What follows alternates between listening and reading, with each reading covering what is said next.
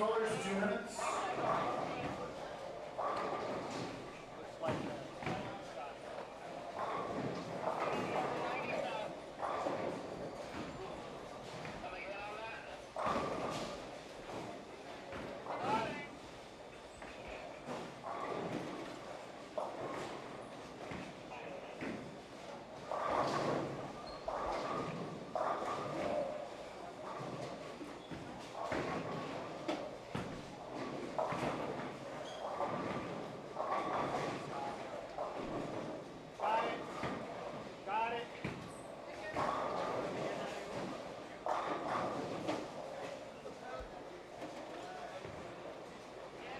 Alright, next row open bowlers, hold a bucket practice, throw one more shot if you need to get back to a full set of pins. Our mat practice time is over.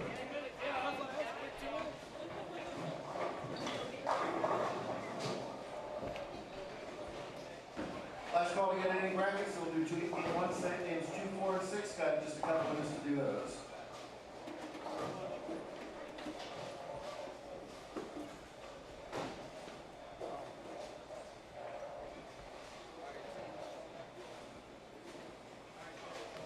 On behalf of Steve Mackey and his whole crew, thank you so much for being here. We hope you have a great time all week. Him and his staff will be around to help make sure that that happens. Other than that, the color bars will be coming on your screens, and when they appear, you can begin your next Go Open competition. Good luck to everybody. Oh well.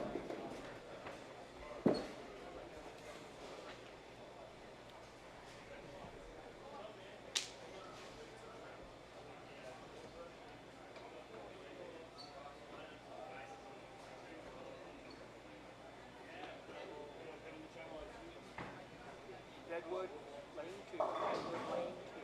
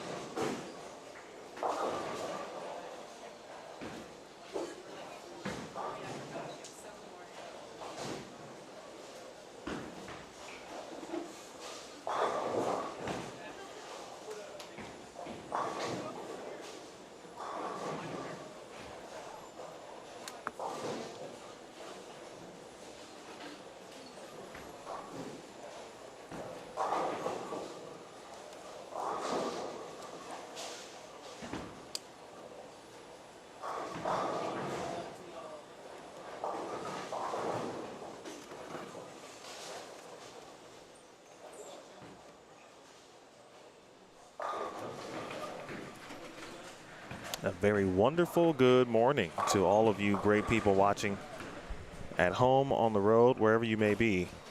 Appreciate you tuning in on BowlStreamTV. It is Squad 3. And now 7:20 a.m. Mountain Time, which is really not as bad as it sounds. Or, who am I kidding? It was a little rough this morning. Then I realized that I'm still on Central Time, so it really isn't that bad. And some of the players who either live in the area, maybe even live in the Pacific Time zone, are actually losing an hour of sleep, but I'm good. My kids would be normally running around me already at this point. Squad 3 of the New Mexico Open, 18th edition. The squad is filled with great players, as we talked about yesterday. We begin game 1, 5 and 6. This is Keith Fong.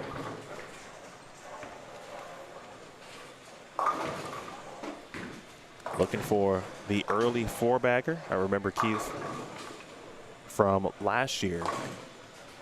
Wraps a 10-pin.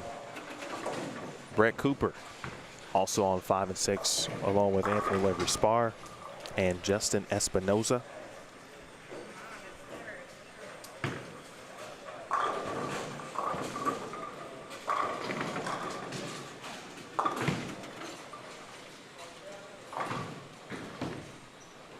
Then on 7 and 8, Robert Marion. I remember him as well. Robert actually had a really good look. And he was one of the few players last year who was playing in the gutter, probably using urethane, I think. Tyler Albrecht, Dwight Burns.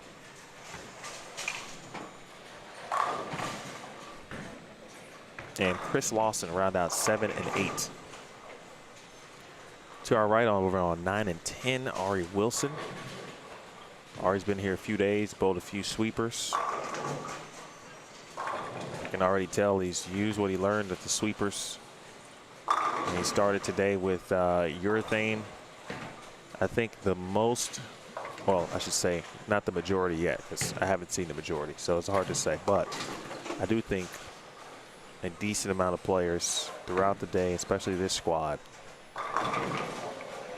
got the information that they needed to see yesterday. Already seeing players, more right-handers specifically, playing out.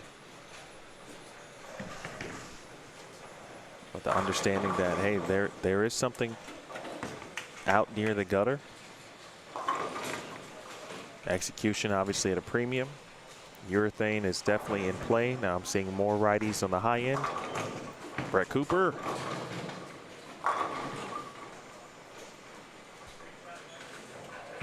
Robert, yes. There'll be some coffee, but I've got to pace it.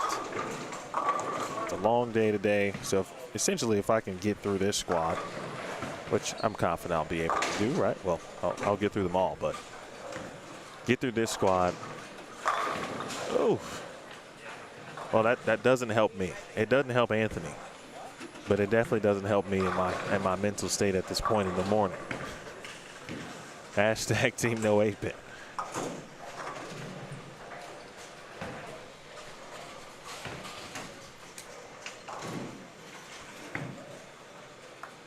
But get through this one with a limited amount of coffee.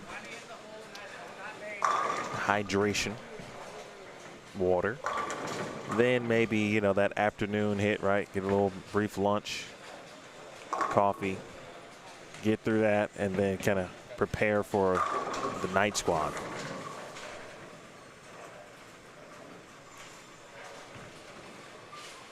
This day is like a U.S. Open or U.S. Women's Open type of day. You got 3 squads, there's 8 games. And if you're part of the staff that working, whatever position it is, tournament director, live stream, whatever it is, if you're working, it's an all-day affair. So luckily I've been through that once or twice. Ari Wilson, double 8-spare, 9-spare double for Ari next door. I mean, it is questionable, right? It's game one. He threw a great shot. You leave an 8-pin. And it's 50-50 at that point.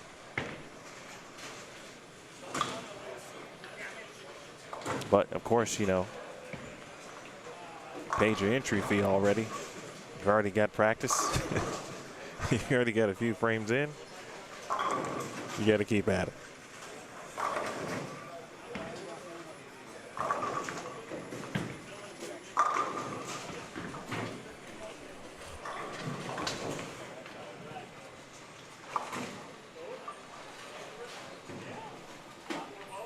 Emily Eckhoff, Chris Kelso.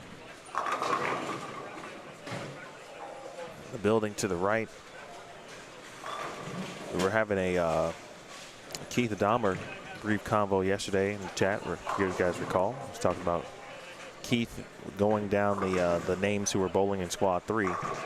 And I saw Keith this morning, and it all came back to me instantly. So he is bowling. He's actually on 1. He's on 1 and 2 at the moment.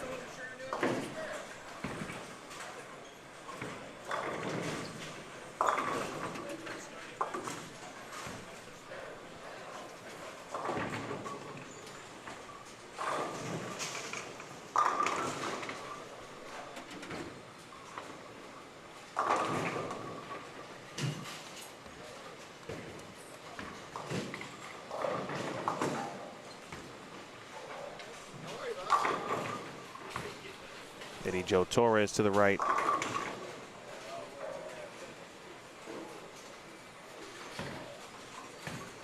Forgot where Eddie is from. We talked about that last year a little bit.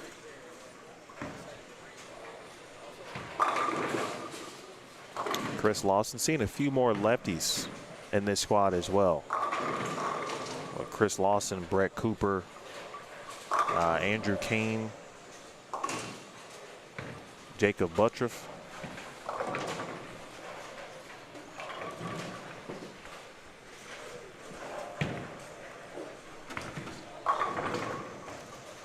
Dwight Burns.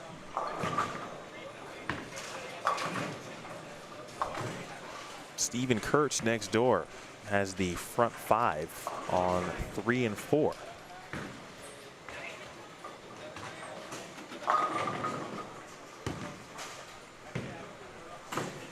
The 18th edition of the New Mexico Open.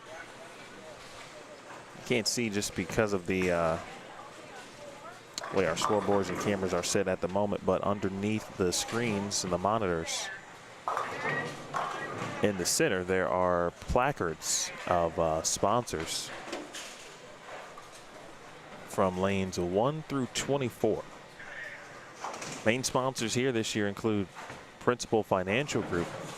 Principal was responsible for the addition of added prize money to yesterday's squads, specifically Friday at 9 a.m. and 2 p.m. Washout conversion from Emily Eckhoff gets a nice applause here from the spectators who have already gathered here at Tenpins and More. Shamrock Foods, well, they donated a couple of goodies to place in the locker room paddock area for the players. Pabst Blue Ribbon, of course, they are the official beer partner of the PBA. And now part of the sponsorship here at the New Mexico Open. And of course, Petrie, New Mexico. They will be giving away a 2022 Kia Rio. Someone shoots 300 in the championship finals. Be nice to win a car, kind of like Price is Right. Always one of my favorite things to hear Rod Roddy say, "A new car." You know, then everyone goes kind of wild, right? And the contestant is looking out to the audience.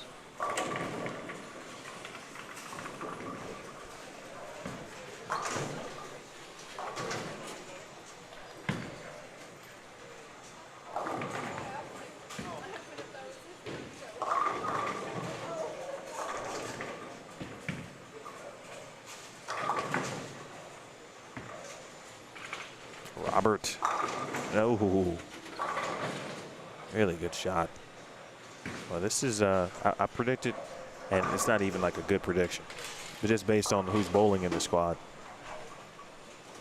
If you had to choose a squad that would be the highest scoring, I think it would be this one.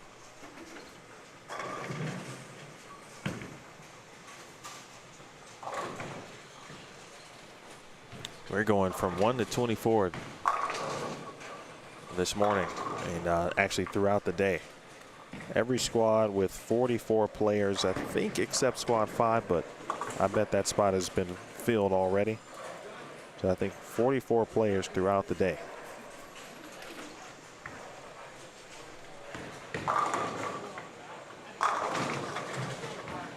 No 8-pin that time. Double for Anthony. He came in along with his brother Sean, and AJ Chapman got in a sweeper on Thursday night. So he's got some knowledge on what this pattern presents. If you're joining us for the first time here this week, and maybe first time ever watching anything regarding the New Mexico Open, the pattern is not disclosed.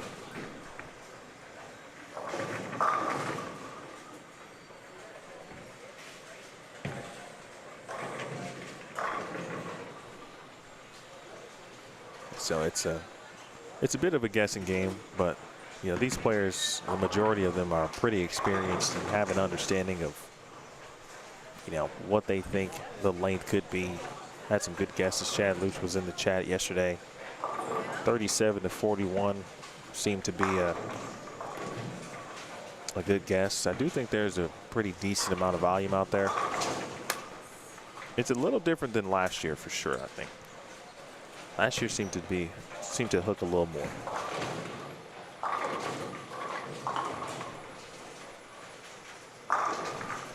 Stephen Kurtz, front 5. He went 8 spare in the 6th and is back on it in the 7th frame.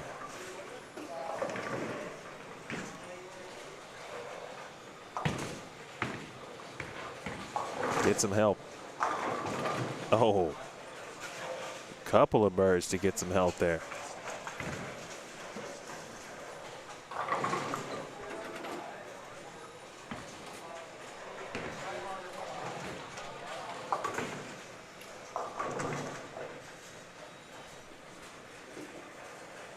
Big thanks to Steve Mackey, Jeff Himmer, and Mike Miller, as well as Dana Miller-Mackey, the entire staff here at Tenpins More.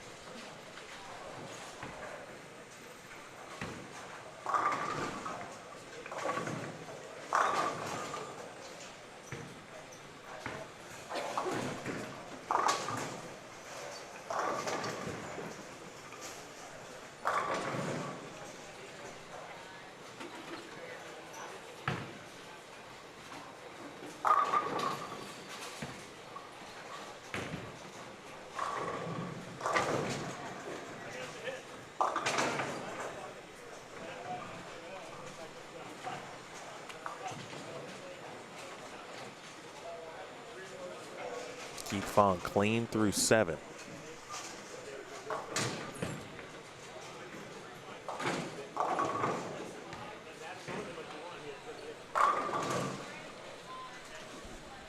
Would he let it go? But you saw it wrinkle. And it wrinkled just enough to get to the 1-3. Like that lets you know that there's something out there. And obviously, that's where he's been playing. Watching his urethane roll specifically on lane 6 reminded me of what we watched from Steve Klumpkin and specifically in game 2, just on that pair. Your leaders coming into the day. Well, Klumpkin and Steve Novak had a chance to be the overall leader, but they had tough last games. And they both settled in at plus 67 for Klumpkin, plus 65 for Novak, respectively. J.D. Nance bowled squad 1 and went 161 over for 8 games. He's the overall leader.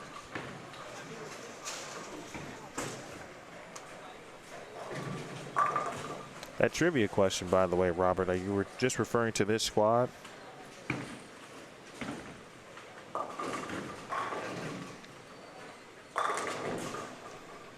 It is a fun trivia question, but I think I would have some answers.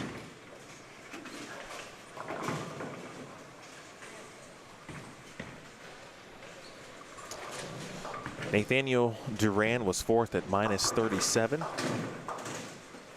Dominic Mueller was 5th at -55. Again, that's just through 2 squads. 32nd through 2 squads was -235, but that will change.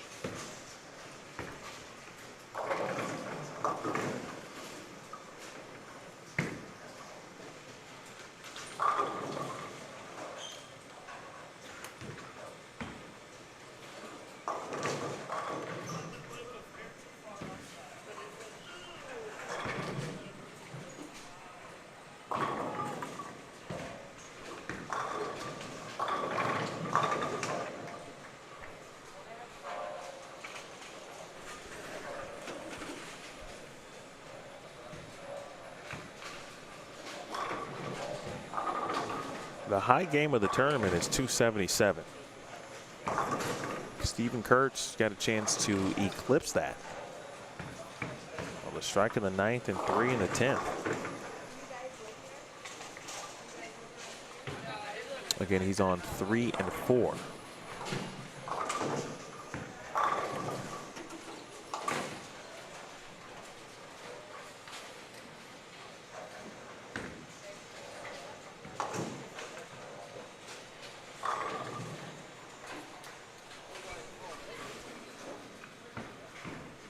Look at Ari. Ari's going to be in the 240s. There's Eckhoff. He's going to be in the 170s. Back to Eddie Joe Torres.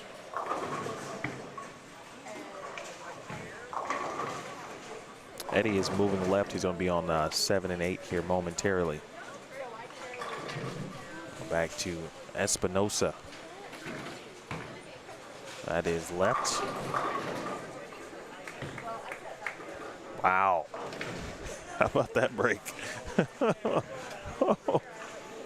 Oh, wow. Barely should have a 3-9 up there. All right, here's Wilson. Looking at 246.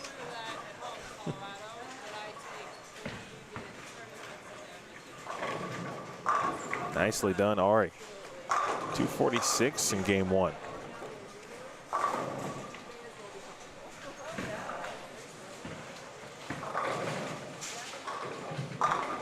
Solid shot there, high flush for Tyler Albrecht. That opened in the 9th. He's going to need one more to give himself a chance at the 2-0s here. 10th frame, Anthony. Bang.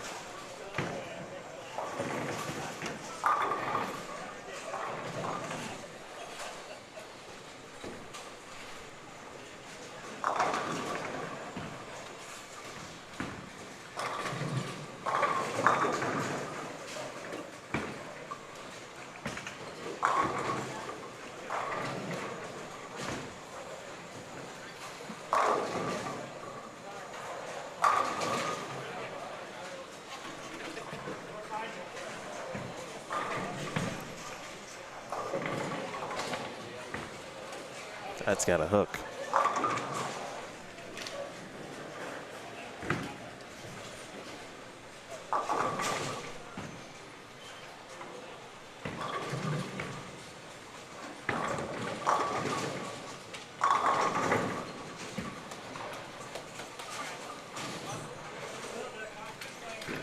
You will see the occasional flat 10 or weak 10 if you happen to leak one right.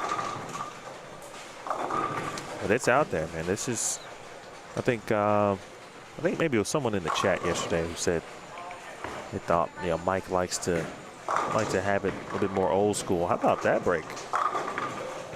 That is a little bit of a head scratcher there, but Brett Cooper, he'll take it.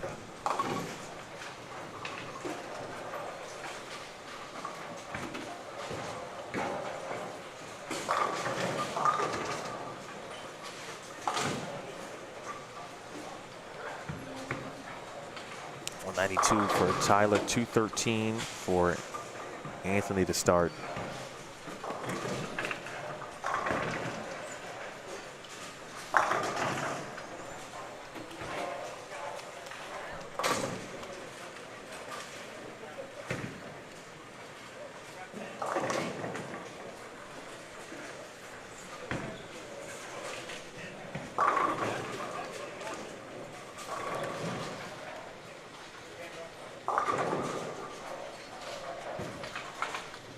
Stephen Kurtz went 3-6-10 there.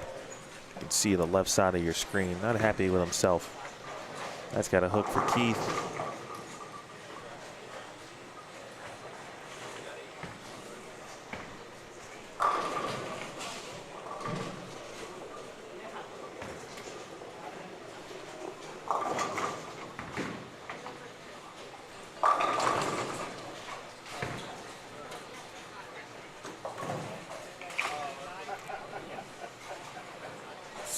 For Dwight Burns, Robert Marion. Coming up next is Brett Cooper. Hit 3 in a row. He had a couple of three-baggers sandwiched in between a couple of washouts.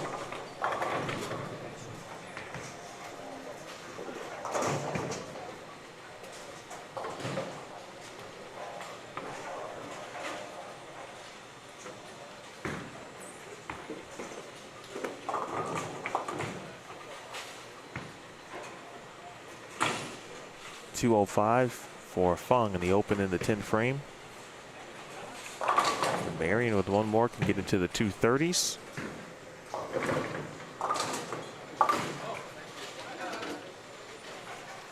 Neither Michael or Darren is bowling in this event. Robert, to your earlier question.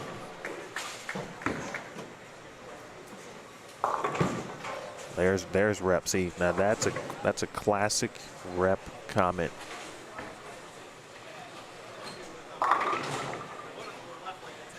Nicely done there by Robert Marion. What I'm referring to with Rep,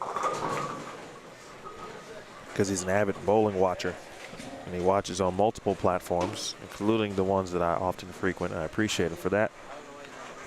But the man can smell and hear the sound of a new pin 18 million miles away. These are new pins. I think Steve said they were put in on Monday.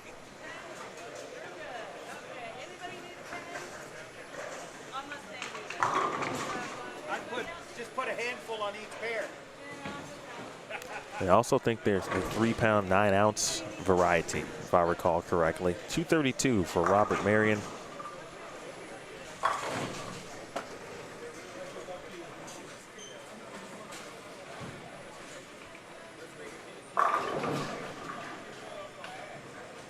Game 2 is on the way.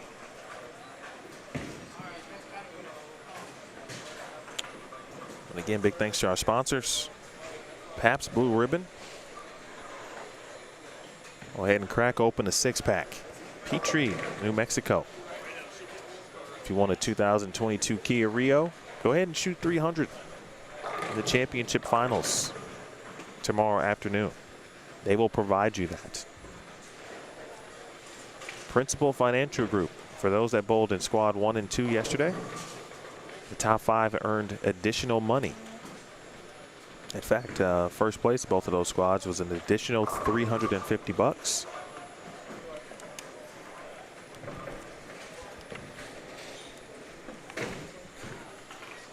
Second was $250, third was $150, and fourth and fifth were $125 apiece. Big thanks to Principal Financial Group and Shamrock Foods, donating some food and goodies to the event this week. And Dominguez Flooring, Loveless Health System, Realty One of New Mexico, Girardi and More, Greek Dentists, Paul Yoder's Pro Shop, Janet King, Vallejos, and Turbo. Game 2, Brett Cooper. Get a good look at Brett here, the southpaw.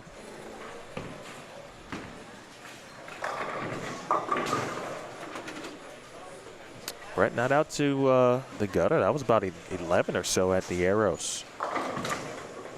We'll see Steven Kurtz, fresh off a 252 game. Eddie Joe Torres looking for some hook. Ryan Howard on this pair as well. Speaking of 7 and 8. Matt Zweig has moved over to 9 and 10. Matt made the top 4. Last year he was the number 3 seed and lost in the opening match to eventual champion Dylan Taylor. Last year by seed, Francois Lavoie was the top seed, followed by Cortez Schenk. We'll see Cortez this afternoon, or excuse me, this evening in squad 5.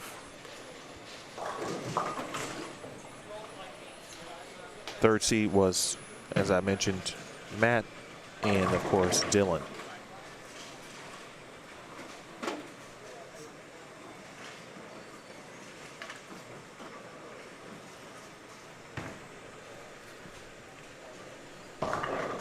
Keith, yeah, somebody was telling me that.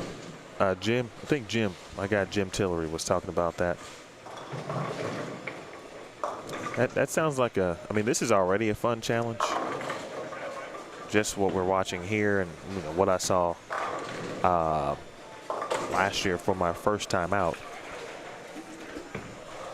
But even, thinking about wood lanes and a Mike Miller pattern creation, I think if you want some fun, that sounds like a good time in a very weird and convoluted way. Oh, that's a pure shot there for Tyler. Not the result, but that was a great shot off his hand. Jim Tillery, who bowled yesterday, he joined me for about 4 or 5 games during squad 2. And he talked about having a soft hand at the bottom. And I think that is definitely pretty true. What I've seen through 2 full squads and now, of course, 1 game. You don't really want to get all over it on this, especially if you miss left.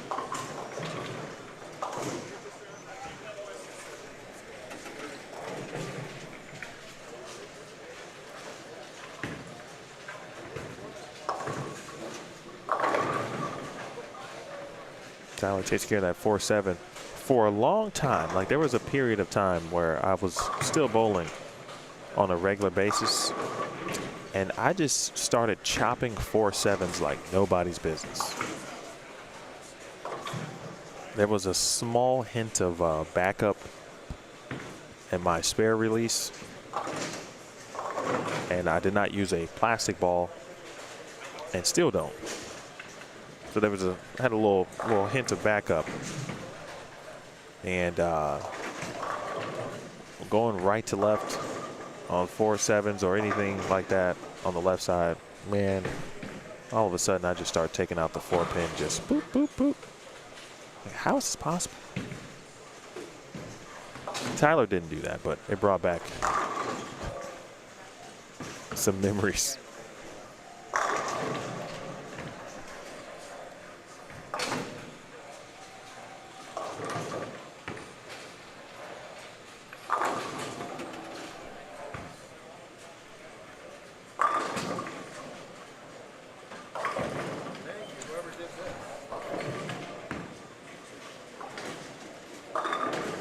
Good shot by Josh Hirschman. I think I saw him bowl a couple of sweepers yesterday as well.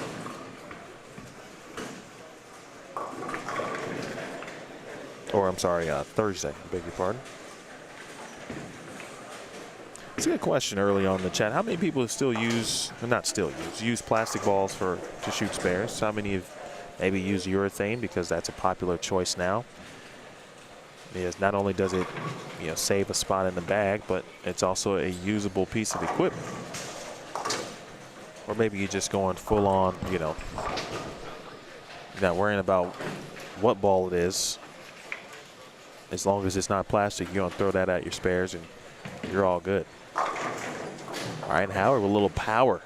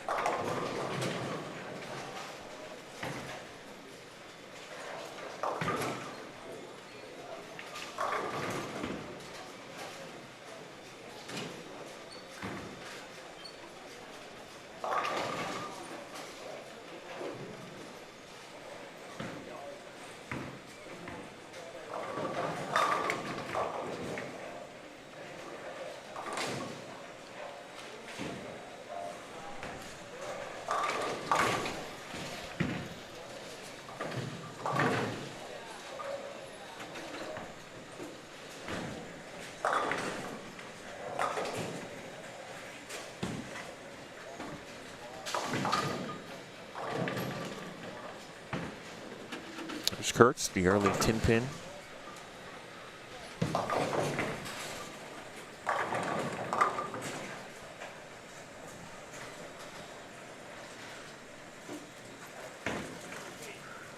Well, good luck today, Ezekiel. Youth leagues in full effect, I imagine, at this point, huh? What is it, August 20th?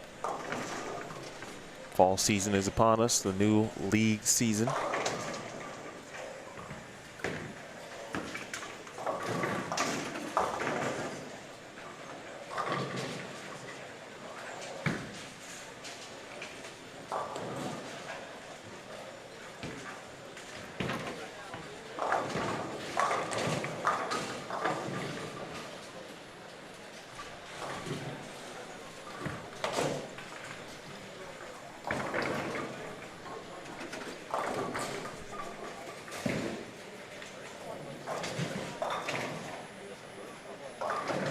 Good tip there, Rep. Point the ring finger at the pin. Yeah. Oh, message.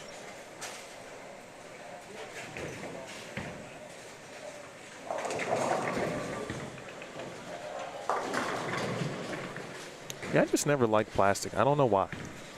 To this day, I still don't know why.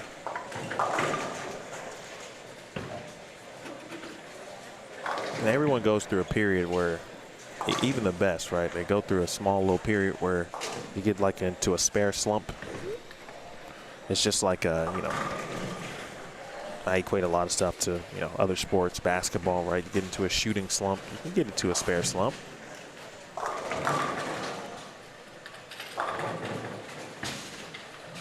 And when that used to happen, you try to think about, like, at least for me, okay, you know, what's happening? What, you know, am I closing down? Are my hips wrong? Am I not open enough? Yada, yada.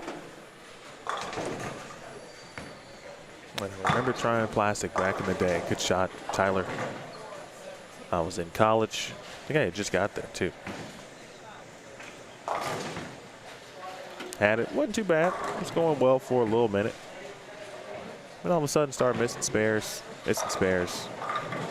Then I remember actually the plastic ball cracked. I hit the 10-pin face. I watched the chunk of the ball come out. I'm like, all right, well, that's it. That's it for that. Let's get some low-end balls. Try that. Never look back.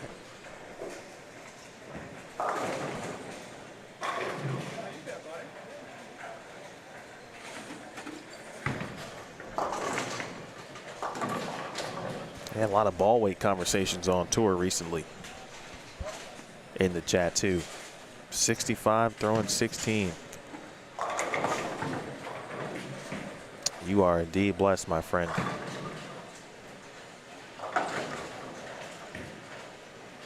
Appreciate you still bowling too.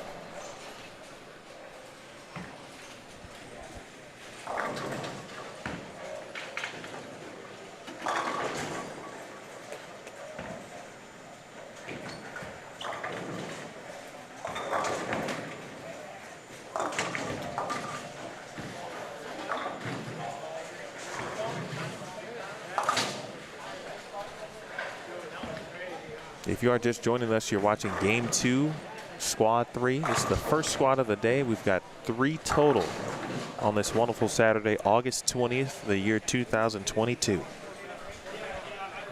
Woke up to a little bit of rain in Rio Rancho this morning. In fact, I remember Eddie, who is bowling now, but he was in the chat watching yesterday, telling us that the storms were on the way. But looks like the sun has come out. I just opened up the weather app and it's actually raining in my area of the woods, in the Chicagoland area.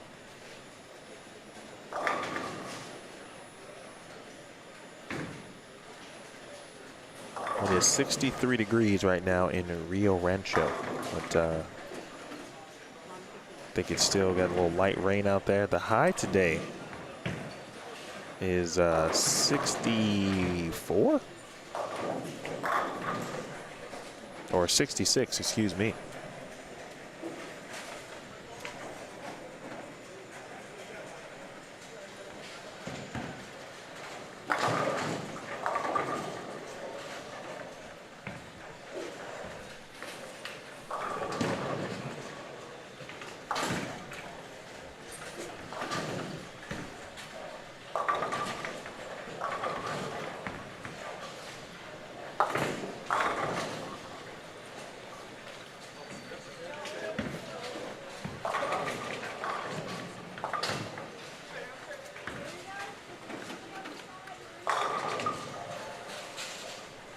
Beautiful shot there. That's 3 in a row for Tyler.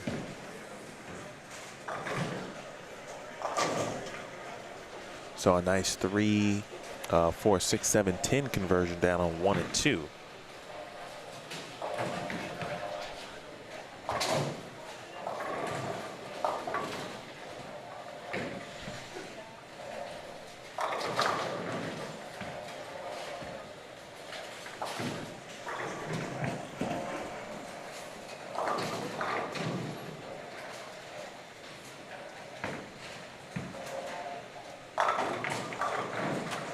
Justin's made some nice moves on the lanes. He's made a ball change. He's moved way right. Like he's looked at what others around him are doing and at least some level of success. I don't know if he's throwing urethane, but something a bit more smooth and controllable.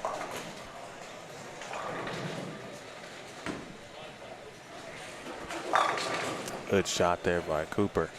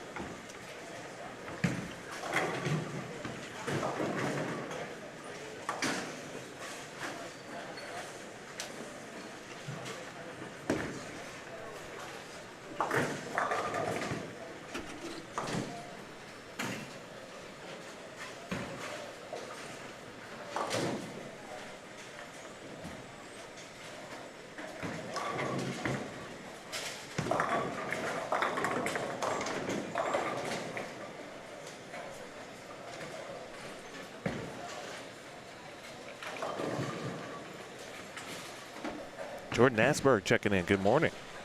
Good morning, Coach.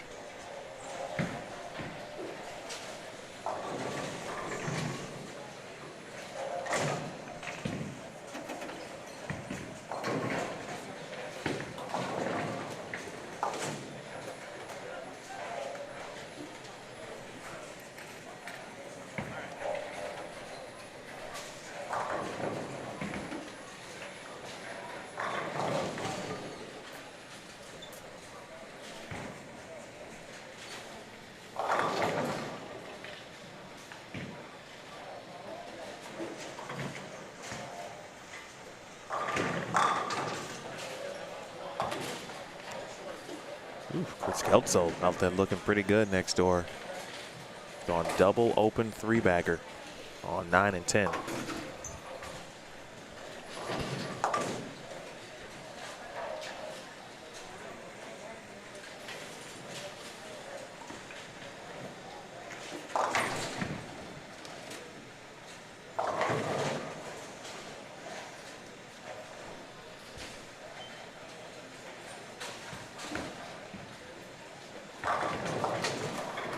That's a really good spare on this pattern. 2/8 seems so rudimentary, but man, they can be difficult.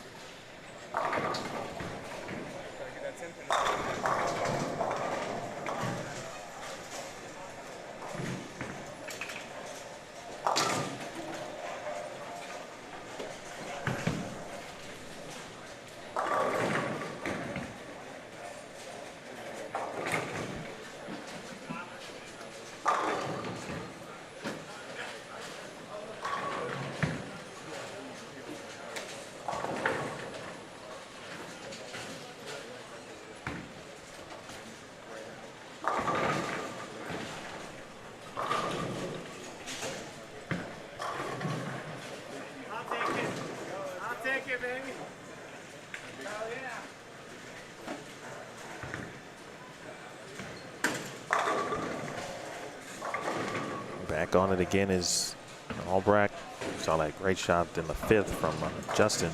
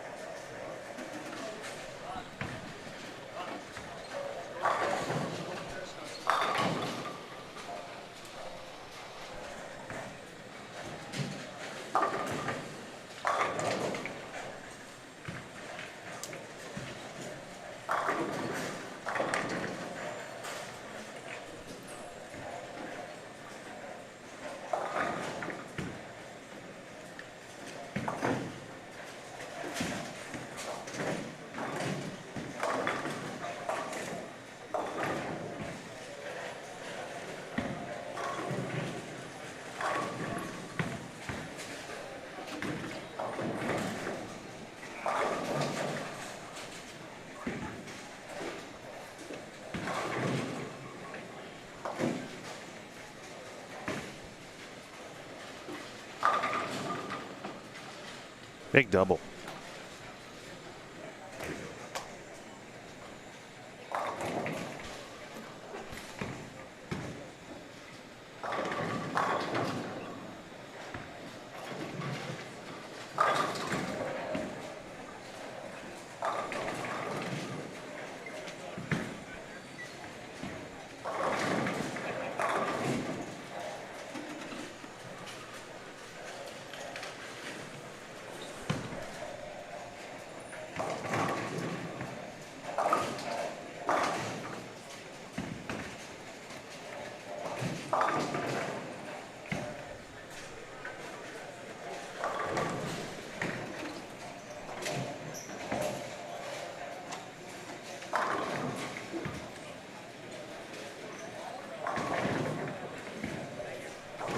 Rep, you know what? I'll get you something.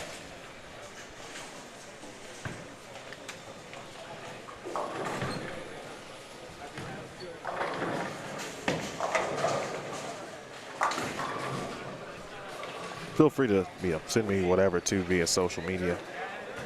But I'll get you some.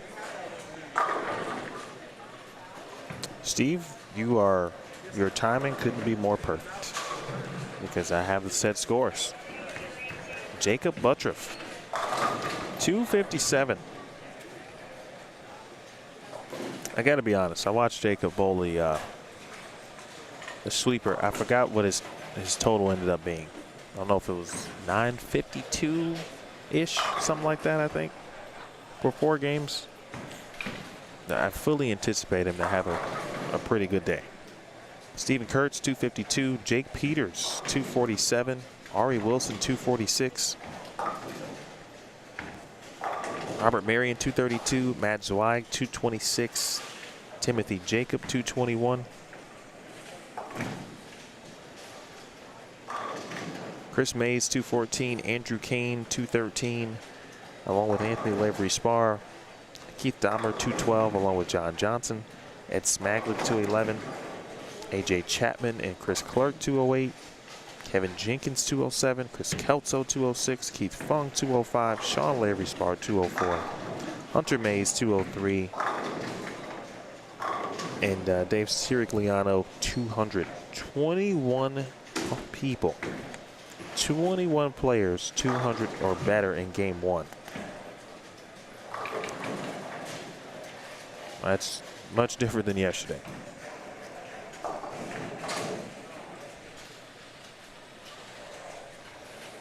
So high game in game 1, 257 for Buttriff, but two 250 games. Steven Kurtz is 252. A couple of 240s with Peters and Ari Wilson.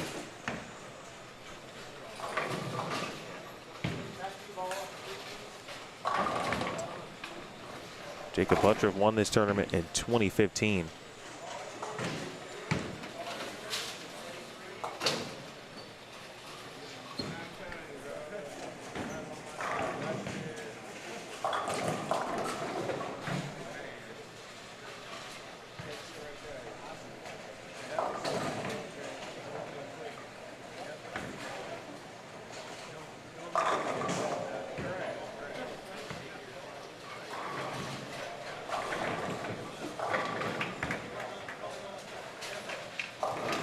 Tell you what, if you enjoy watching players kind of play outside, play them straight a little bit, this is your weekend.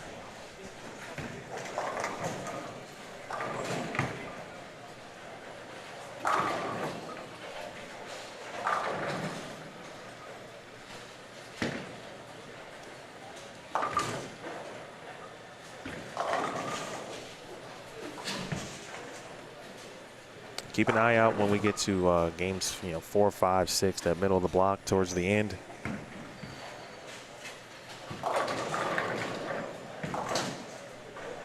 I think today when it opens up, well, we might see a 300 or 2. We had a couple front 8s yesterday.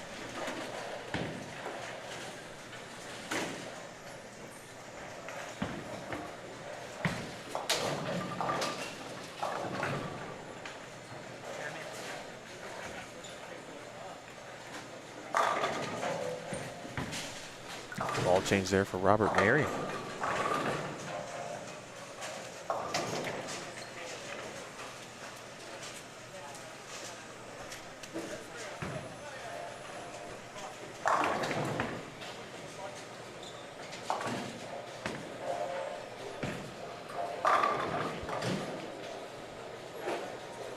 That gym with some surface does a lot of good things for a lot of people.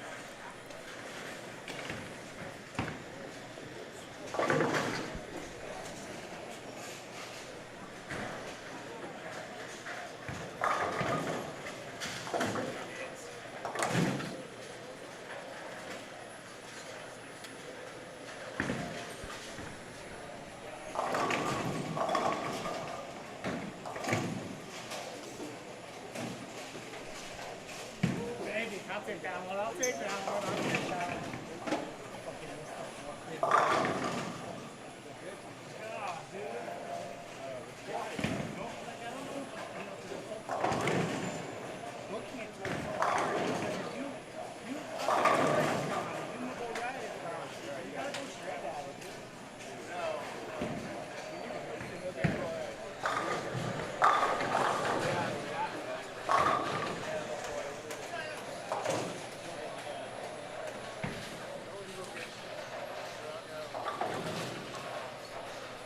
Seeing a few strings as we look around the house.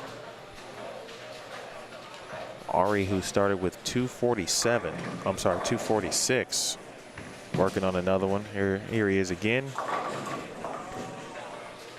Make that 5 in a row, and that was his 9th frame offering.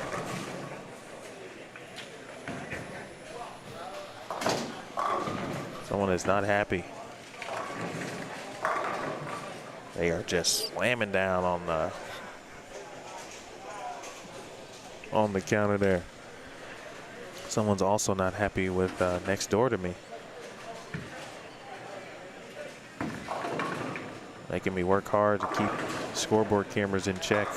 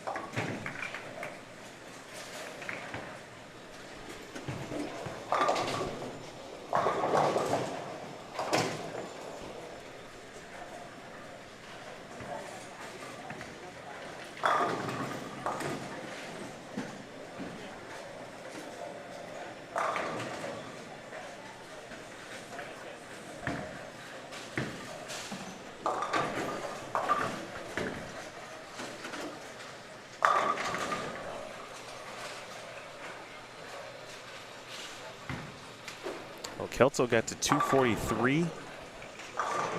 Dwight Burns got to 206 next door. Kevin Jenkins now with a 4-bagger.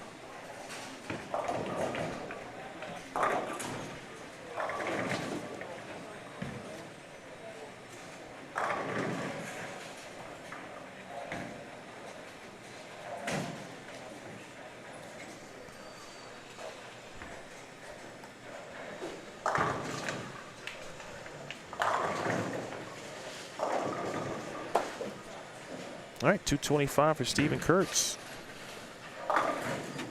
You got to get Steven to play a little lottery. That's 252 box right there. That's a pick 3 number. He's gone 252, 225. That was a Wilson in the 10th frame.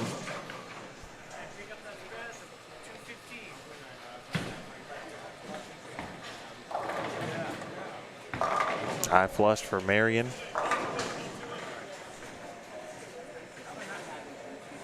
Let's watch Kevin Jenkins.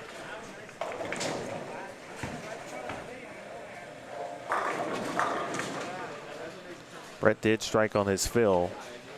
And Jenkins now with 5 in a row. Andrew Kane next door. Next door to Kevin Jenkins on 13 and 14. I think he had 6 in a row.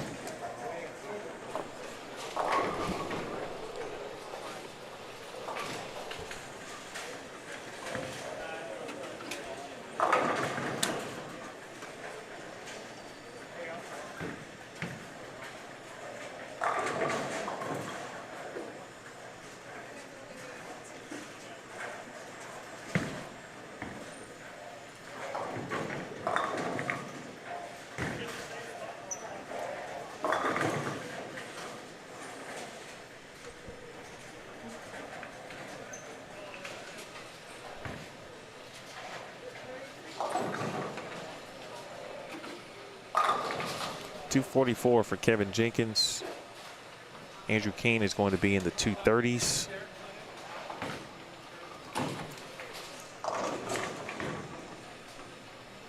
$234 for Andrew Kane, USBC Hall of Famer and former president.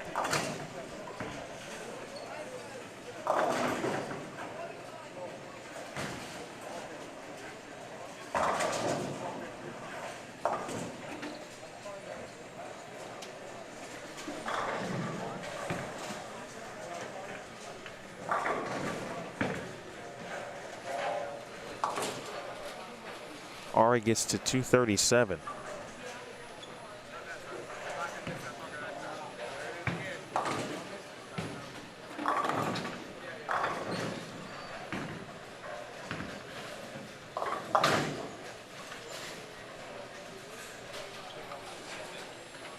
Boy, some numbers being put up here this morning, as expected.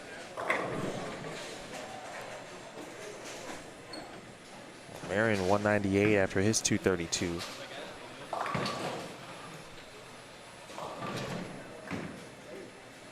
Kurtz puts up 225 again after his 252 to start. Ari goes 246, 237.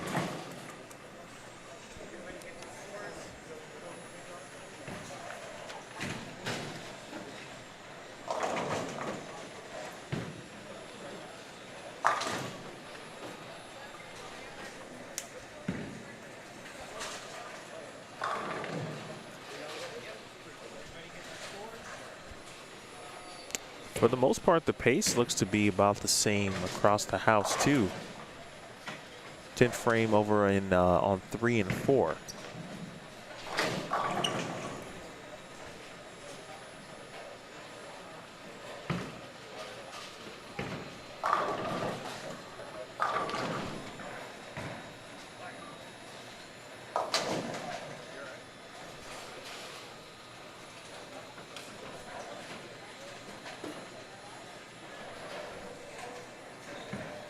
We're headed to game 3. Game 3, squad 3, if you're just joining us. At this point, many of you probably up and at 'em, have gotten your coffee, perhaps some tea, maybe just water, or whatever your drink of choice is in the morning. What's a quality breakfast for everybody? Like what's if you could have breakfast, which it is encouraged that you have it daily. I know not everyone subscribes to that rule of thought. What's your go-to breakfast?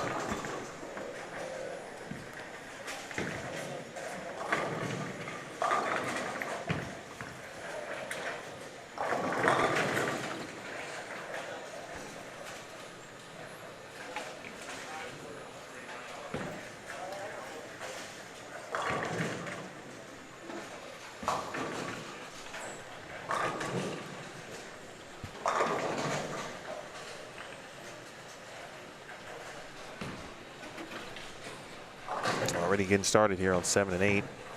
That's Zweig, Kelso, Stephen Kurtz.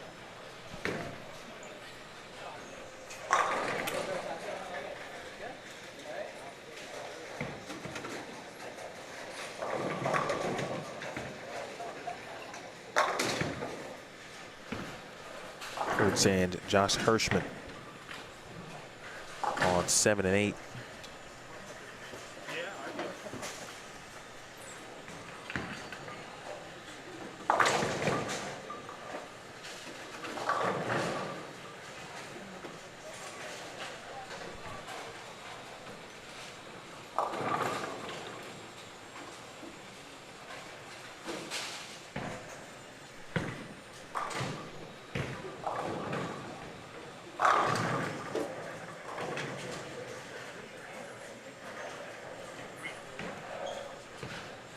There's a spot next door. Apparently that is that's the go-to for breakfast burritos here in Rio Rancho.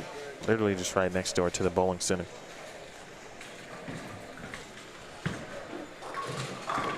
I declined yesterday just because, you know, 8-game blocks are pretty long. You don't know what, you got to pace yourself, right? Not a lot of time for bathroom breaks. Might have to give it a whirl tomorrow, though.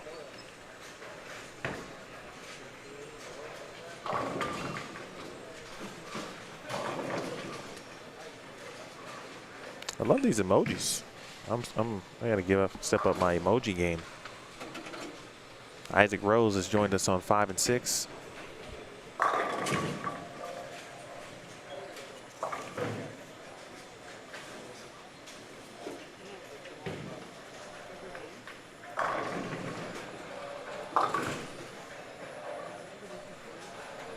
He and Brian Van Sickle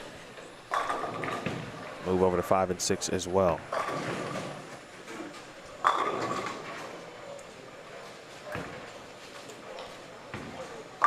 Wow. That ball went from, I thought that was in the channel,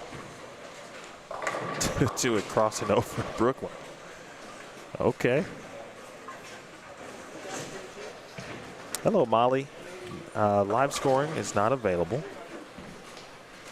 And score updates, aside from me receiving them in person from Jeff Hemer, they have been found, although I don't believe Jeff is posting them after every game on the Tenpins and More Facebook page.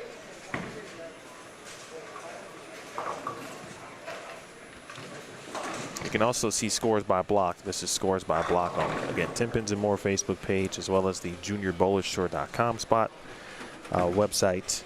But I will be giving you game-by-game results as they are handed to me. Stephen Kurtz really liked that shot. After one game, Jacob Buttriff was your leader, 257, followed by Stephen Kurtz's 252, Jake Peters 247, Ari Wilson 246, Robert Marion 232. That's the top 5 after game 1. Matt Zweig 226, Timothy Jacob 221, Chris Mays 214, Andrew Kane and Anthony Lavery-Spar both at 213. That was the top 10. There were 21 players on this squad who were even or better. Just saw Jeff making the last minute or his last runs in the concourse, I'm sorry, in the settee area to grab scores. And so we should be getting a squad 2 or game 2 update, excuse me, here in just a little bit.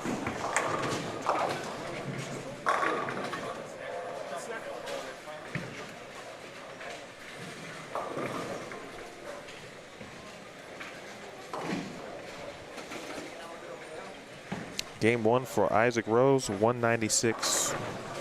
I will await his game 2 score.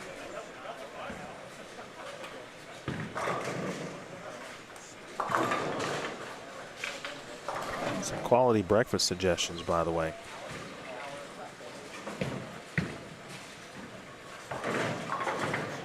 Egg seems to be a go-to for a lot. Me too. There's a good one from Rose. Opens up a single pin. Miss.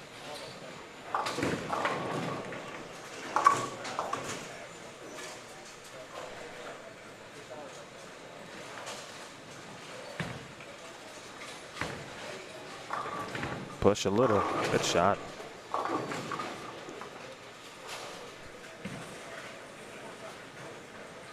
Eggs, toast, sausage, banana, orange juice, and coffee. Yeah, that's solid there, Sub-Zero.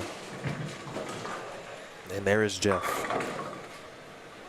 Okay, plus 104. If you're scoring at home, I'm going to drop these in the chat too.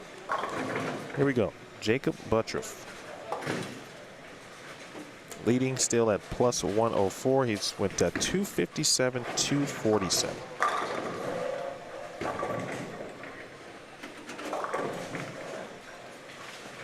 That's pretty good, right?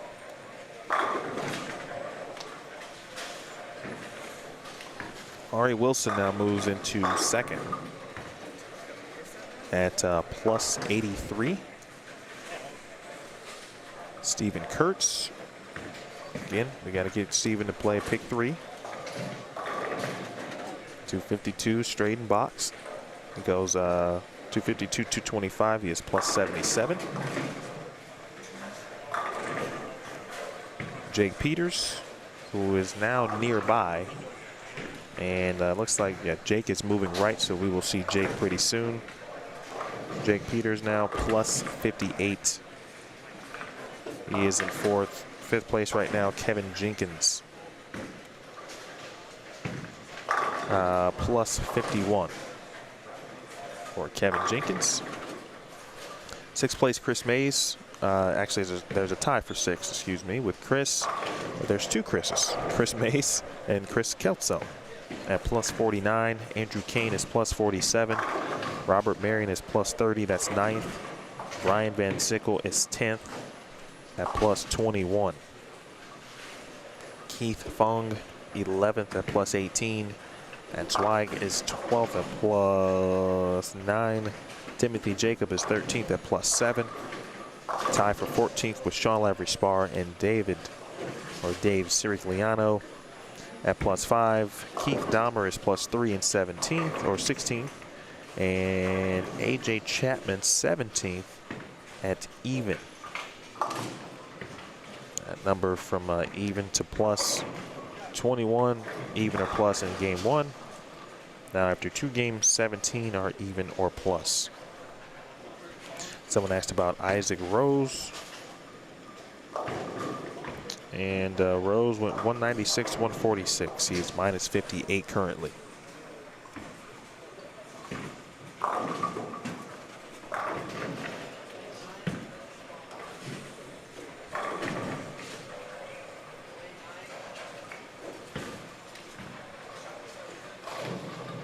If anyone has a question about a specific player, besides the 17, 18 that I just talked about, please let me know. Tyler Albrecht is 18th at minus 4. Anthony Lavery Spar is 19th at minus 7. Emily Eckhoff is 20th at minus 12. That's the top 20. Minus 12 is the top 20.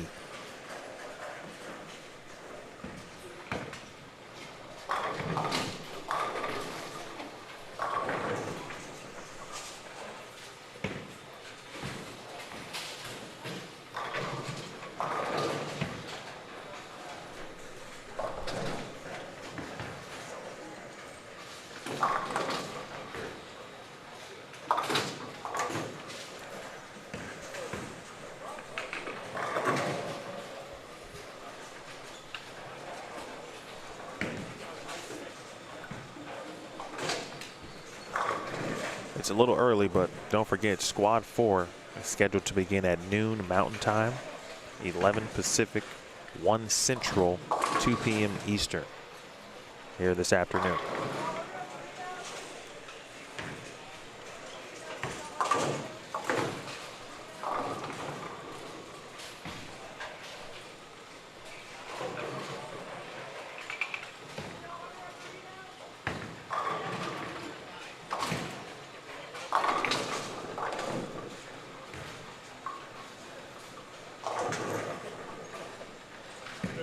Good service here at Tenpins More, the restaurant area. Coming out, bringing out burritos, asking who ordered the burrito.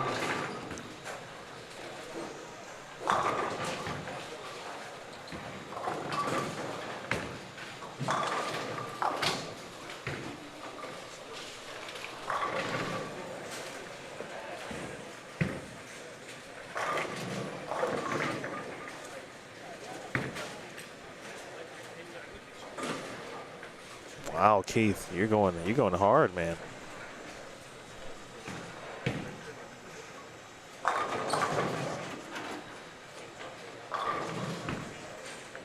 You talking about the cut to the top 32?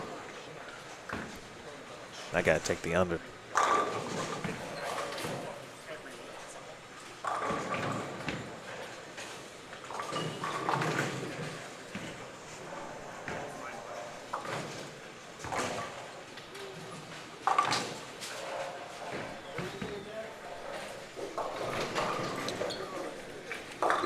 so far, let me pull out JD Nance's numbers yesterday from from squad 1.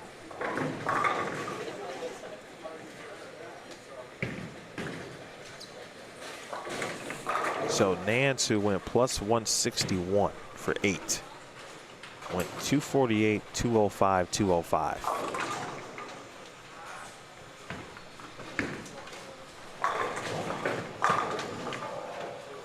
Kurtz was hoping for some help there. Living on a prayer.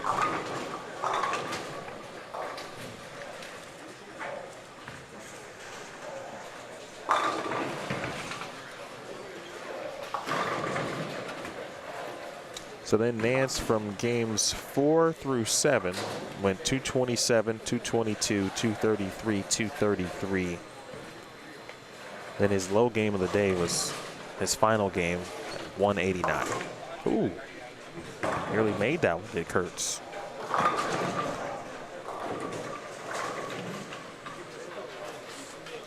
Even yesterday, both Steve Novak and Steve Klumpkin were on pace to potentially eclipse Nance, especially Novak with his start.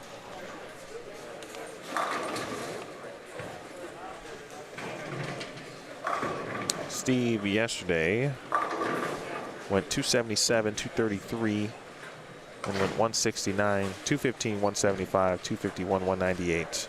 And I forgot what his last game was. I didn't get the final total. It was 147.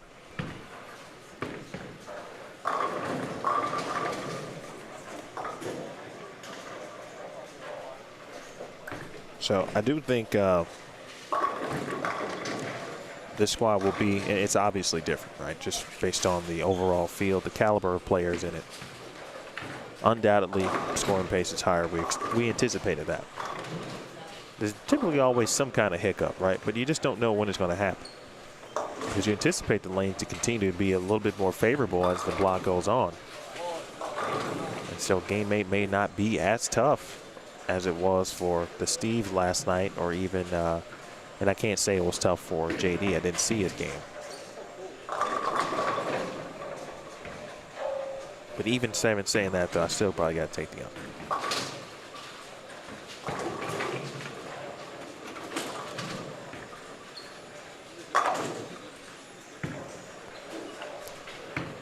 I don't know the full history of this event, but I'd have to think if this cut is plus 50, then next year's pattern is just 40 feet flat.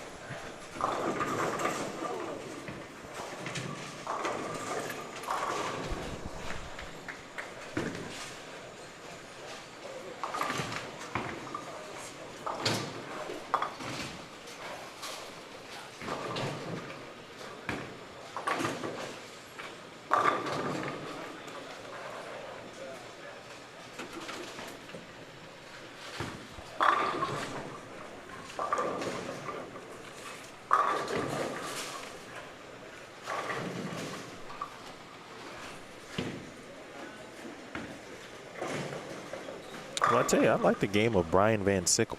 I love his name, too.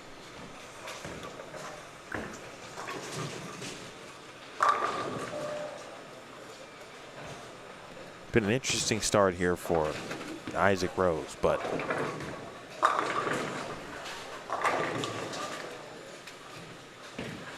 when it's on the lane, it's pretty good.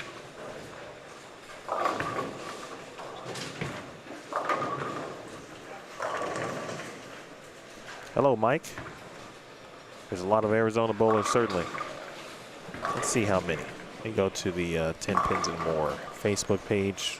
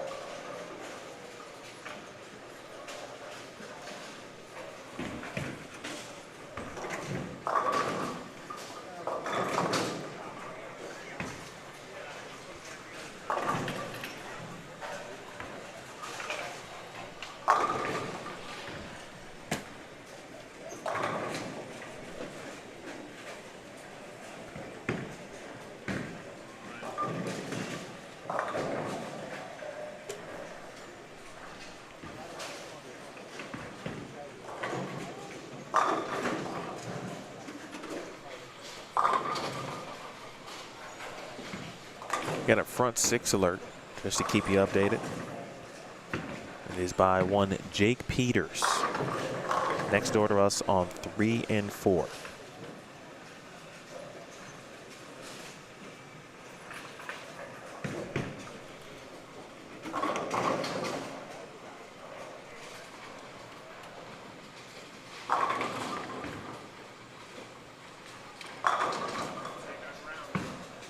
Front 7 now for Peters. You saw them on the left side of your screen. I tell you, if there ever was someone who would play him straight with urethane. Yeah, we talked about Jacob Butler potentially having a good day. Jake Peters could mess around and own this day.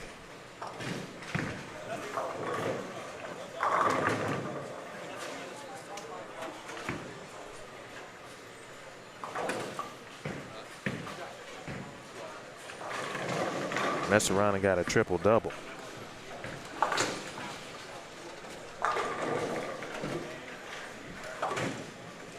Hi, Linda. Will Jacob be on the live stream?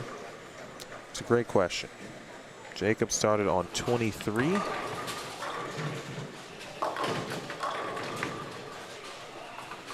The closest he's going to get today is 9 and 10. Which will be game 8. So I will make sure we see Jacob Buttriff on 9 and 10 in game 8.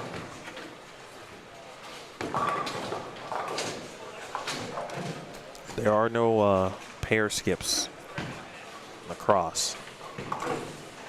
Odds move 1 pair left, evens move 1 pair right. He happened to start on the left lane on the end pair and the high end. So he started on 23.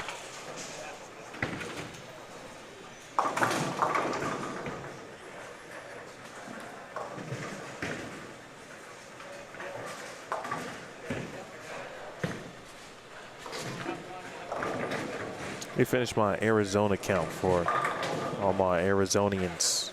Is that the proper term too? Arizonians?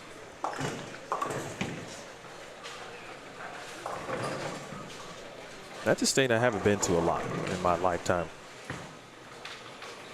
I don't know why. I don't have any family there, so that's one reason. Did a little college bowling there. Had a sectional there back in Tempe in 2004. That was a fun weekend.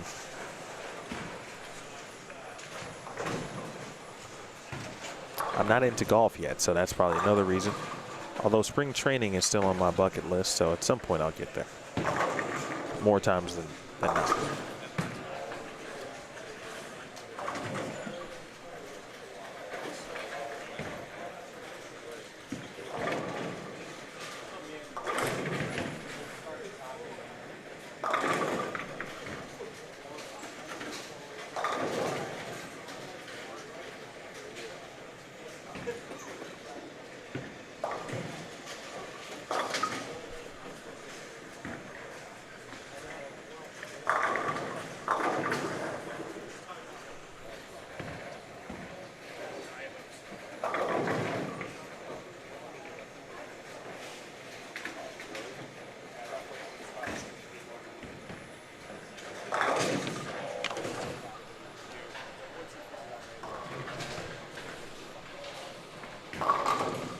Kelso, bang.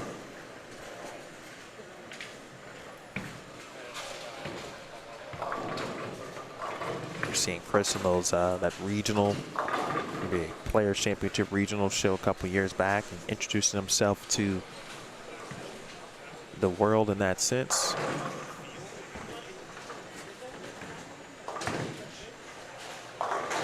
Jake Peters left a 4-pin in frame 8 on the left side of your screen.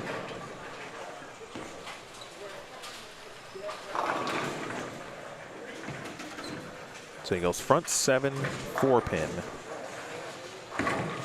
We watch Van Sickle. Really, it just allows the ball to do a lot of the work.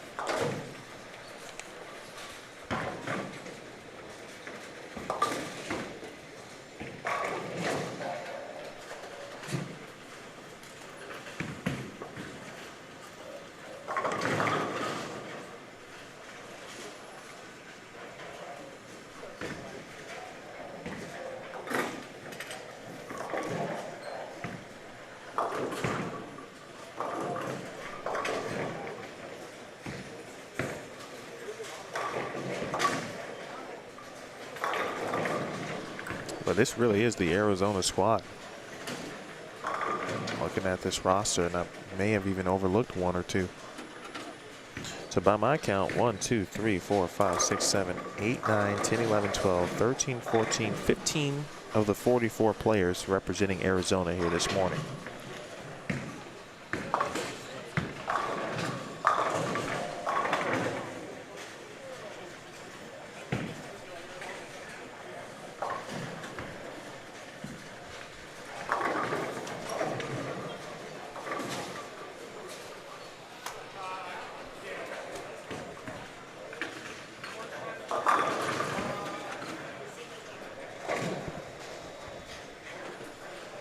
John, there is not a game-by-game standing sheet being posted.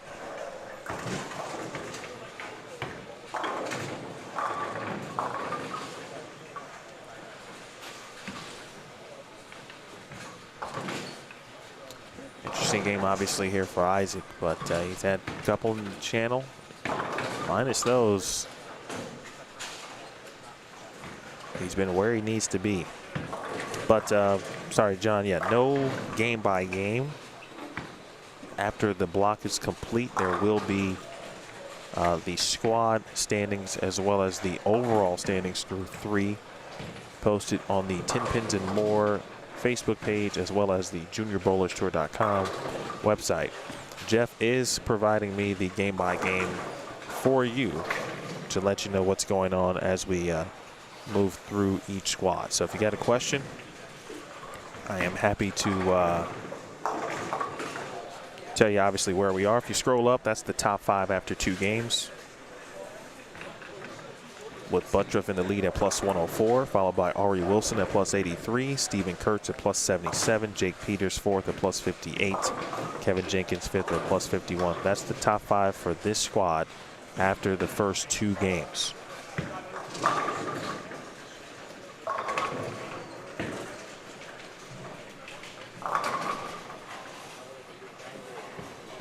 Cole, Tyler is moving left.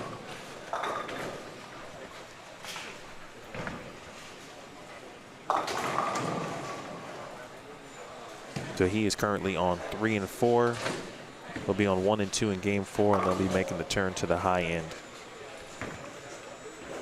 He started on our featured pairs here today. He will not get back to 9 and 10. Or 11 and 12 where we have some additional coverage.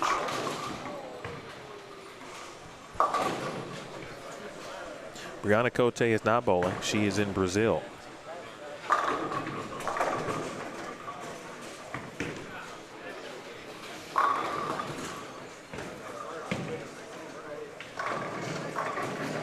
As mentioned by Michelle Carey in the excuse me, in the chat.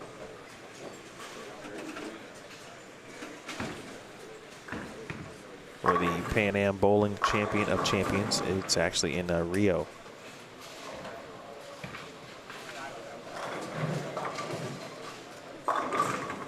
De Janeiro.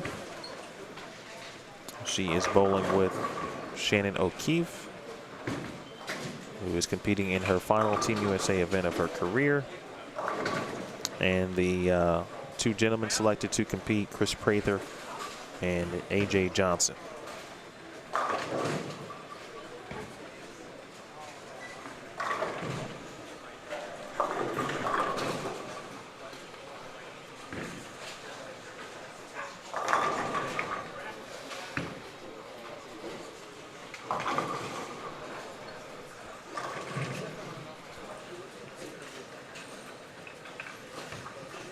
ASU Woody, by the way, appreciate it.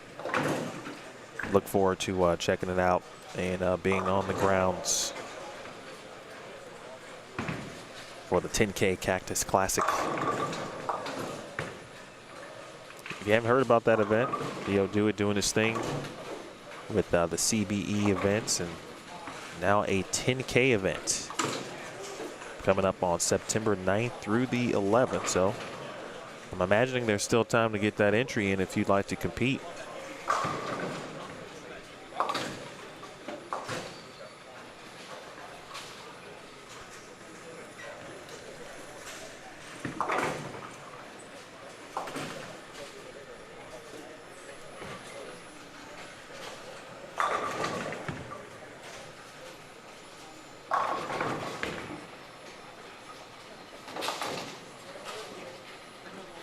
Update on the players in the top 5. Ari Wilson just shot 183 in game 3.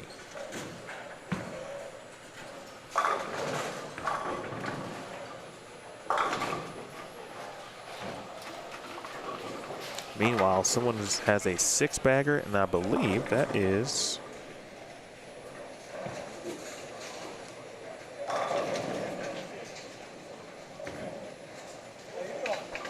Melissa Danks. Putting up a number here on 13 and 14.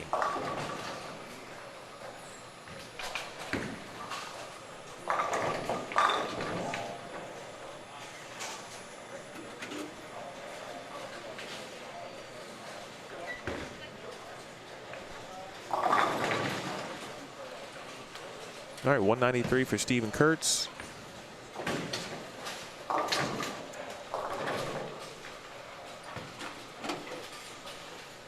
Scoring pace minus a few seems to have dropped just a little bit.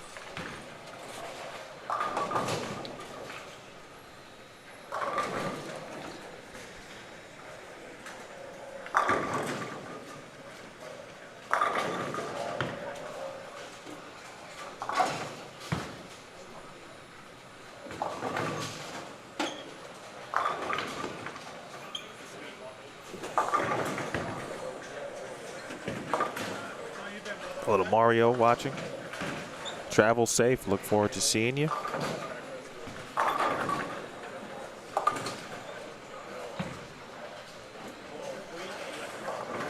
Mason, I think that's pretty accurate because he threw it really well and has thrown it really well. Tyler, 194 game 3. 194 game 3 for Tyler with 1 open. Robert Marion can get in the 220s again, though. Maybe for the first time. For some reason, I thought he shot 220 in game 2, but that's 232, 198. He can strike to get to 221, speaking of Robert Marion.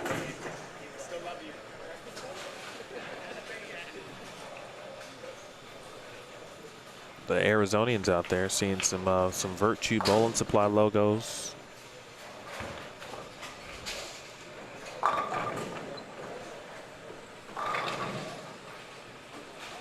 191 for Matt. Hirschman strike to get to 213. Ball change there for Marion on the left side of your screen. He does shoot 221.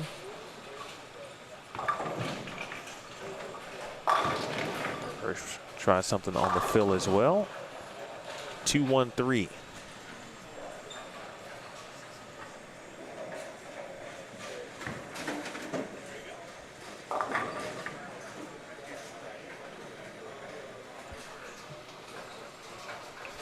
Matt, as soon as I get that update, I will let you know. Happy to do it. Dallas Leon, I believe Dallas is bowling, I'm going to say squad 4, but I'll tell you here in 1 second. He is bowling in squad 4. That'll be coming up next at noon Mountain Time. 11 Pacific, 1 Central, 2 Eastern.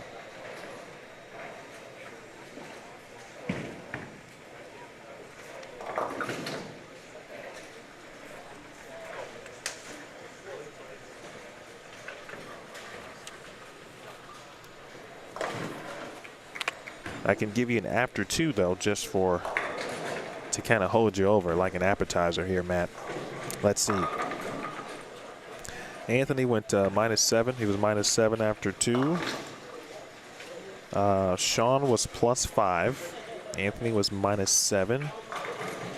And AJ Chapman was even after 2. So again, Sean +5, AJ even, Anthony -7 after 2.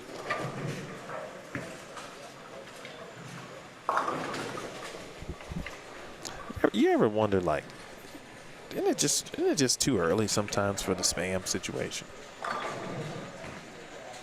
I'm curious, like, what's the algorithm? What determines when they when they drop in and invade your privacy in your chat.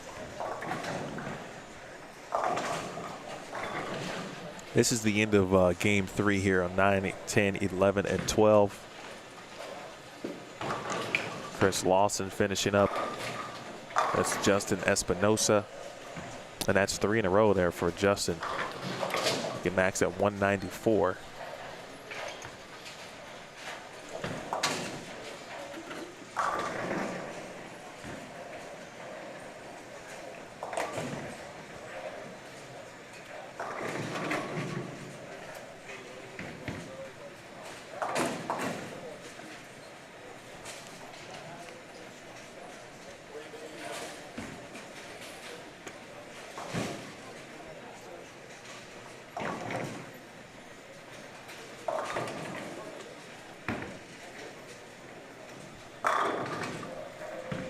All right, make that 4 in a row for Justin. And he's in the 190s. He's throwing it pretty solid today. Made a good ball change in game 2. Something a bit smoother, a bit more controllable.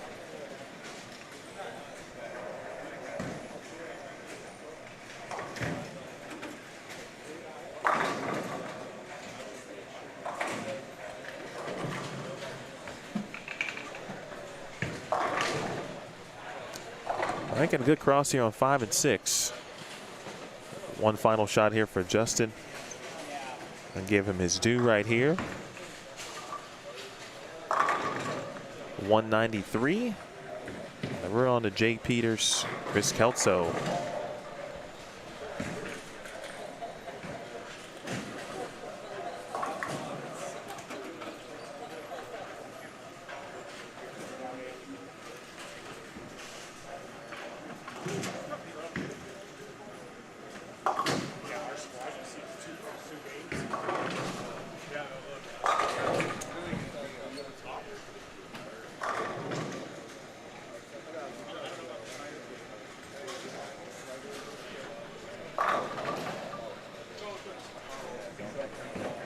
And now it is officially game 4.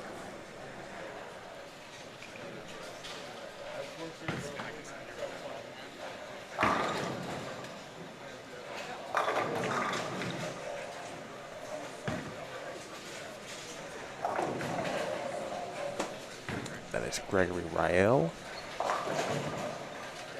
And Zweig. That's made a move away from the gutter.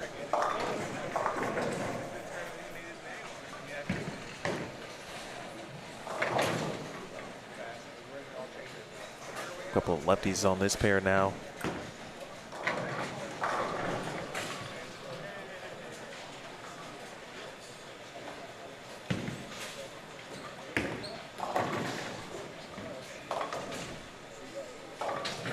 Another Kevin Jenkins. Oh.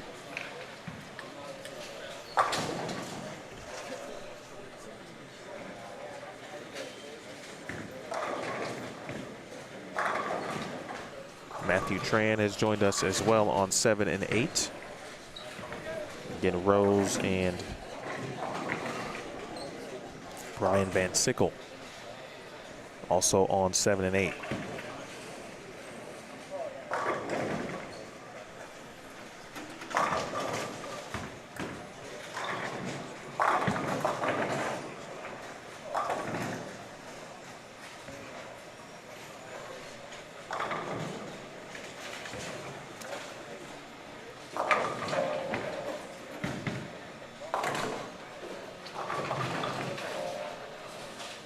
Get an update once I get the game 3 update for you on where Melissa Danks finished.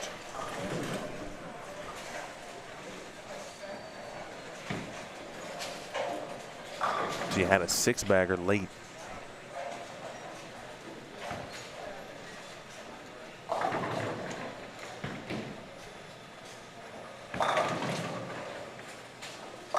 Danks moved off the gutter as well. Moved into the middle portion of the lane, still with urethane.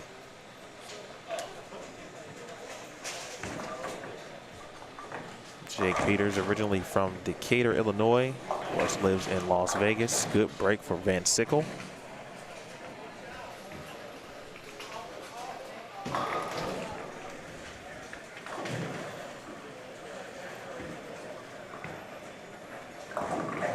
And a full lean on the counter next door.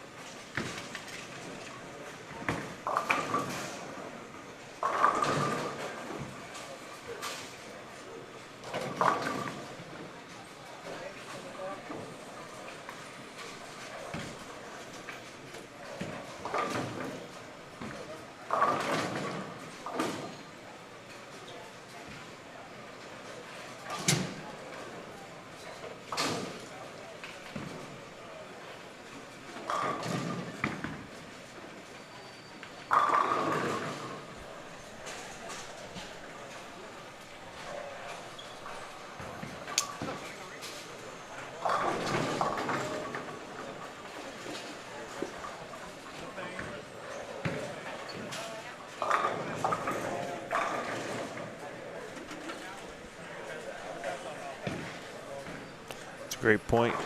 Absolutely rep.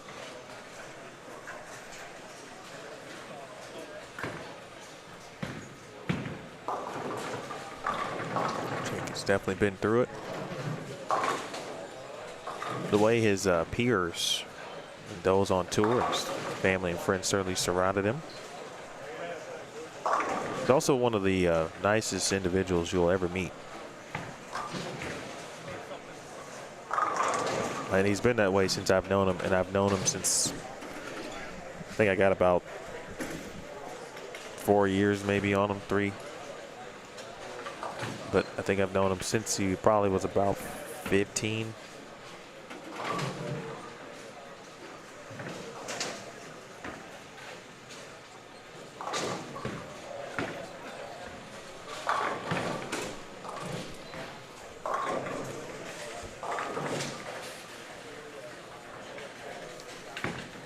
All right, game 3 scores for you. Scores after 3 games. Here we go. Jacob Buttroff, still your leader at plus 104. Shot 200 even in game 3. Jake Peters is now second at plus 101. Steven Kurtz is third at plus 70.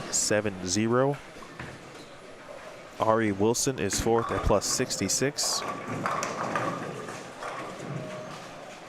Chris Kelso fifth at plus 51. He is tied with Robert Marion at the moment.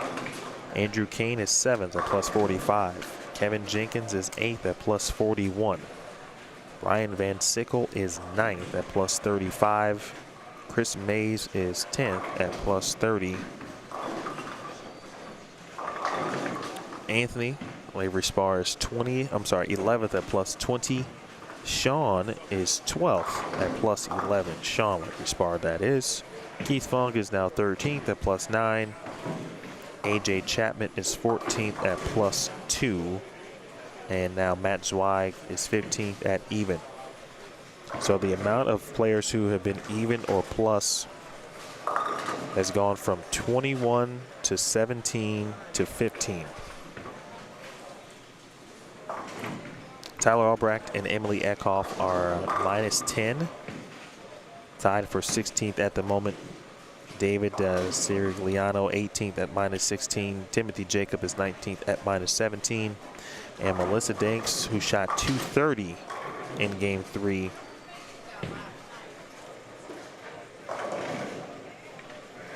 Moves up from 33rd to 20th. She is now minus 18.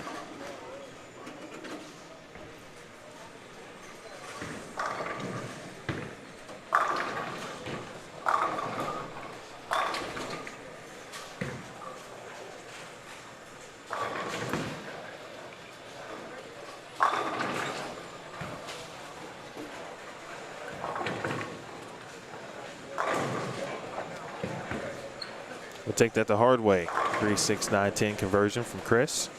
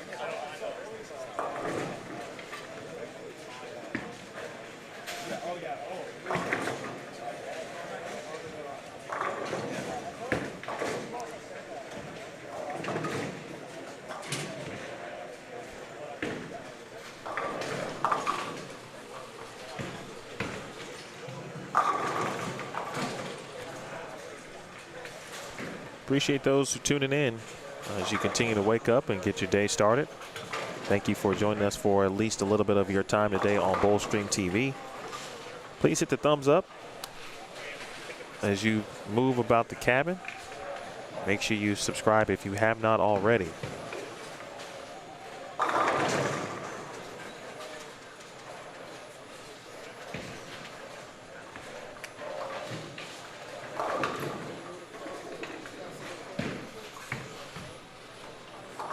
If you're an Arizona player or a fan or bowler, you should definitely subscribe. That way you're good to go for September 9th through the 11th.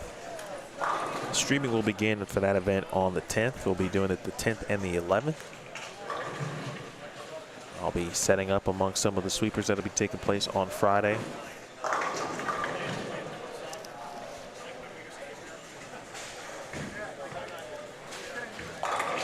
Then if you enjoy youth bowling, first weekend in October, the Midwest Youth main event.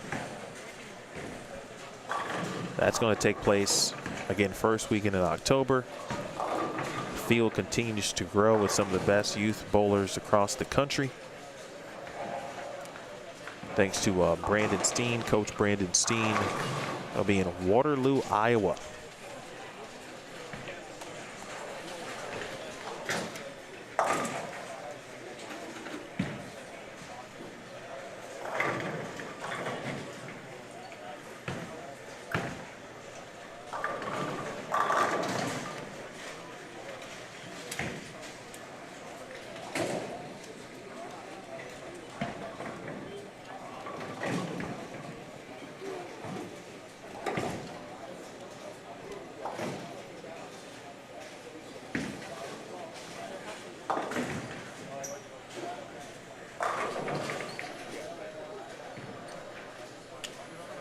That event also will be, of course, on BowlStreamTV. Back to the gutter for Zweig.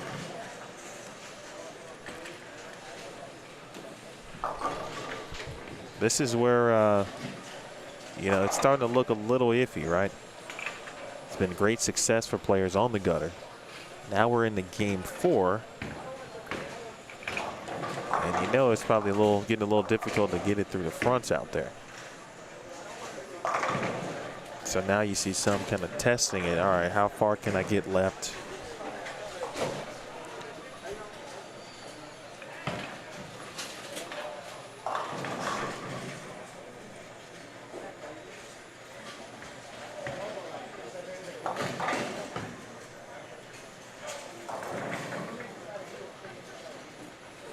Matthew Tran looking for his first strike. Will the 4th frame be kind to him? It will. He'll take that break.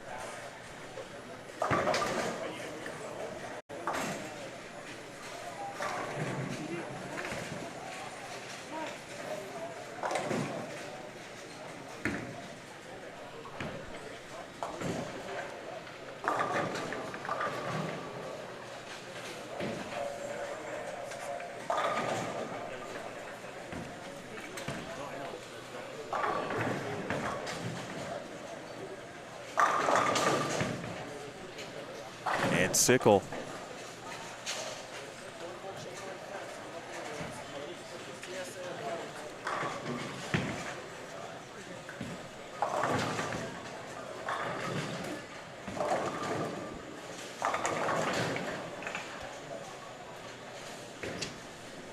A love tap there on the 7. Got some good carry there.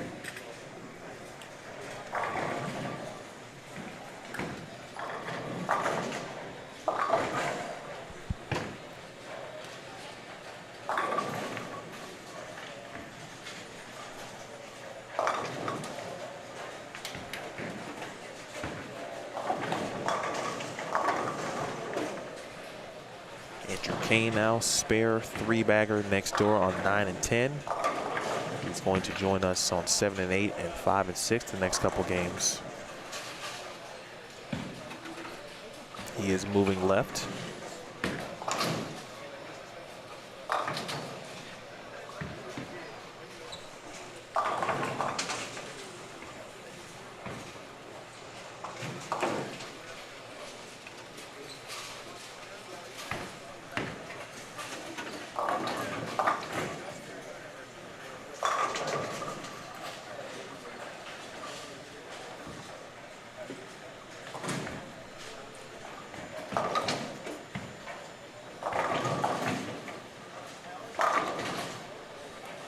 Well, that was perfectly executed right there from Kevin Jenkins.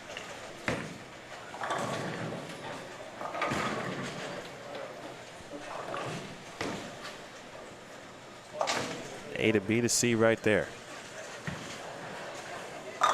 Steven Kurtz still in business. I think the only opens for Kurtz really has been splits today. No problem, John. And hopefully, I don't think I updated Matt if he's still listening. I mentioned Anthony and Sean. I think I did. I went to the top 20. Anthony Lavery and Sean Lavery spar plus 20 and plus 11 respectively. AJ Chapman plus 2.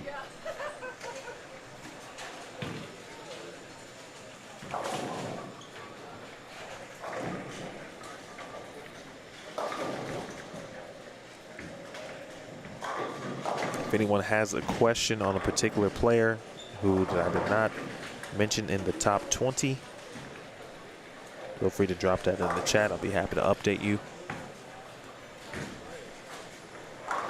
Or if you missed it and didn't hear it, I'm happy to update you again. Completely. Man, Sickle. Strike game working. Spare game working.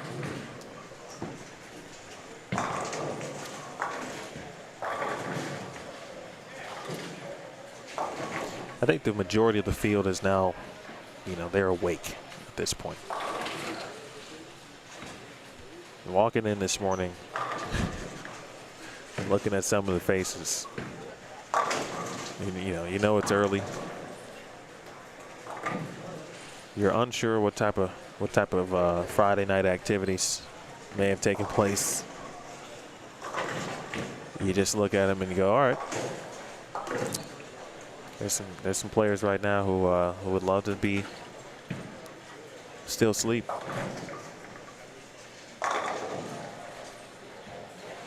Nice shot there by Jake. Someone asked me last night, hey, what are you doing tonight? Sleep. It's tomorrow. It's just basically the U.S. Open. We'll be here all day for 8 games each.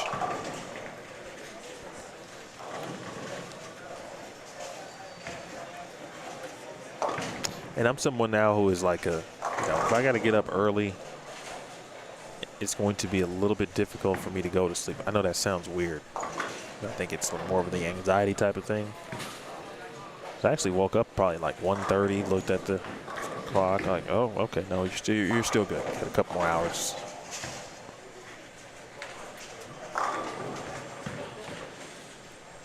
My wife absolutely hates that I have like 10 alarms set.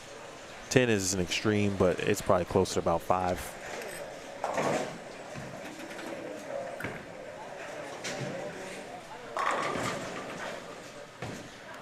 It's a good one for Isaac.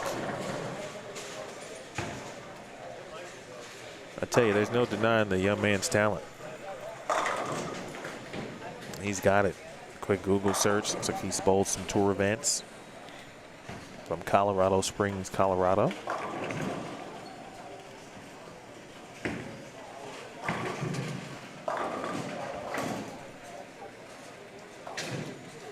Hello to JP. I appreciate you tuning in, JP. Hope all is well. When's your move? Is it? You guys haven't moved yet, right?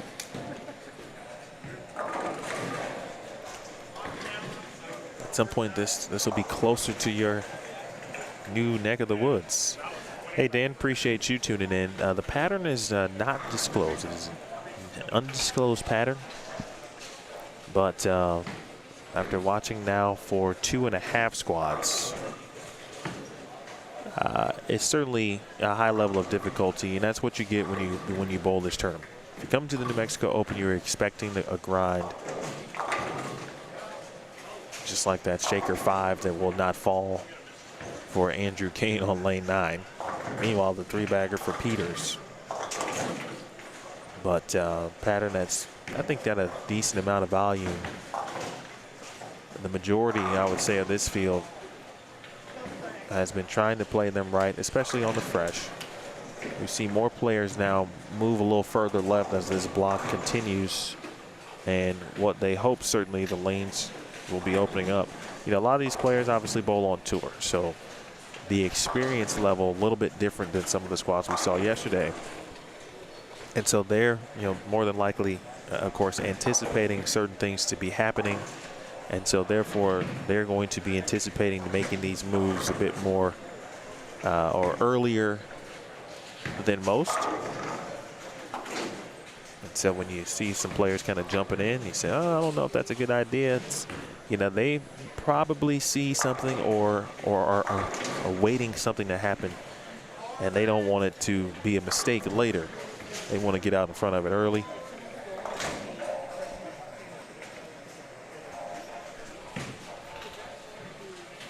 But game 3, you know, there was a dip in scores. It's starting to go back up. And a front 5 spare double down there on 15 and 16. We've got strike spare 5-bagger on 11 and 12.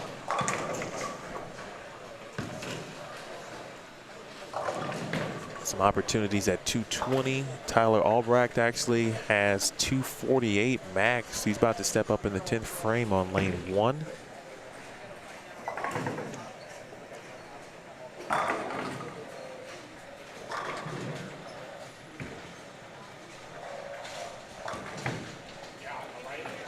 Bang. That was a no-doubter from That's Why.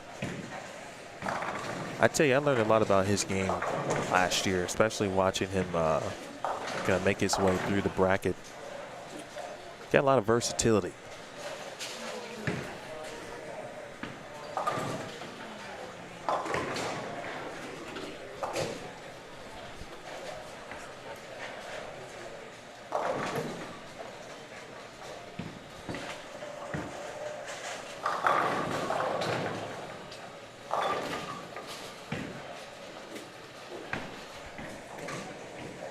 I like Josh Hirschman.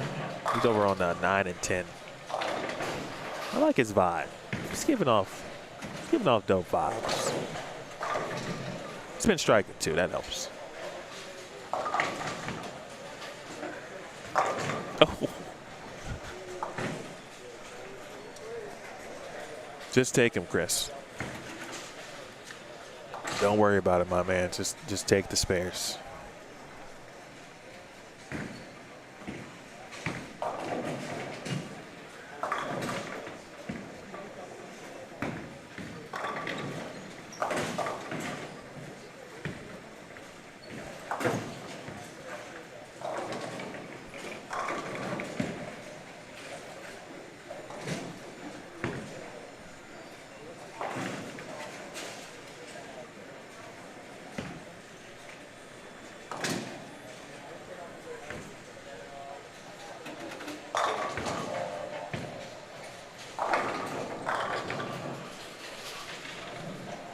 Jake hooking that urethane. See if Isaac Rose can work his way into a three-bagger here. Looks down.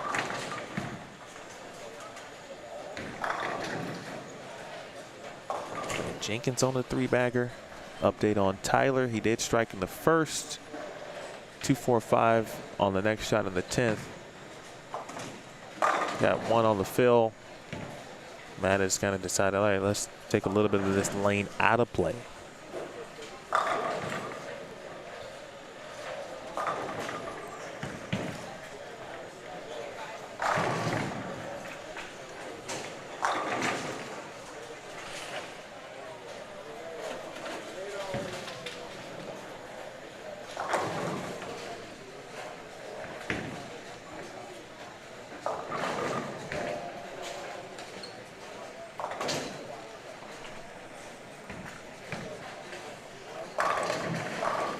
So Albrecht shoots 233.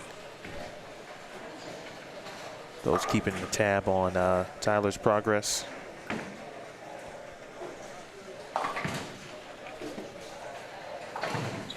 AJ Chapman now walking the plank.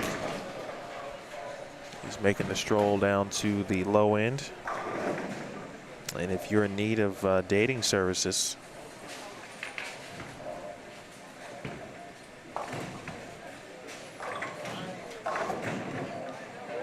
we got that for you here too.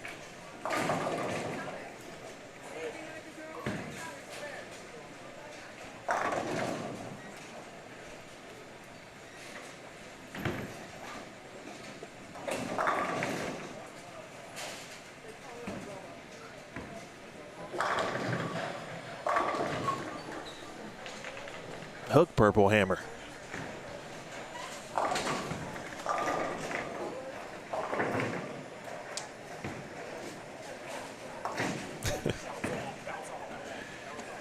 Seems like it'd be like imagine being like a voiceover, which I hope to get into at some point.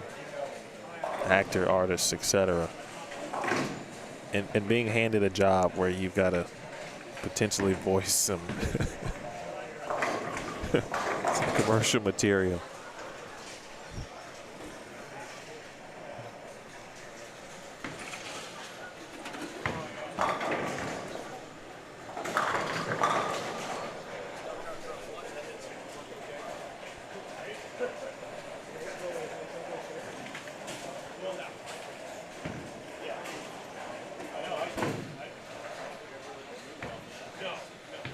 Hook.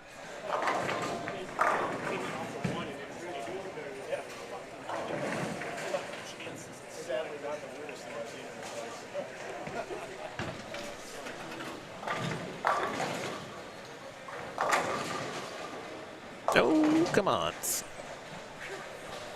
Up on the 10, Jake Peters earned himself a fill shot. Kelso, lowest game of the day for Chris. He's going to give several pins back, of course.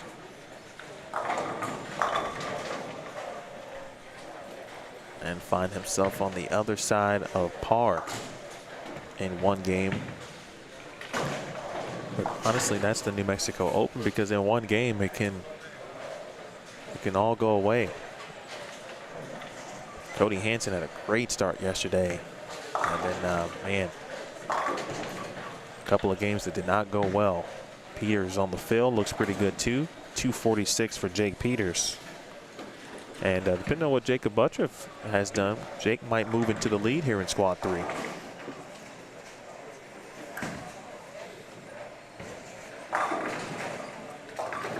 Hey Dan, shout out to Ontario this morning.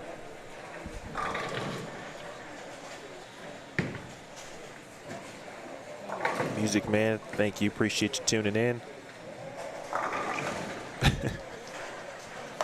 Oh, get out of there.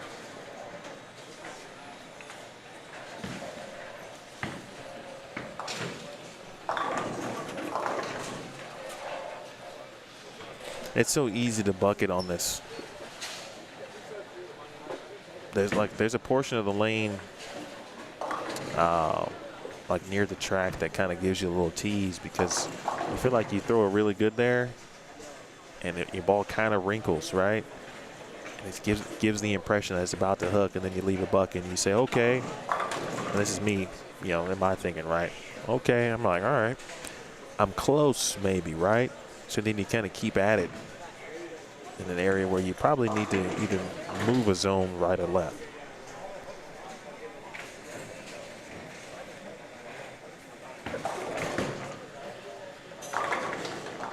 That's a good strategy there, Music Man. Full disclosure here, though. You may see some things here that you don't want to practice based on what the players are bowling on.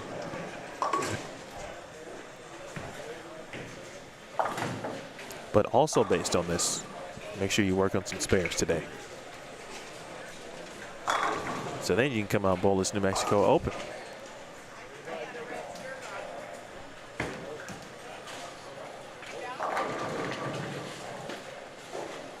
All right, my man Gregory gets that 4-5-7 out. Strike on the fill. 5 and 6 is complete. Also 1 and 2, 3 and 4, they are done as well. Still got plenty of bowling left here. We got a full 10th frame on 9 and 10. All of a sudden, Mr.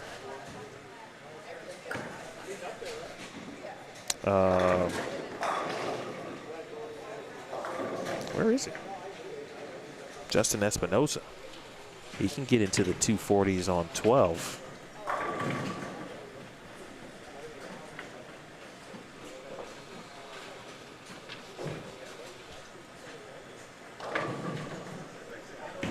Let's take a look at Justin as Kevin takes a step back. Bang, good shot there for Espinosa. And he's going to be in the 240s. We'll keep it here. You can watch Aiden Ruiz Jimenez on the left side of your screen.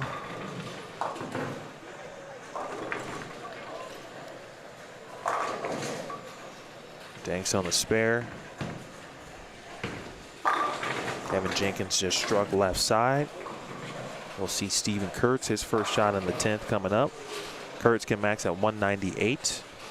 This is his first shot in the 10th. Ruiz Jimenez was on a strike.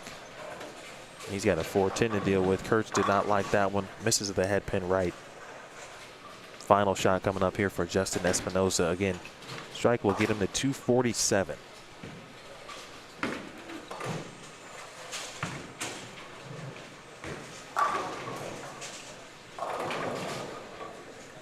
Well done. So for Espinosa, that is 177, 206, 167, 247. And he makes a big jump now to -3.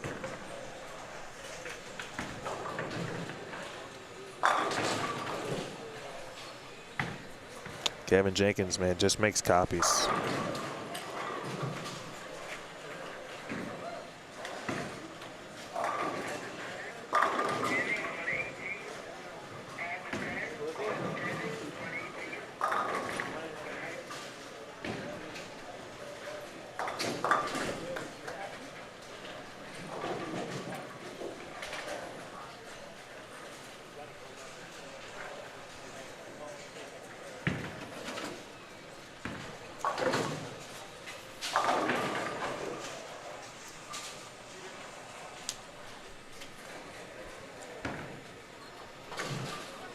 .237 for Kevin Jenkins. And now the Kevin at +41 after 3. Moves to +78.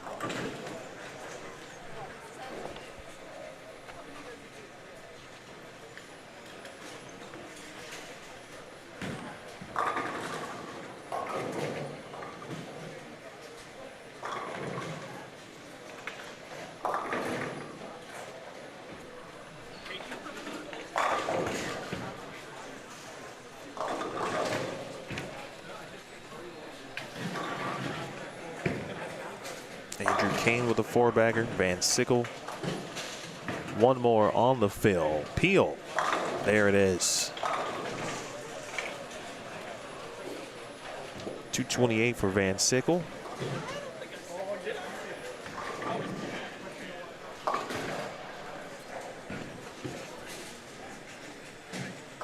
And Guy Hirschman, that's 5. How about Andrew Kane? Love on the 3 on the field, that's 233. Josh Hirschman, minus 24 after 3. And another strike here. That would put him in the 240s.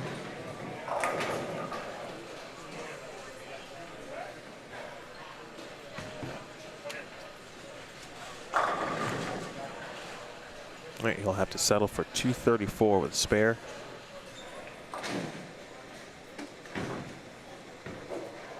But that's going to move him to plus 10 if he makes the spare.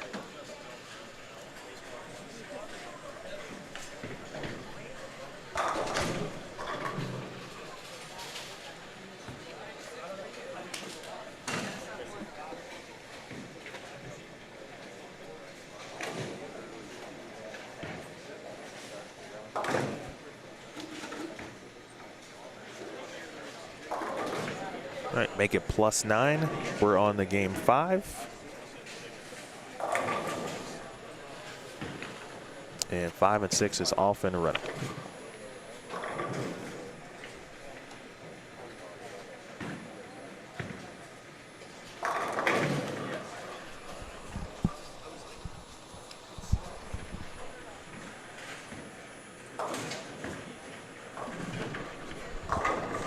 Music Man. Well, we had a couple players from Louisville bowl in this tournament. Steve and Tracy Novak.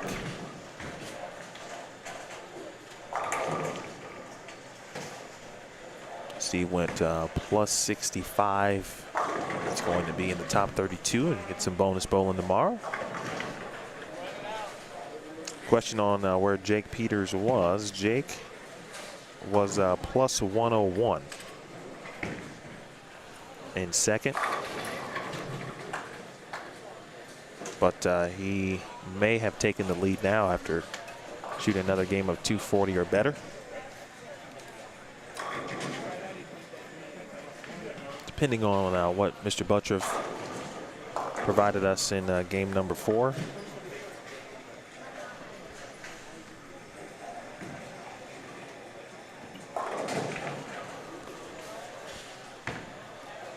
And it's good to see Andrew Kane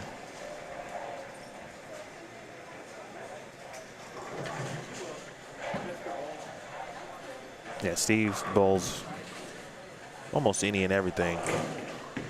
He and my guy Daniel Farish. Shout out to Louisville and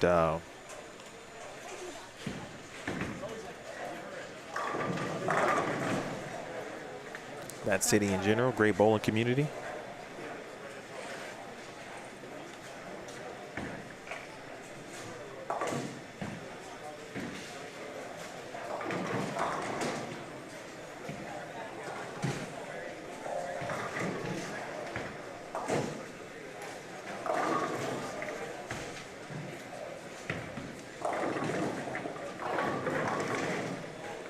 Shout out to my man Jason Utchwall,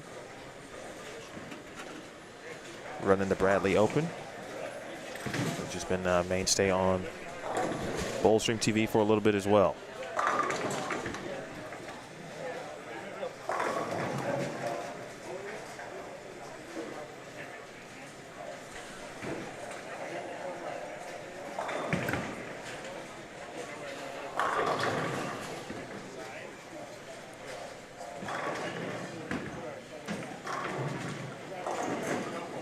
How about that? That's pretty cool. Pretty good stuff here from the Music Man Gamer this morning.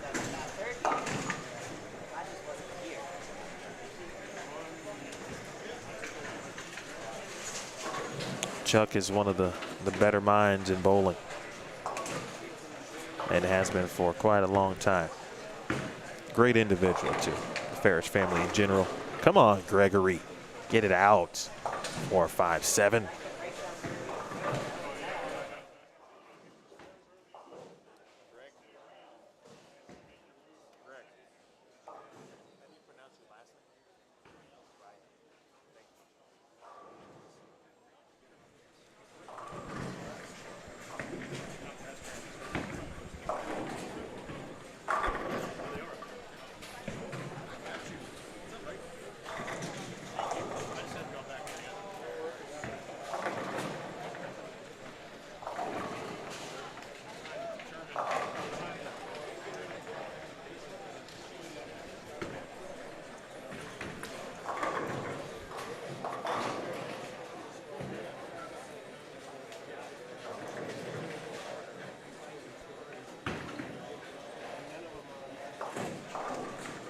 Richie Teese and Chris Brunick, along with Matthew Tran and Kevin Jenkins on 5 and 6.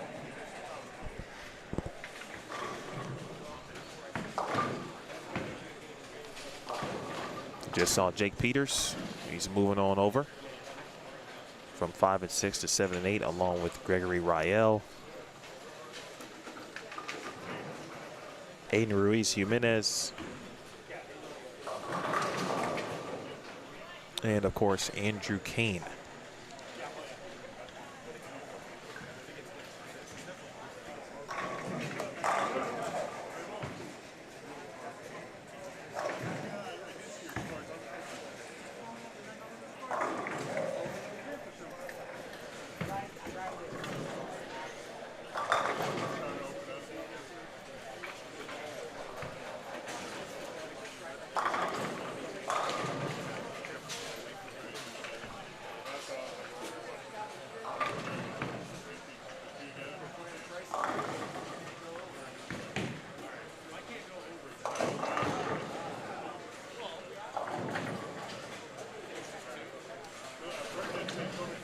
Repping the UK.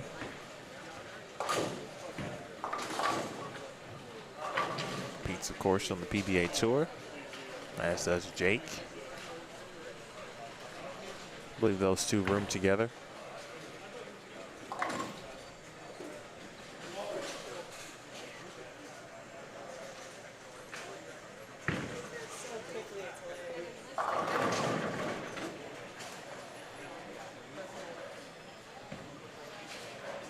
Yesterday we were having a conversation about AccuScore, and actually Daniel was watching at that particular time, and there were a lot of good comments about the AccuScore system and how user-friendly typically it is, until it's not.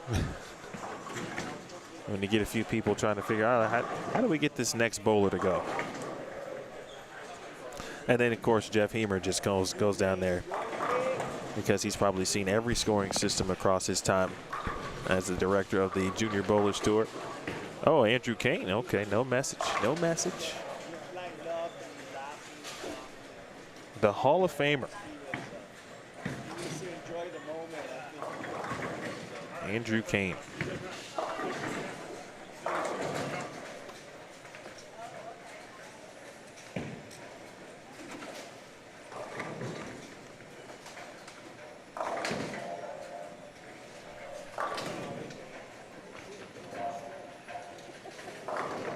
He was officially part of the 2020 class, speaking of Andrew. But the ceremony was held just a few months back as part of the USBC convention for both inducting classes 2021 and 2020.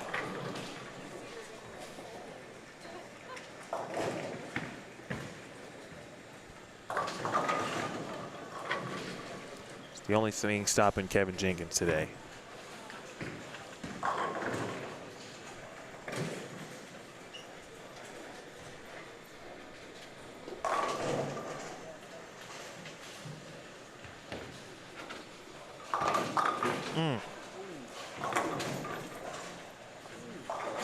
That's a tough way not to make that spare.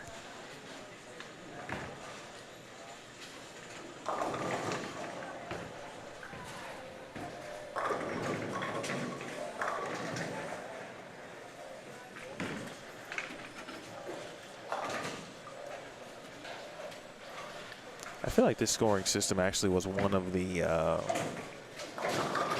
ones I had later in my youth bowling days. Shout out to Dalton Bowl in the South Burbs of Chicago.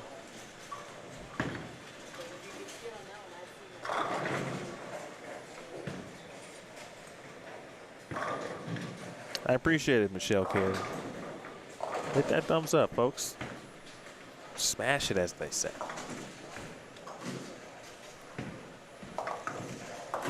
I know we got a lot of folks, I'm sure, watching. Got it on in the background.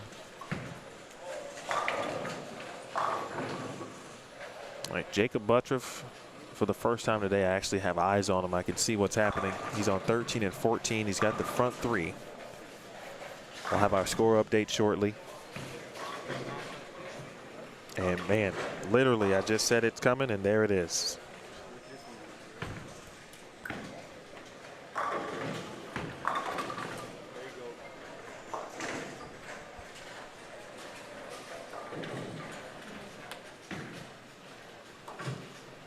Well, Jake Peters did not take the lead,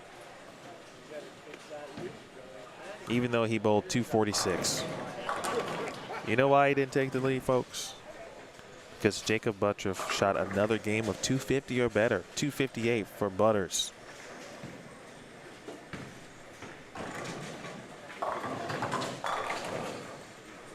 What's my comedian's name that smashed fruit? Always one controversial, right? What's my guy's name?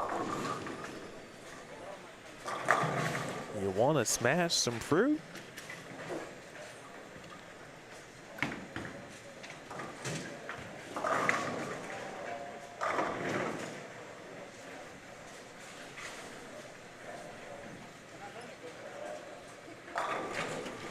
Music Man, enjoy practice. Appreciate you stopping by. Hope to see you at some point in Louisville. Hope to be back at the Bradley Open in February. So perhaps we'll see you then. Or maybe I'll go bother Daniel at some point before then as well. There we go, Gallagher. That's it. Smash it like he smashes fruit. Let's smash that thumbs up.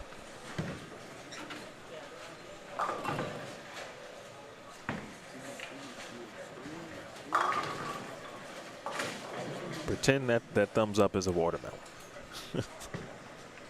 All right, back to the score. Sorry. Buttriff, 258. He's now at plus 162. Plus 162 for Jacob Buttriff. Jake Peters still second at plus 147. There is a tie for third. The two southpaws, good friends Andrew Kane and Kevin Jenkins at plus 78. Anthony Lavery Spar is fifth, now at plus 73 after shooting 253. Ari Wilson is sixth at plus 66, followed by Robert Marion. And seventh, actually tied for seventh with Brian Van Sickle at plus 63. Stephen Kurtz is ninth at plus 57. Chris Mays is 10th at plus 27.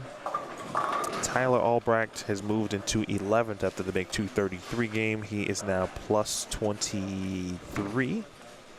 Sean Lavery Spar is 12th at plus 21. Josh Hirschman is 13th now at plus 9.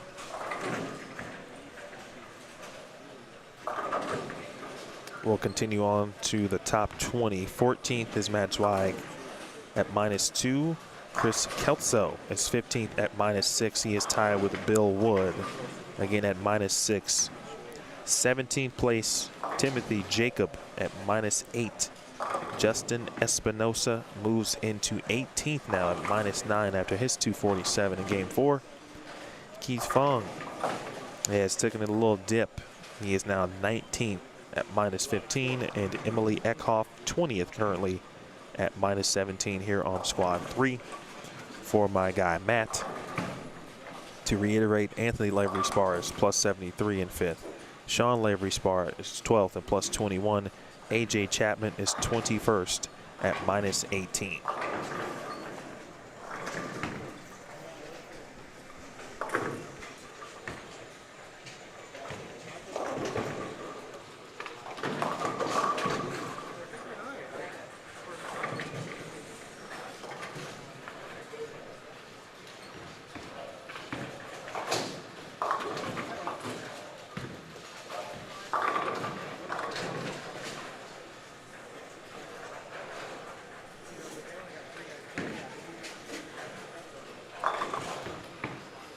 Thank you, Matt, for watching. Appreciate you. Uh-oh. Got 270 alert. I'll tell you who it is in just a second on 3 and 4. And down on 1 and 2, we had, let's see, what's that? 1, 2, 3, 4, 5, 6. We had open 7-bagger spare. AJ Chapman starting to find a little something here.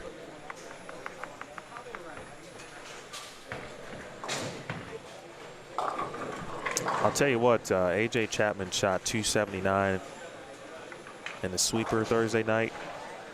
And he was bowling on a couple of pairs that were on the burn. And they were on this side of the building. Not saying anything, but I'm just saying. He's also throwing the ball that he shot 279 with. Not saying anything, just saying. I don't know what ball it is. But he did just cross over, though. One more will put him in the 250s.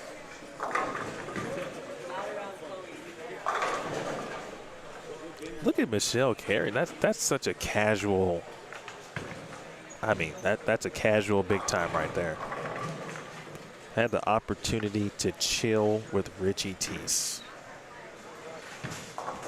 I mean, come on.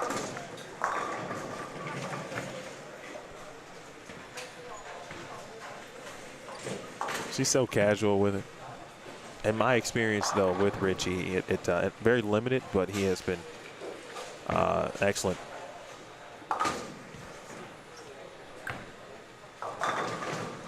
I think if you hang out with Jake Peters, the prerequisite is you're automatically a great person.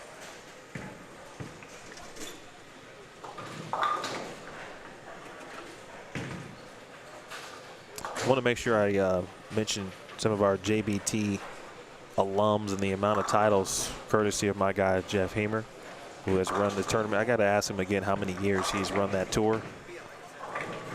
But there are a lot of alums bowling in this particular squad. We talked about the amount of players just from Arizona bowling the squad. I'll be working on some sponsors pretty soon, so I don't have anything to give away yet. But I am going to throw this question out because I'm curious to see what you guys think. By the way, AJ Chapman, 257 on 1 and 2. He is moving right, and we will see him in just a few games. That's a good question, Mr. Tolson. Pleasure to meet you yesterday, too. Let me throw this out there real quick. How many JBT titles do you guys think Jacob Buttriff won in his JBT career?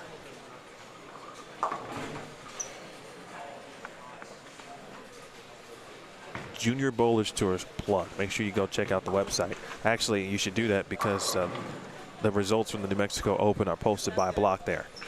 JuniorBowlersTour.com. How many JBT titles do you think Jacob Buttriff won in his career?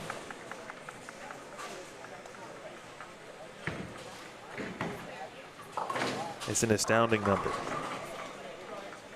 That's a really good guess. Mason, that's a no, but I like your thinking. It is appropriate thinking. Ooh, Yardy, that's a really good guess. That is really close.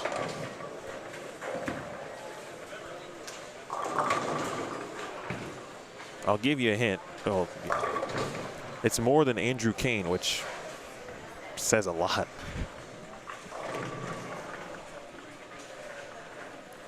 But Yardy Alvarez has the best guess at the moment. She's the closest, or he. Sorry.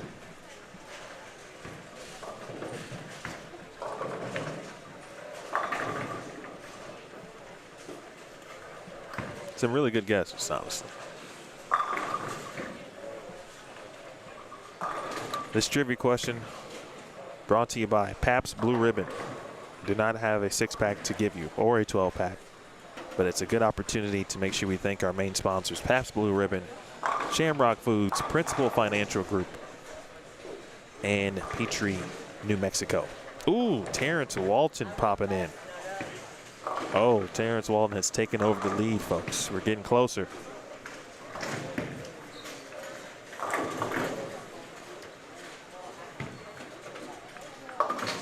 Ooh, Jordan Asper, because he's got firsthand experience, may have been counting them in his head.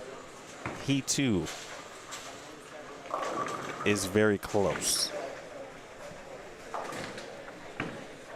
To settle it, the number is between one Terrence Walton and one Jordan Nasberg. Nicely done, Kevin Jenkins. Dedicated to me. My man.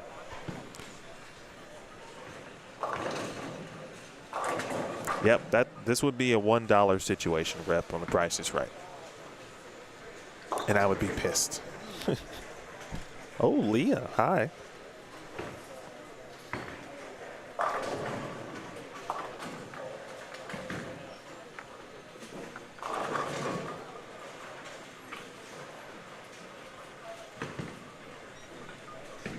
Dating has decided we're having too much fun with guessing.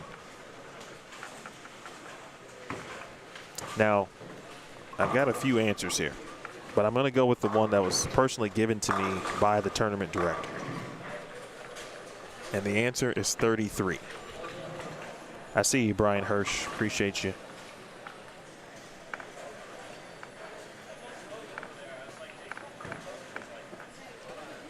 According to Jeff Hemer, the tournament director, Jacob Buttriff has 33 JBT titles. Andrew Kane has 22.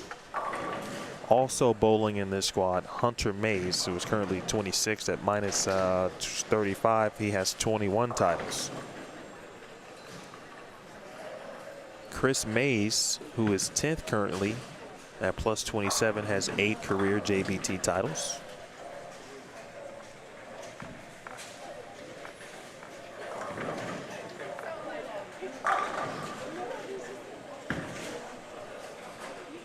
Let's see who else. Chris Clerk has 5. Aiden Ruiz Jimenez, excuse me, has 5.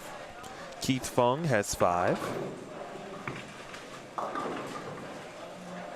That's 5 with 2, or 3, I beg your pardon. Matt with 3. Brian Van Sickle and Jake Peters has 2. Josh Hirschman and Matthew Tran each with 1. Appreciate you guys playing that game. I saw Trey Ford with a good question on scoring pace. Trey, it started off very well on the fresh. We had 21 individuals who were even or plus in game 1. That number has dwindled, meaning the number of players even or plus has dwindled each game. It is now 12. But with Buttriff and Peters at plus 162 and plus 147 respectively. And then the likes of Andrew Kane, Kevin Jenkins, plus 78 apiece. Anthony Lavery Spar 5th right now at plus 73. Ari Wilson again is 6th at plus 66. Robert Marion and Brian Van Sickle tied for 7th at plus 63. Stephen Kurtz 9th at plus 57. Chris Mays 10th at plus 27. That's the top 10 currently.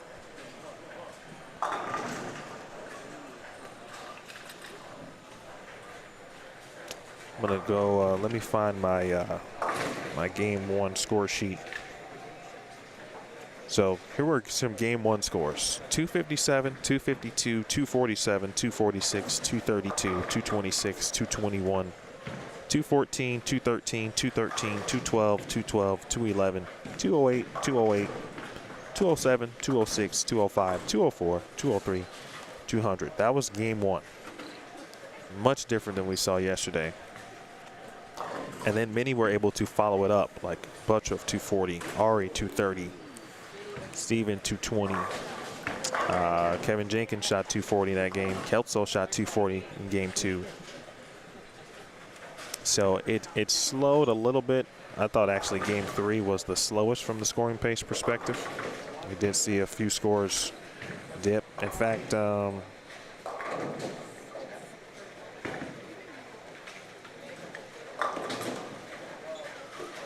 were only 13 200 games in game 3.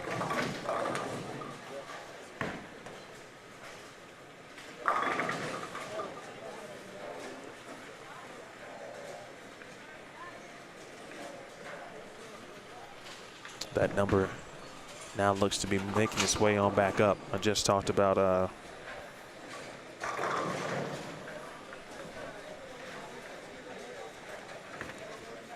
A.J. Chapman shooting 257 in game 4. That was a 258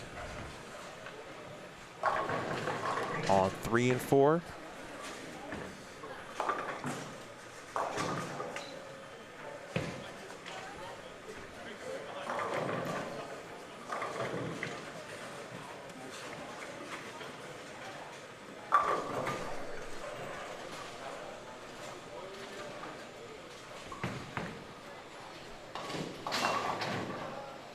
Jacob Buttriff went front 5, spare strike in the 7th, and he just left a 10 pin. He's on 13 and 14. Again, the closest we are going to get to Jacob will be his 9 through 12 appearance for his games 7 and 8 respectively. He'll be on 11 and 12 in game 7, 9 and 10 in game 8. And we'll take a look at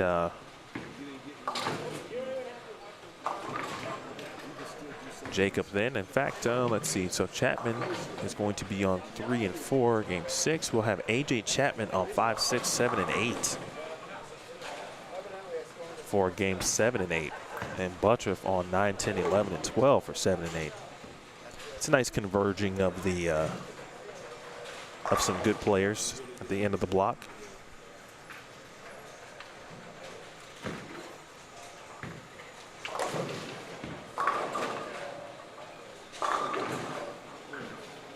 All right, good shot there for Mr. Peters.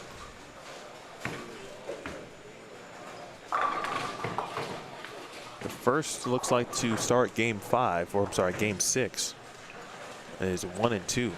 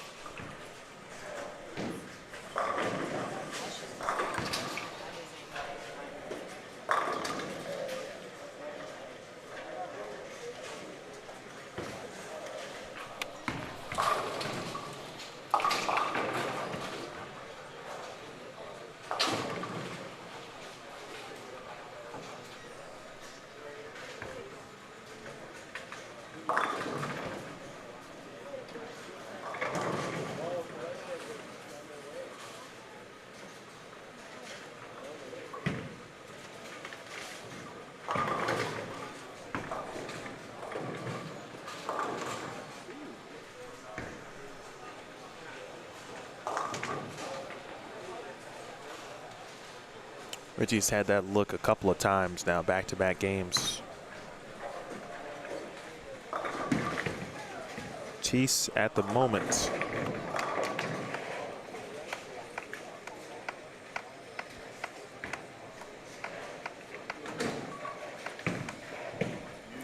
#28th, minus 56. High game 192. Low game 181.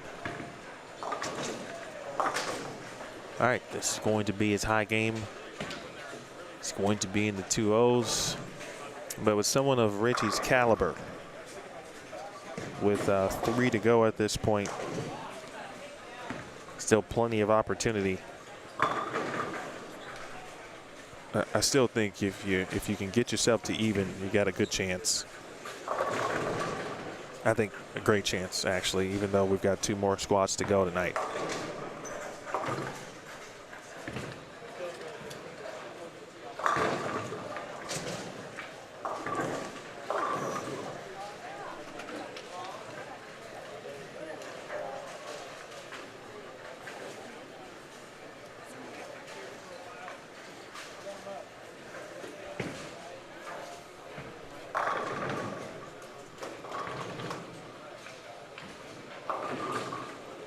Good break there for Jake.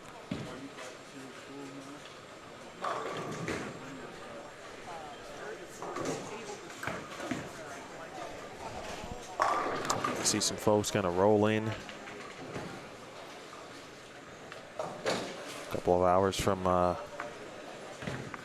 Squad 4's start. 10 a.m. Mountain Time.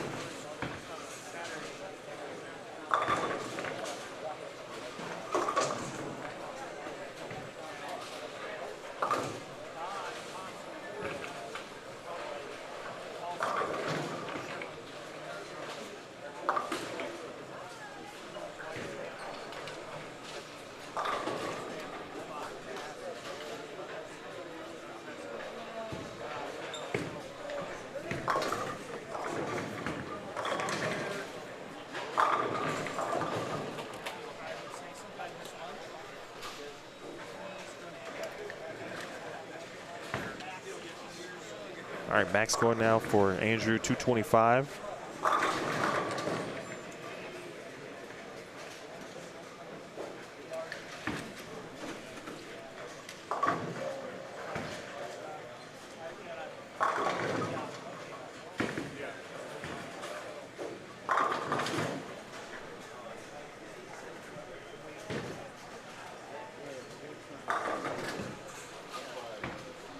Peters, former Wichita State Shocker.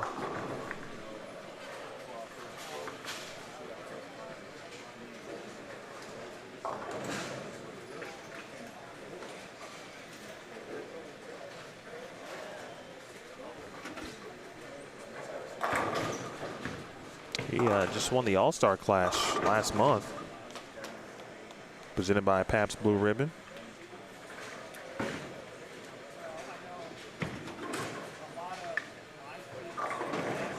Nice little 15K payday there for Jake.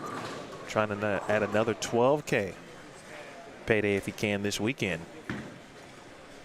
That was part of the PBA League festivities at Bayside, or I should say up Bayside, Portland, Maine.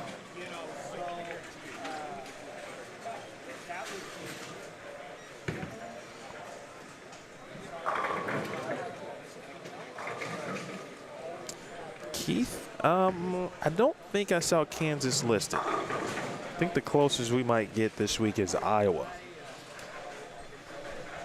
in reference to Kansas.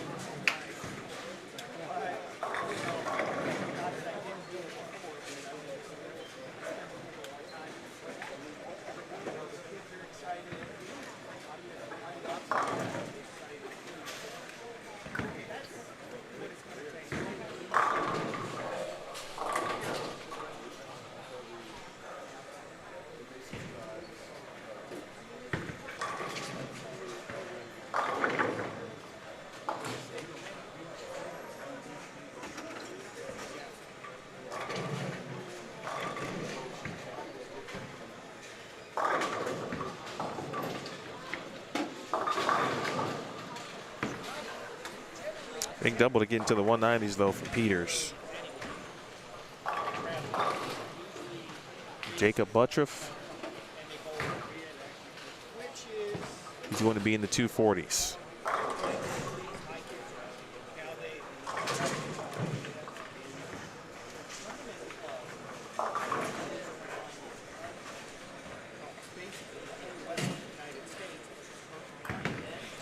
I guess from the Kansas perspective, Keith, I mean, you know, Jake, after spending a lot of time at Wichita State, that would be,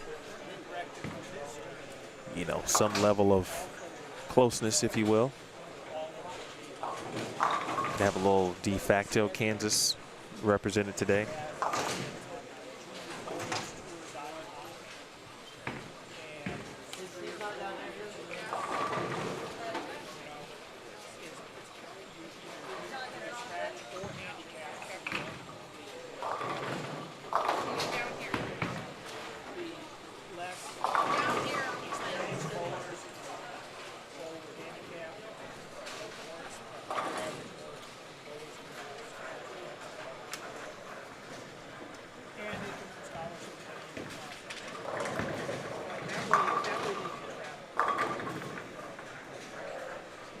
Andrew, All-American at Arizona State. He's also got himself an Eagle. Team All Events title. I was present for that. Back in my days as a media relations assistant at the Open Championships with my good friend Matt Cannizzaro. It was in 2011. In fact, let's see. Andrew Kane, Chris Clerk was on that team.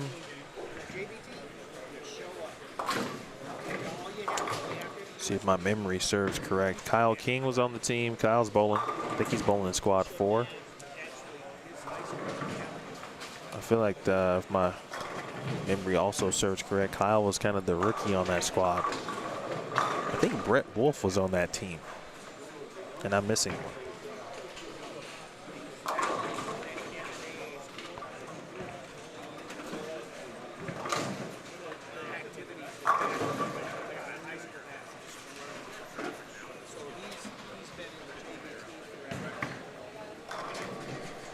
All right, 205 there for Kane.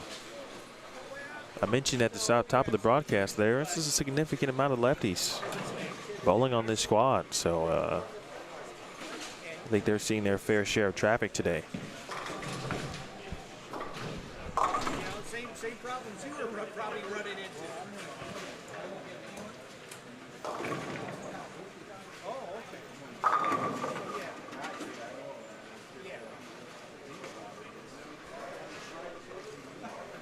All right, so back to Andrew Kane's K&K Team All Events title. Adam Ishman, Kyle King, Andrew Kane,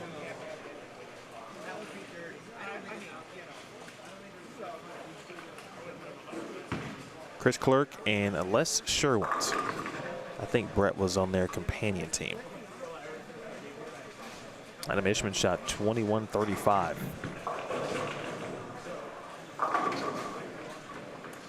My man Ish.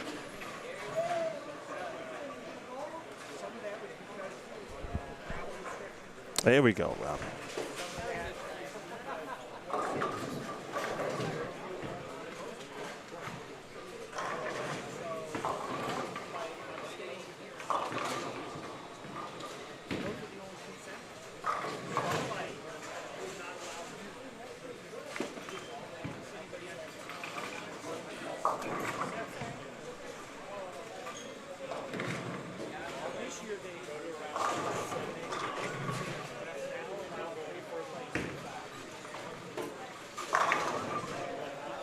Speaking of Chris Clerk, he joins us now on 5 and 6.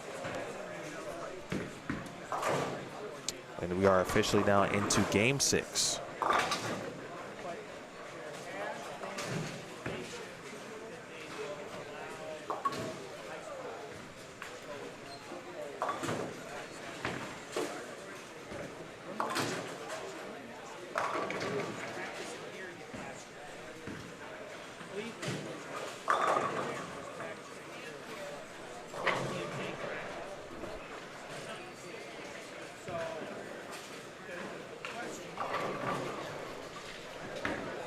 Brett definitely did throw a blue hammer. That was my first introduction, I think, to Brett. Great dude. Excellent. Excellent person to chat with.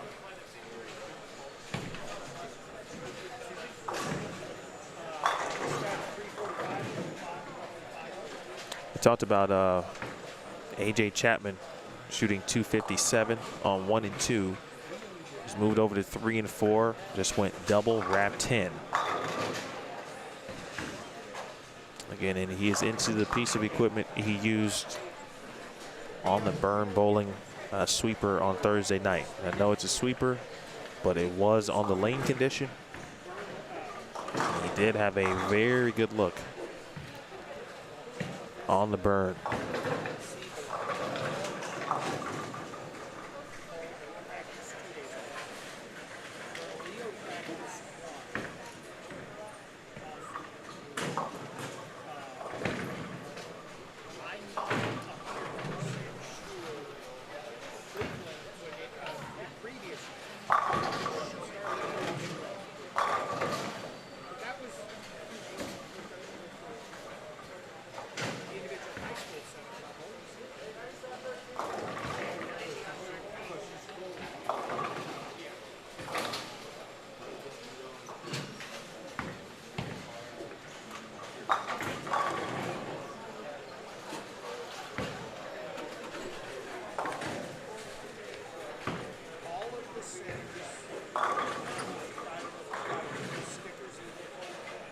Alyssa Danks and John Johnson now on 7 and 8. Bowling with Richie Teese and Chris Brunick.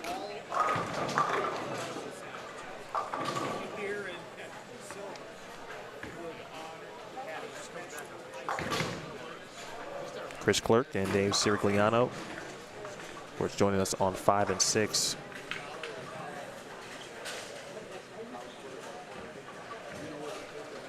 With Aiden Ruiz Jimenez and, of course, Andrew Kane. And Jake nearly making the 2-4-8-10 over on 9 and 10. It was nothing for me to drive for an hour to go to a bowling center.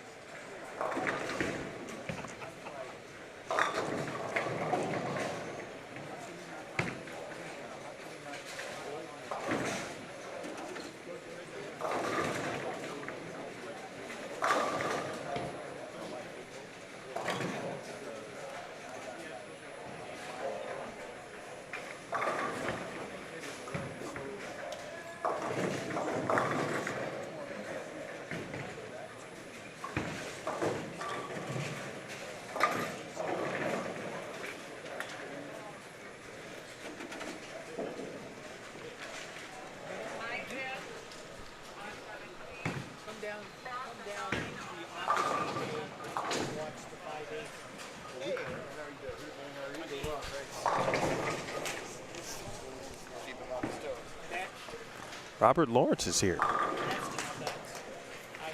preparing himself to compete. He'll be in squad 4. I've got a after 5 update courtesy of my man Jeff. And now the first player to reach plus 200 numbers is Jacob Buttroff. He is plus 209, and that's the first player at either squad at this point. His low game today is 200. He has shot 247 twice, 257 and 258. Most recently 247 in game 5. Buttroff plus 209. Jake Peters second at plus 139. Ari Wilson is now third at plus 101. He shot 235 in game 5. Andrew Kane is fourth at plus 83. Brian Van Sickle plus 74. Kevin Jenkins sixth at plus 67. Anthony Lavery Spar is seventh at plus 63. Chris Keltzo, that's how you rebound. 143 in game 4, 258 in game 5. Back to plus 52. Sean Lavery Spar, 9th at plus 49. Chris Mays is 10th at plus 40. And AJ Chapman, he's on the go as well, shooting 257 in game 5, plus 39 at the moment. That is good for 11th. Stephen Kurtz is 12th at plus 38. Robert Marion now 13th at plus 28. Timothy Jacob 14th at plus 27. Tyler Albrecht 15th at plus 24.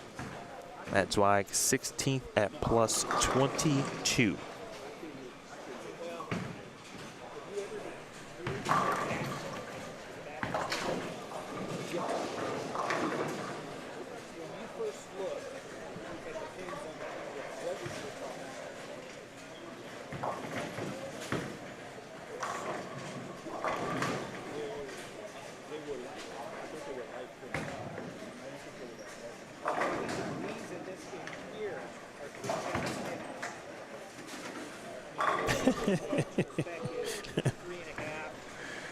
I will remember that, Keith. I'm gonna put it on a post-it note actually and put it on my my little area right here.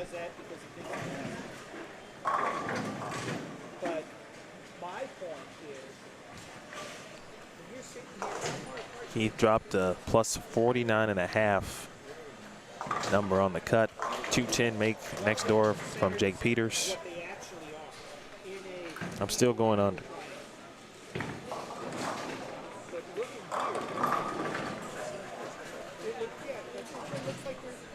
Mr. Sirigliano.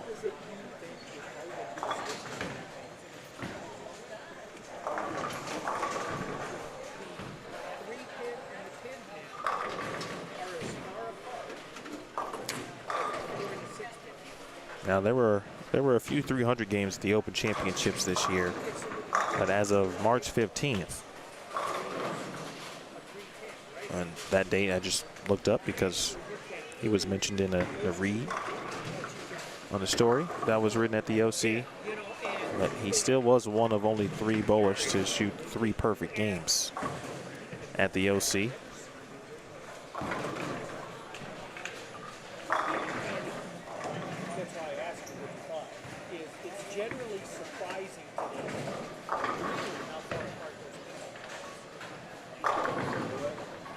Boy, I miss working that tournament.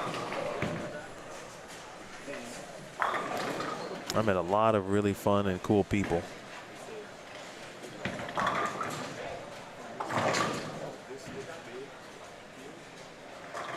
Like Chris Clerk, Andrew Kane, for example.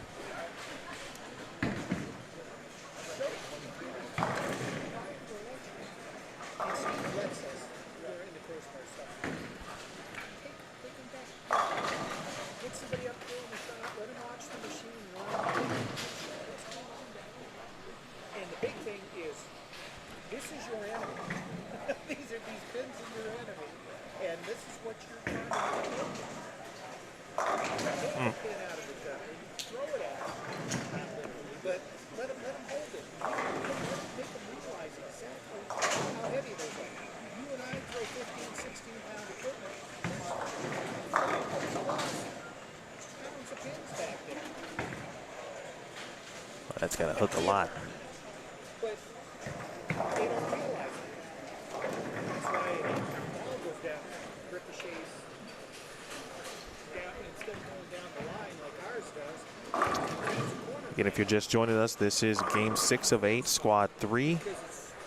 Undoubtedly, and as expected, highest scoring squad so far in the tournament. 16 players are currently plus.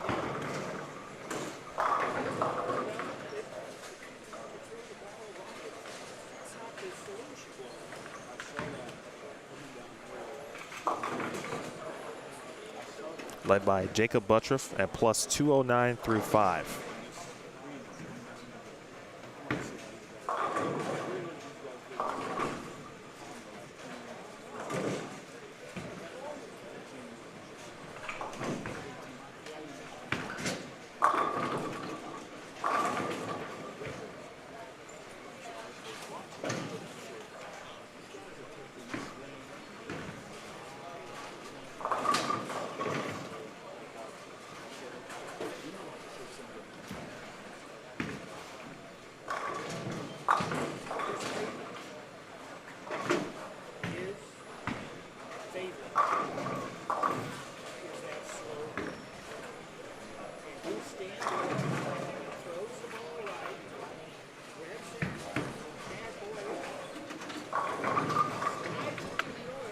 There's your top 5 in the chat.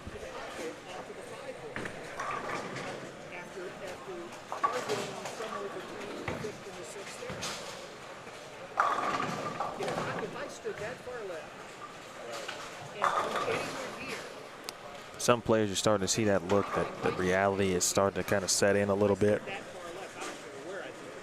They may not have enough games to make a run.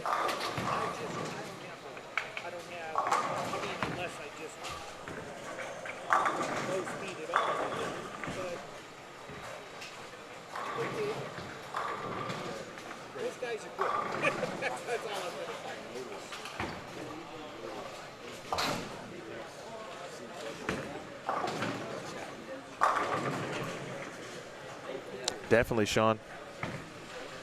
Nice run yesterday, too, by the way.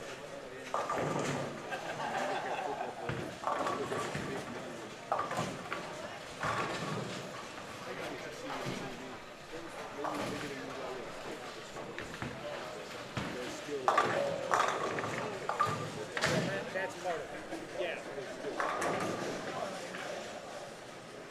My ex-wife and I walked into a jacket box in San Diego. Talked about the top 16, again, stopping at Matt Zweig at plus 22, but again, David Sirigliano -1, Bill Wood is -2, Josh Hirschman is -15, Justin Espinosa is -27, along with Eddie Joe Torres, who just shot 258. Emily Eckhoff at -28, Hunter Mays at -29, Chris Clerk -46, Richie Teese -48. Keith Fung -49. Justin Perez -54. There's Brunick -66. Brett Cooper -73.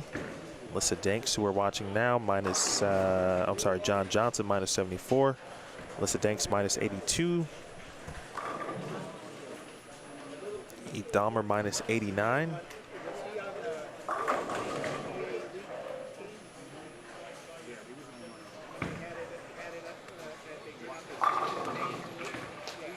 At this point now, still 2.5 games to go.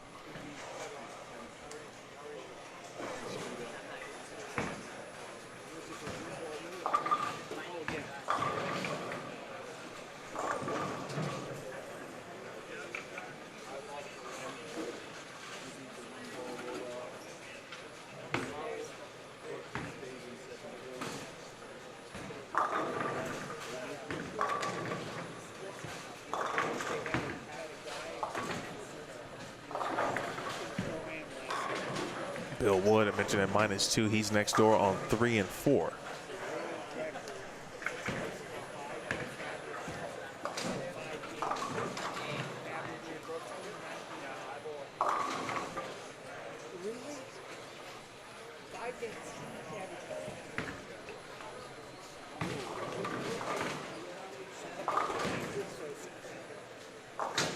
You don't see this side of him in the high school.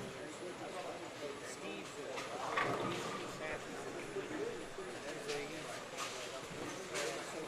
Front 6 alert on 11 and 12.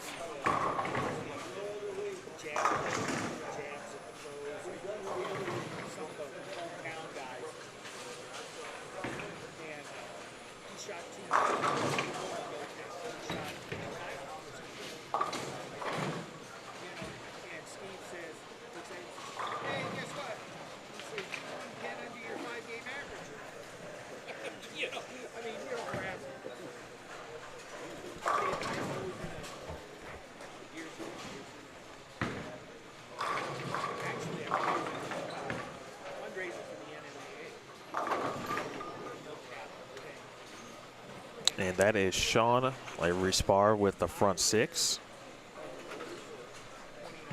Let's take a look at that group real quick.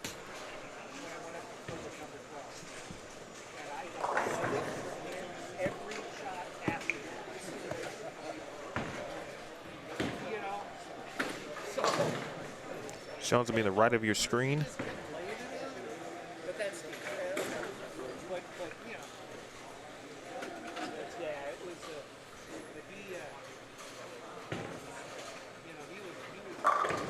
Front 7.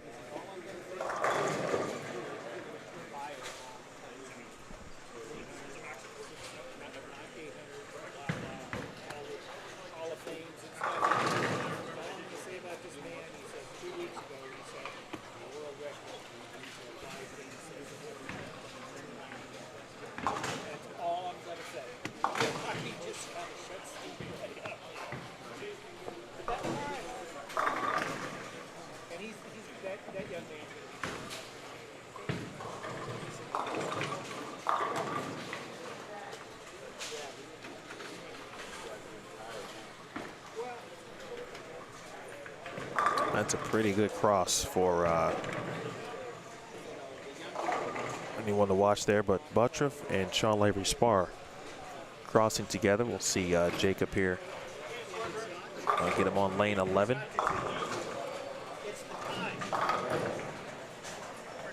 Meanwhile, things are starting to take place here and take shape on 5 and 6.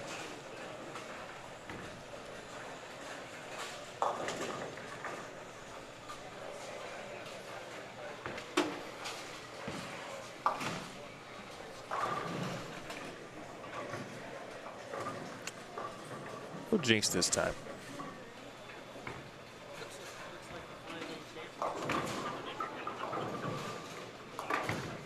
Sean for the front 8. Count it.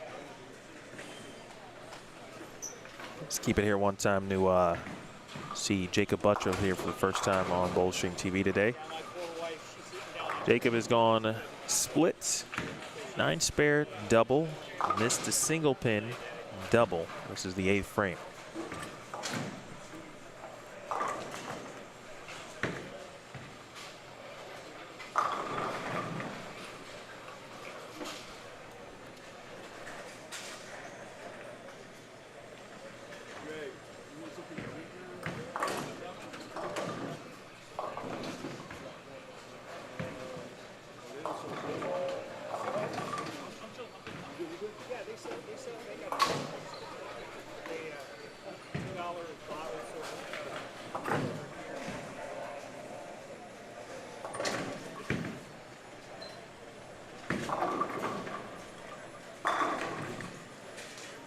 All right.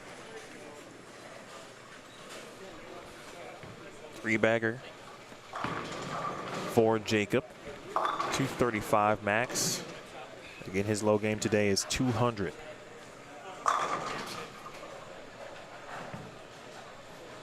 AJ Chapman getting dialed in here in the back half of this block.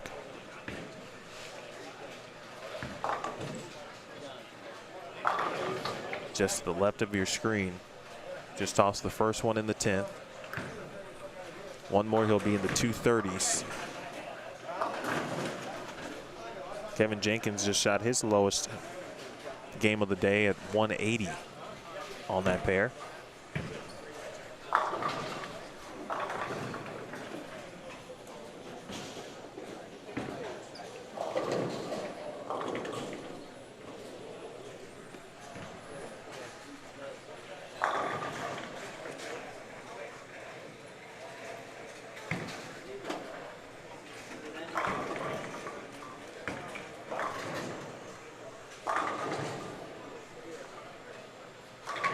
There's one for Dave. Little ball change. First strike comes in the 8th frame.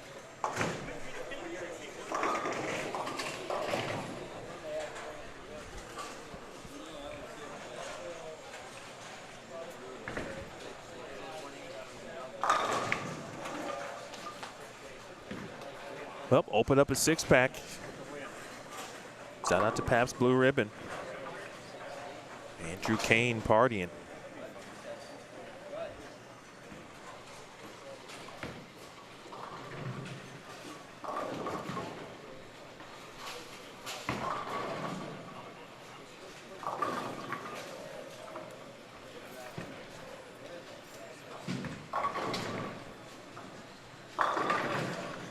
Ritty Teese, and now on to Sean Lavery Spar. looking for 9 in a row. A little bit of a weak 10 there. Good run there for Sean. That's 3 front 8s we've had this week so far through 3 squads. One Sean O'Mara, who's in the chat. Nathaniel Duran had the front 8s. And now Sean here.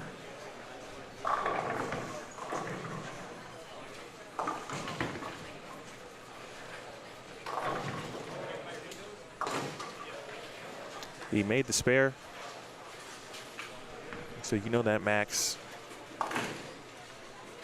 Butcher using something similar to what looks like the same ball that Steve Novak was using yesterday. Chapman did finish with 224. So the last 2 for AJ, 257, 224.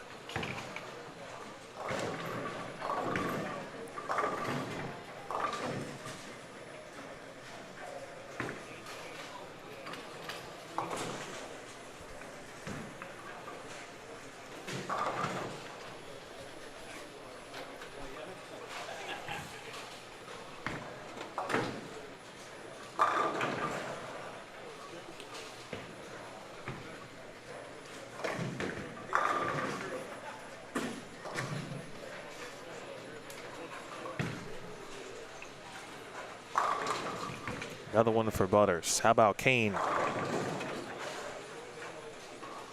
3-9 action. 4 in a row now for Jacob.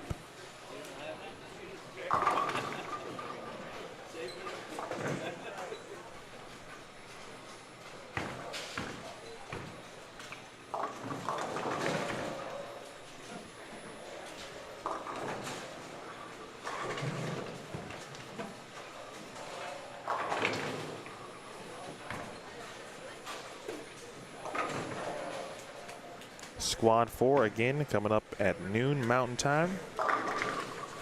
Noon Mountain Time. 11 a.m. Pacific. 1 Central, 2 Eastern.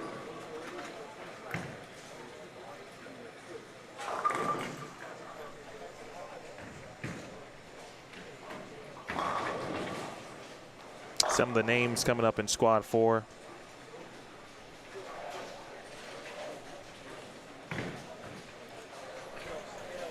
Yorilis Alvarez, Marcos Beza, Nick Balistreri, Eloy Bayona, Brian Bledsoe, Nathan Bohr, D-Ron Booker, Dennis Brown, Mario Chavez. I don't think Roberto's full name or last name is on this. De La O, Mason Edmondson, Guillermo Espinosa, Michael Fitzgerald, Timothy Fontenot, Carlos Forzan, Juan Garza, Jacob Gill, Frank Guccione, Gary Hadley, Bradley Harvey, James Hastings,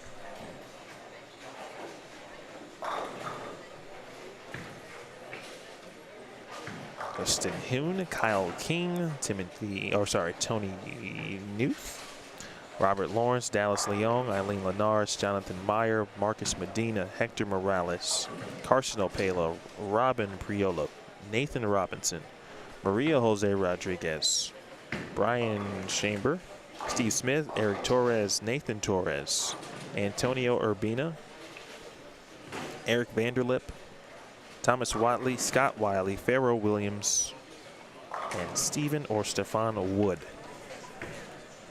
That's your squad for, or your roster, I should say, for Squad 4. Coming up next.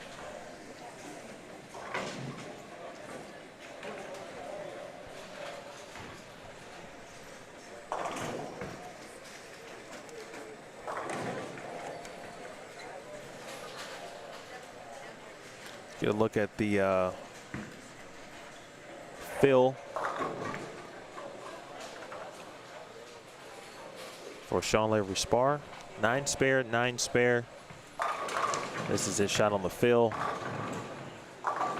268.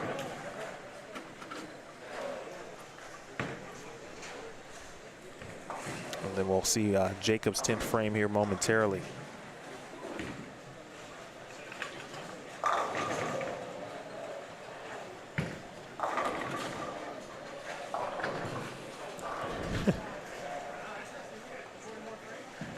Nice shot on that fill there for Ruiz Jimenez. He does zap a 9-pin. 192 for Chris Clerk.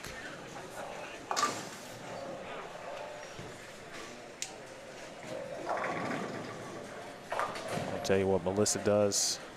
Here's Jacob Buttriff. Melissa wraps 10. Jacob gets a 7 out. Back to Kane, 10th frame. Ooh.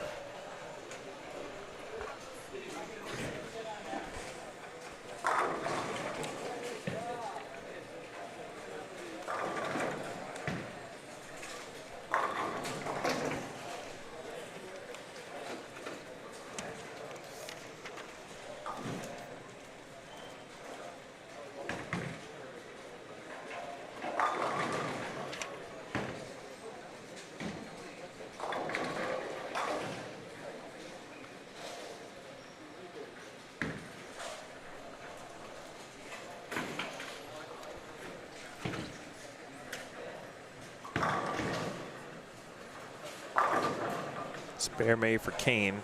And you see the wrap 7 there for Jacob.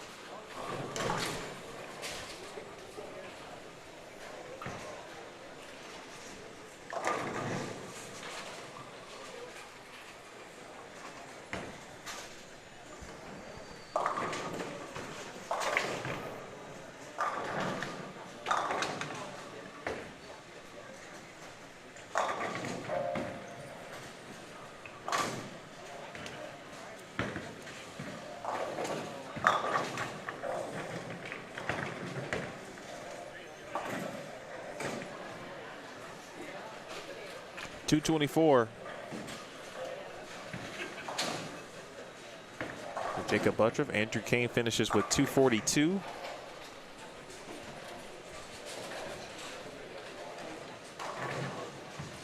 Tenth frame now on 9 and 10. We'll keep it here as this is the last bowling going on in this particular area at the moment. 1 and 2 is already off and running.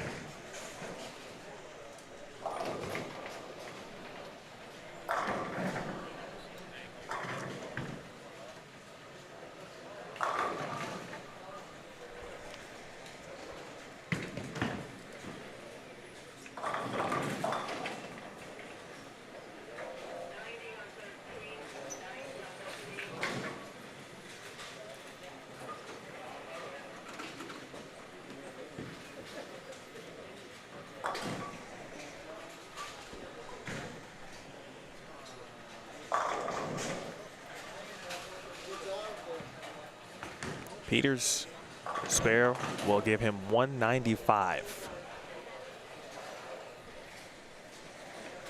So let's see here with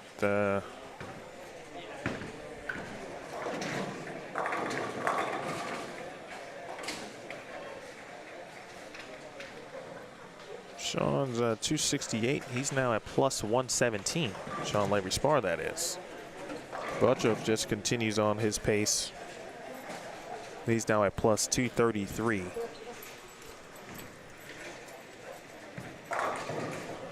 Jake's going to be at 134.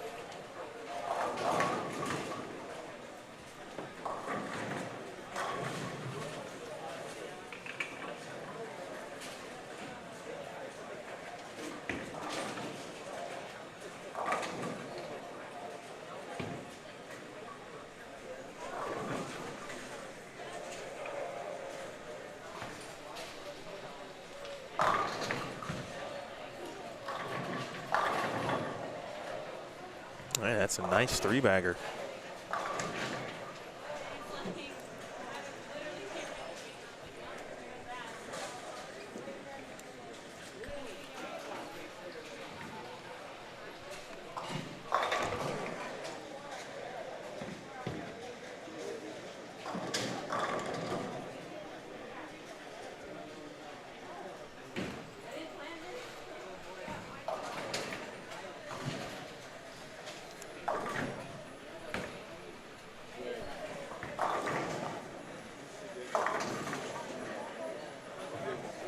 All right, officially not a game 7.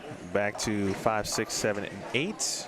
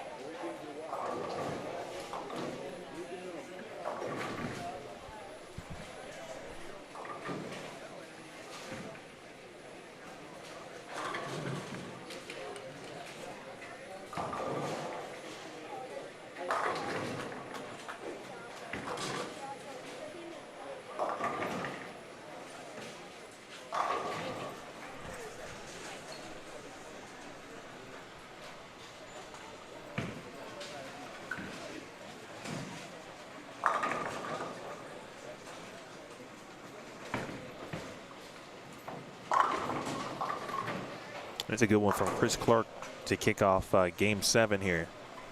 AJ Chapman has joined us.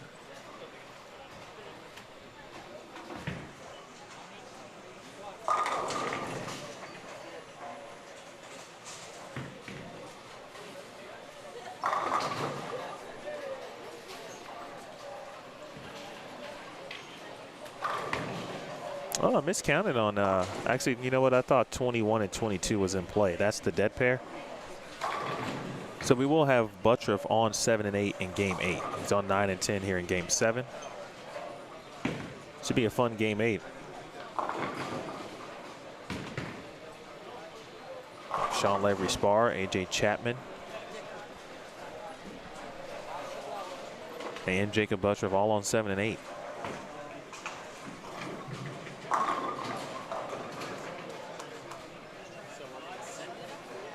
Sirigliano was fishing through a couple of balls there last game, so both he and Chris Clark get off to good starts here on 7 and 8. Welcome Jeff Flores.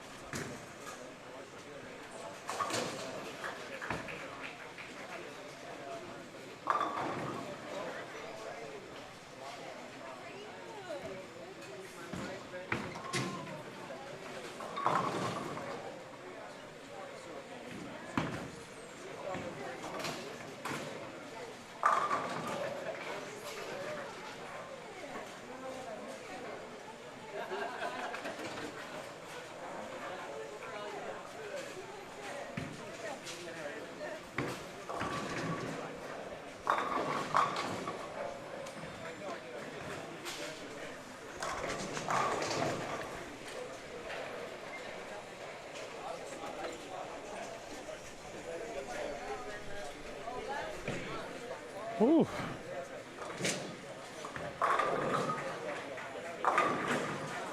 Oh man, I missed the spam again.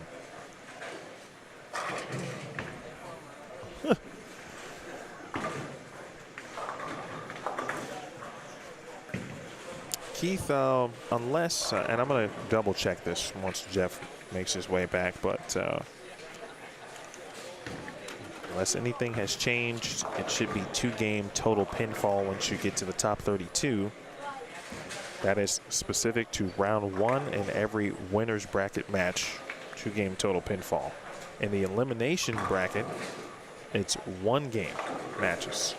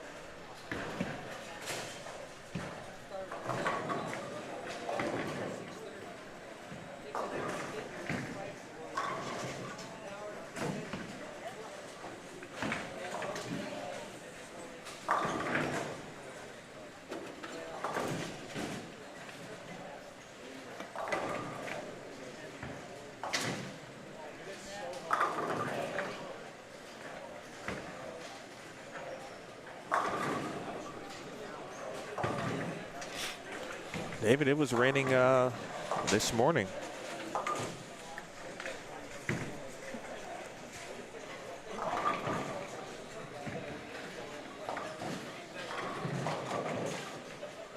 I don't know what time it started, but I sure heard some rain kind of middle of the night.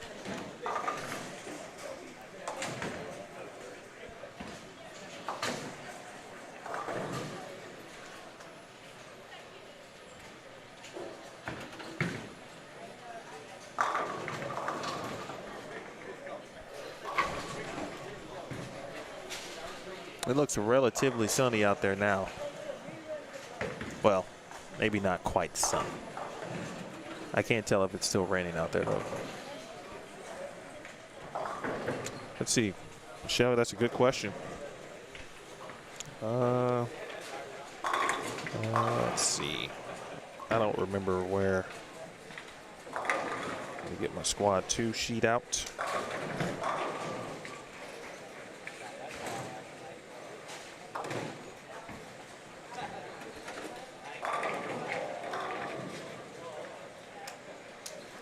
There were 2 ladies in squad 2.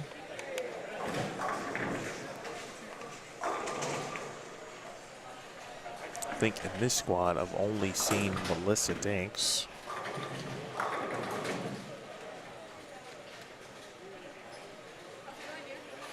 Sorry, and Emily Eckhoff. So there would be 2 in squad 3. I know Maria Jose Rodriguez is bowling in squad 4.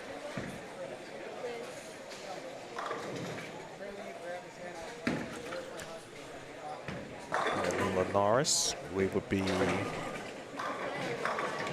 2. There would be maybe 3.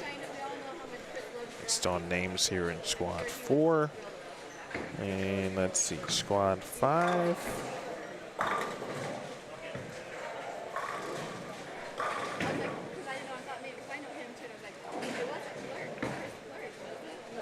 Might have to get the full confirmation on squad 5. Nothing standing out to me, and I got to take a look at squad 1. So right now, maybe 6.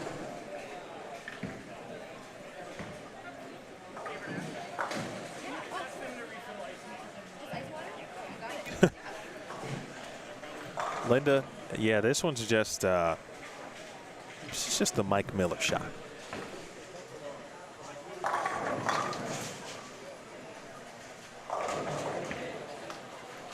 I'm sure if, you know, they were to take the tapes and have all of the specs and numbers, it would fall into some category.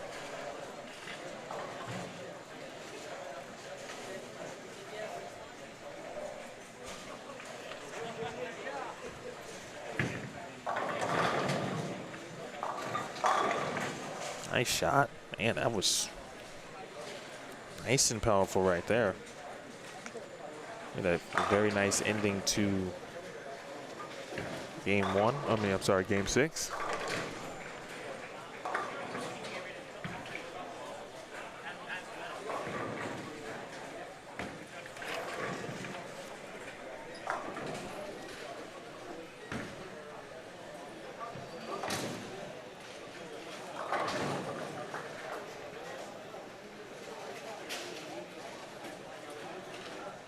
Jeffrey Flores Jr. and Richard Perkovich.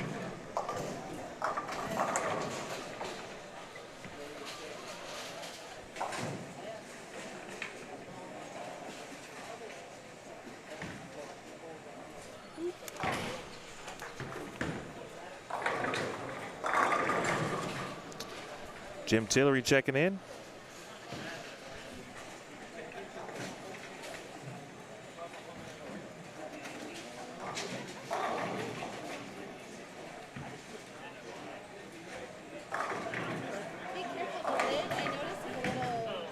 AJ Chapman with the front five. If you were with me a couple games ago, I told you that I'd anticipate AJ to score pretty well here in the back half of this block, based on what I saw him do on the burn and the last sweeper on Thursday night on the same pattern. Good questions there, Jim. I've got some score updates. Let's do the score update first, and we can talk about those.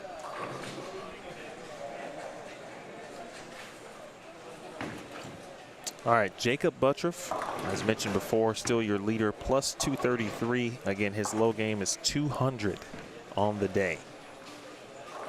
Added 224 in game 6. Jake Peters remains in second at plus 134. Ari Wilson remains in third. He is now at plus 133. Andrew Kane remains in fourth at plus 125. Now Sean Lavery Spar has moved into fifth on the squad at plus 117 after his 268 game. AJ Chapman is now up to sixth at plus 63. Chris Mays is seventh at plus 52. Kevin Jenkins is eighth at plus 47. Anthony Lavery Spar is ninth at plus 45. Brian Van Sickle is 10th at plus 44. Robert Marion is 11th at plus 35. Tyler Albrecht is 12th at plus 14. Chris Kelso, 13th, now at plus 8. Josh Hirschman, 14th at plus 5. Justin Espinosa, 15th at plus 4. Bill Wood, plus 1. Steven Kurtz is now even after his great start this morning.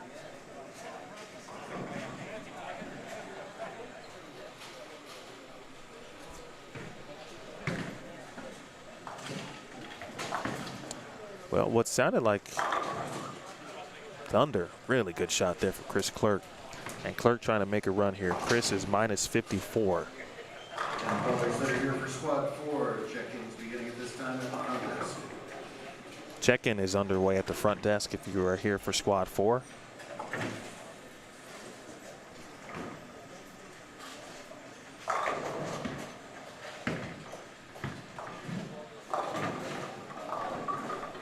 Any players that you are looking for or did not hear, happy to tell you where they stand here in the results.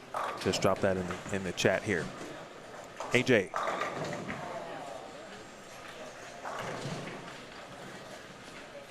A couple of front fives, both stopped by Tenpins, or a front five and a front 4, excuse me. Okay, to Jim Tillery's.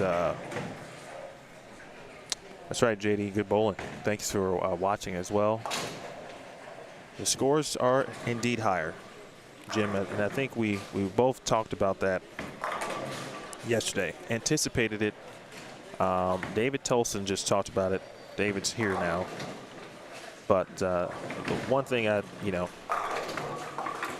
think the squad as a whole is better as a group. A lot of high caliber players here. There are a lot of touring players on this squad. Even those who either used to be on tour or some of the high level amateurs, meaning there's a lot of experience in this group. And typically when you get a group like this, in my opinion, a group like that will play the lanes in a similar manner. And I think that's what's happened today. also based on, you know, what they watched yesterday. You know, whether they stopped by for a little bit or, you know, watched here on BowlStreamTV, or what they saw bowling the sweepers earlier in the week. They had a pretty good idea on what they wanted to do. There were more players, I think, today throwing your thing and playing the outside, trying to play a gutter, especially the righties. There's actually a significant amount of lefties in this squad as well.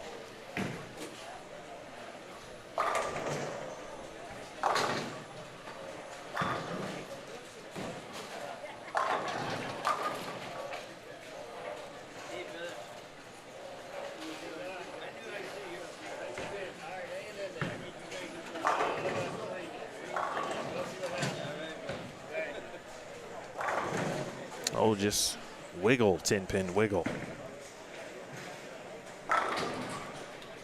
I don't have the overall number at the moment for top 32. We will have it as soon as this squad is complete. But let's see, if I had to, let's go to yesterday's standings.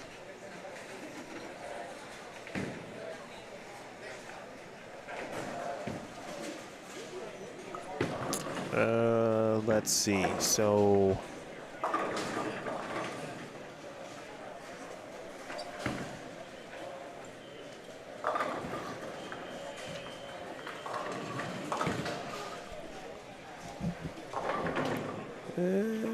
we had 3 people plus yesterday. So let's see, we've got 1, 2, 3, 4, 5, 6, 7, 8, 9, 10, 11, 12, 13, 14, 15, 16, 17, 18, 19, 20, 21, 22, 23, 24, get to 25 there, 7, 28, 29, 30, 31. Right now, 32 would be minus 68. And that's just a quick count from what I have in my hand to the results from the first 2 squads.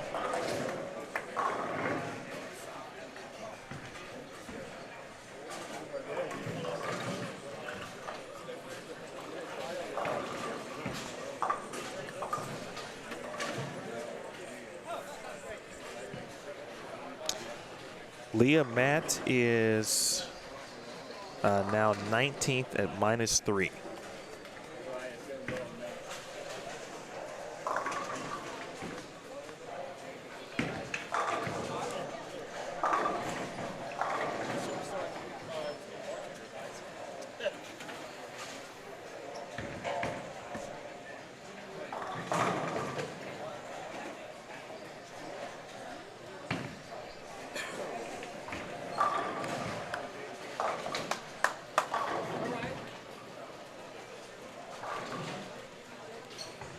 Front 6 alert on 9 and 10.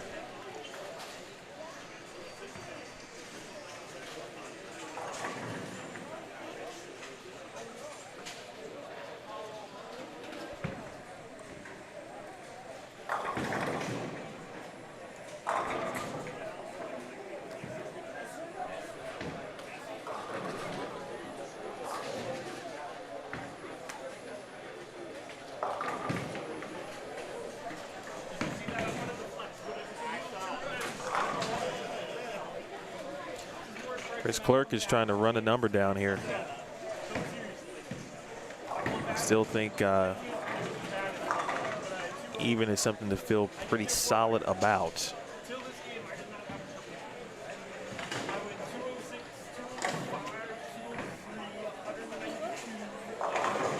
Oh, let's see where Dave is. Dave is minus 37. Jim, I appreciate that. But no, I have placed my order elsewhere. Thank you.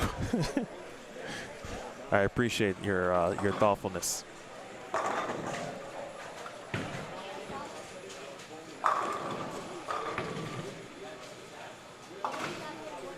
As soon as this is over, I'm going to the to the trunk. I've got my snack stash there. I'm gonna hydrate. Not forget to bring my snacks in for the next squad.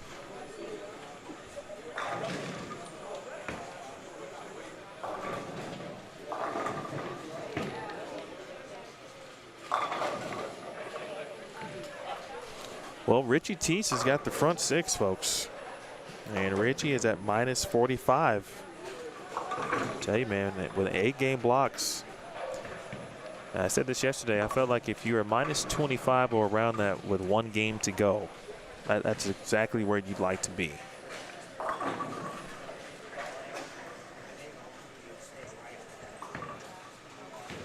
Petrovic has bowled well here. On to Teese. Oh, what a way to get 7 in a row. And the smile.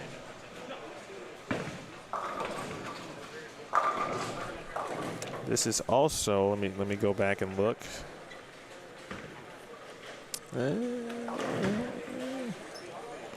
Where's Sean?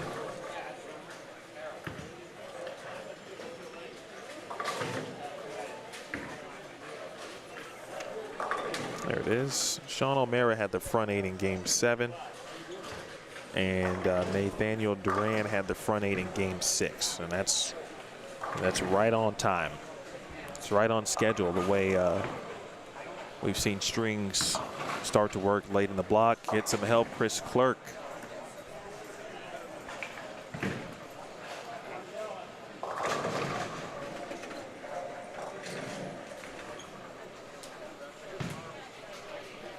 Spare 5-bagger on 13 and 14. I'll tell you who that is.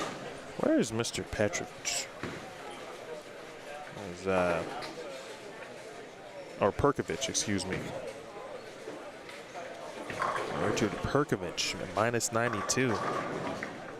And he throws it really good. There are so many players in this field who throw it really good, but and you look at the standings, and you see him, probably a little lower certainly than what they anticipate. And then based on what the eye test is showing you, no way they should be, minus 70 or whatever the case may be. That's the New Mexico Open right there.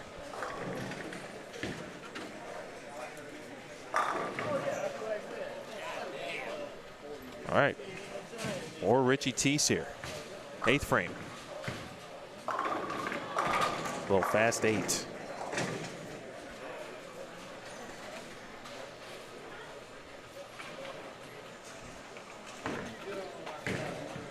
Read it. Bang. Sirigliano now with 4 in a row. I feel like this is kind of cool, right? Perfect for Clerk. Sirigliano. Players that certainly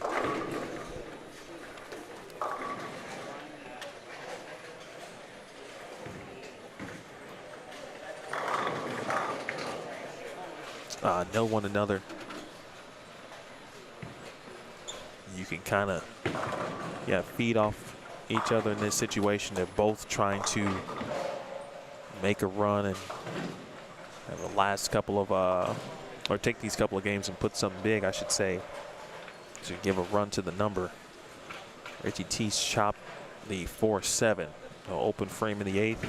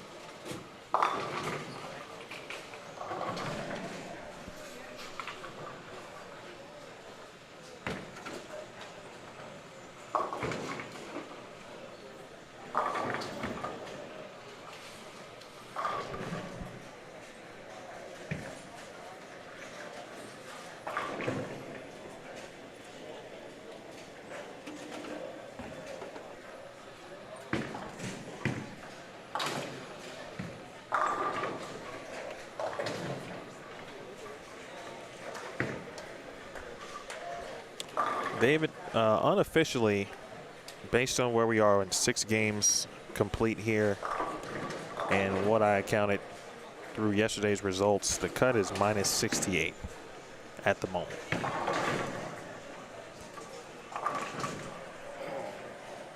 We'll have the complete and confirmed number once these 8 games are complete. And Jeff will take care of that. It'll be posted on the social medias as well as in the building.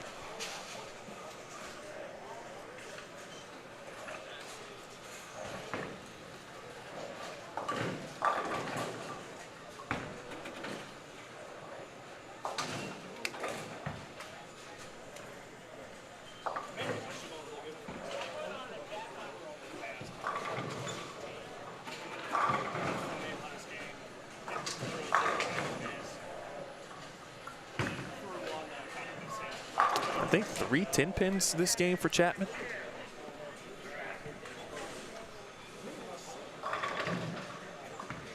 Perkovic.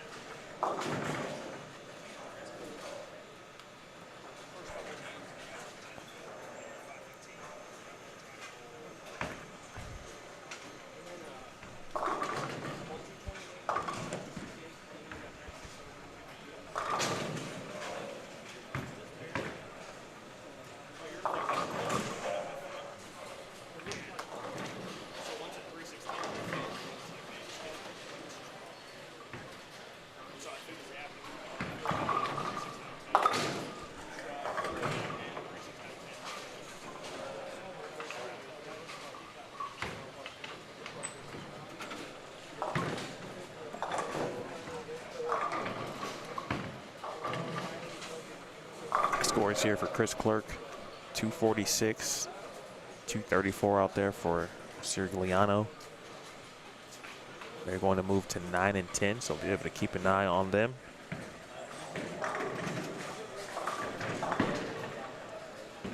Questionnaire, Kathy. She's had some moments today, speaking of Melissa. She did shoot, she had a back 6, 230 earlier today, which is her high game of the day.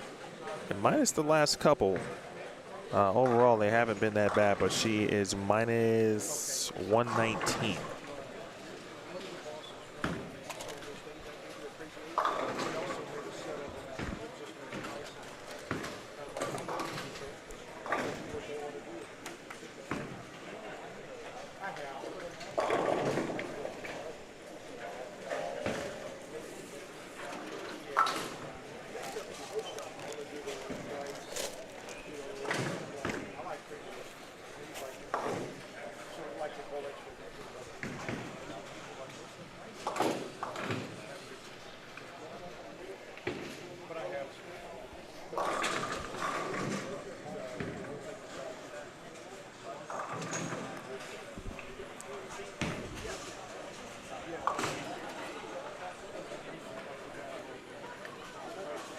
Thank you, Kathy. Appreciate you tuning in.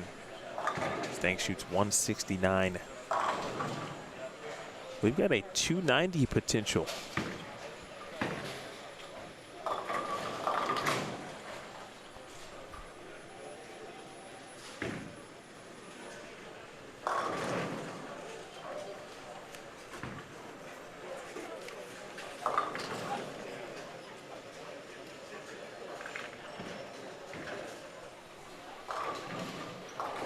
And it's down on 13 and 14.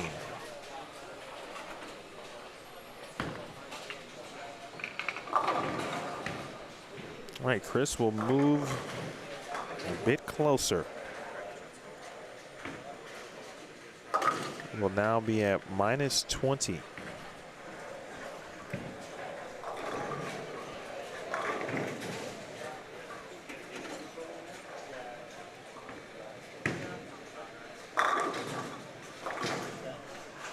With 1 game to go. Chris Clerk, that is.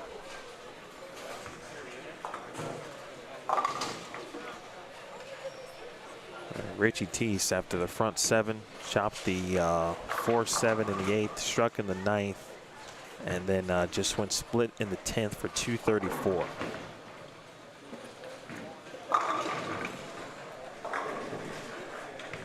Sirigliano putting in the work here in game 7.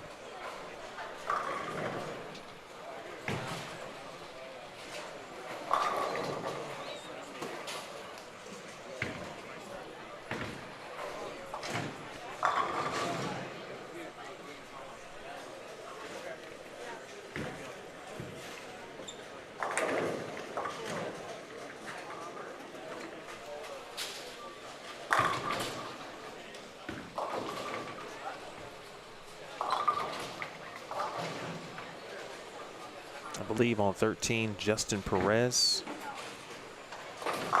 He's got 290 max. He's got the 10th frame left.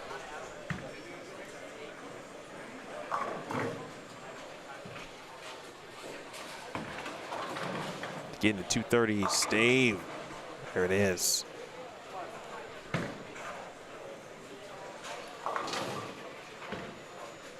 Buttriff.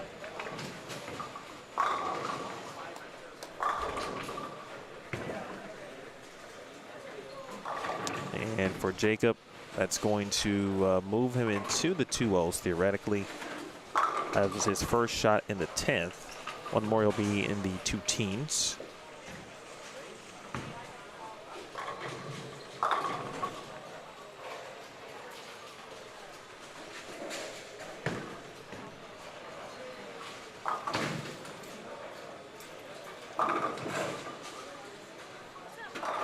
All right, 232.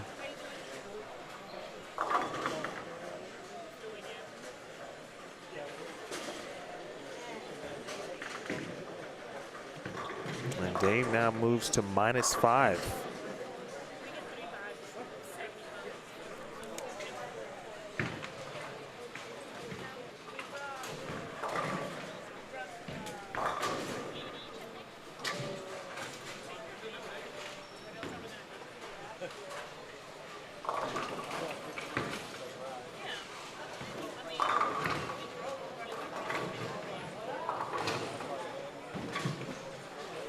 All right, 2-1-3 for Buttriff.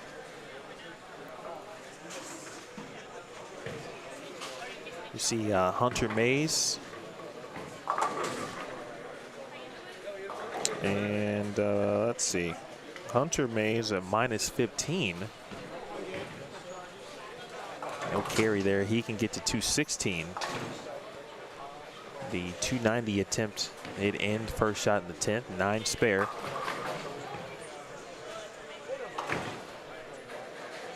Justin Perez, all of a sudden, he's going to be in the 260s, and he's going to be plus.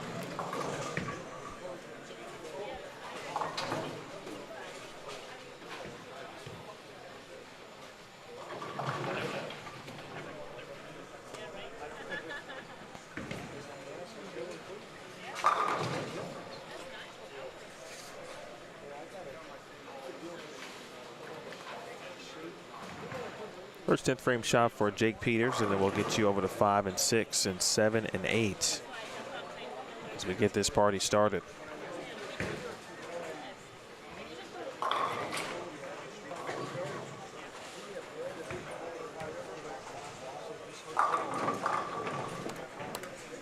All right, good shot. Back to 5, 6, 7, and 8, and officially now game 8. Big thanks to our sponsors of the New Mexico Open. Again, Pabst Blue Ribbon.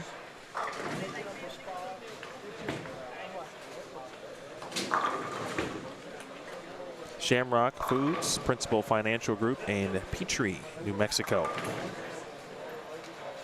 Jacob Buttriff, Sean Lavery Spar, AJ Chapman, Bill Wood on 7 and 8.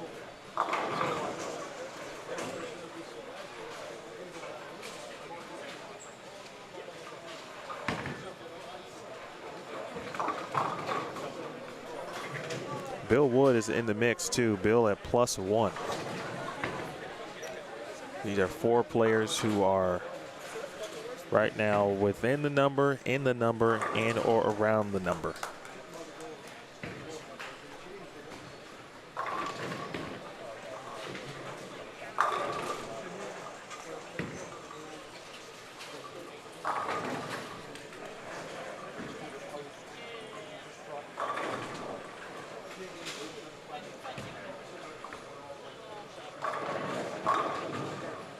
Wow, Perkovich throws it great, man. If he ever makes a TV show on their strike song music, he's got to play It's Time for the Percolator. That's got to be it. There's no other song. Fits perfectly. Oh, oh.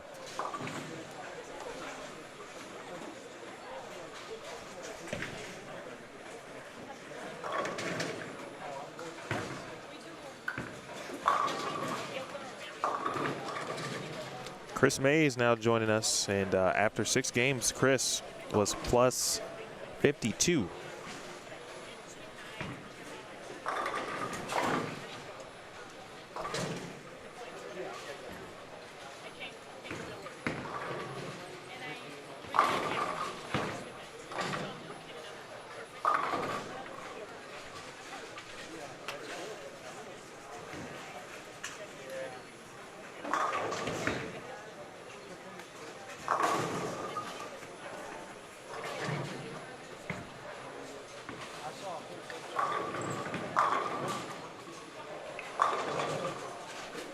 That one calls for some frustration. I totally understand that one, AJ. I know everyone's list is different on like who they think throws it the best on tour. And always fun to hear, you know, fans just kind of discuss their favorite players and how they throw it. And I just think AJ Chapman throws it the purest. Like outside of like Chris Prather, I don't know who throws it purer than AJ Chapman. And I'm sure there's plenty, right? It's not, I'm not thinking about them all, but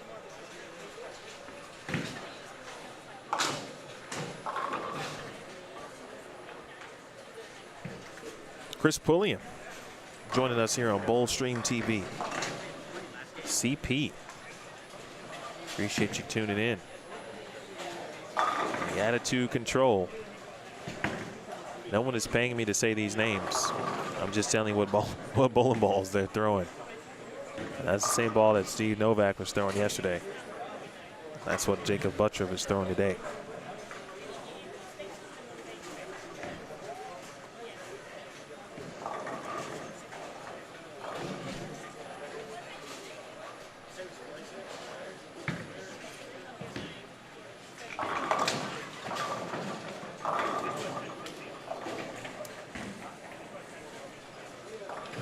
All right, Bill Wood.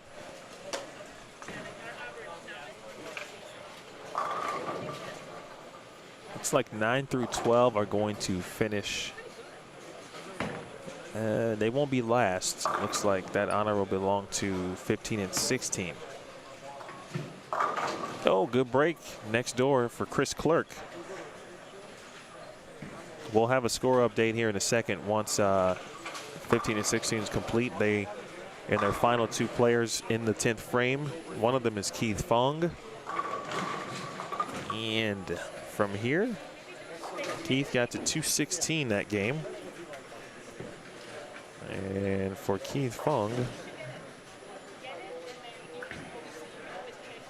he found himself at minus 77.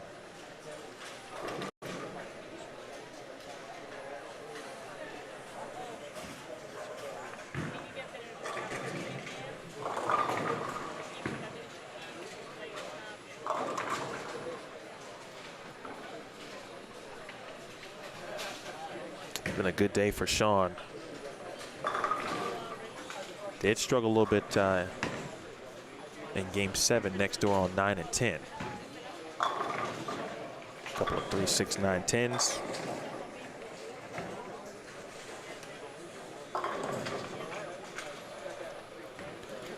Justin Perez has moved over to 11 and 12. He's going to be plus something. I didn't see his final fill shot, but he's going to be plus, or should be plus. Oh, Bill. That's a good 9 there, Bill Wood. Dare I say, a lot of wood there, Bill.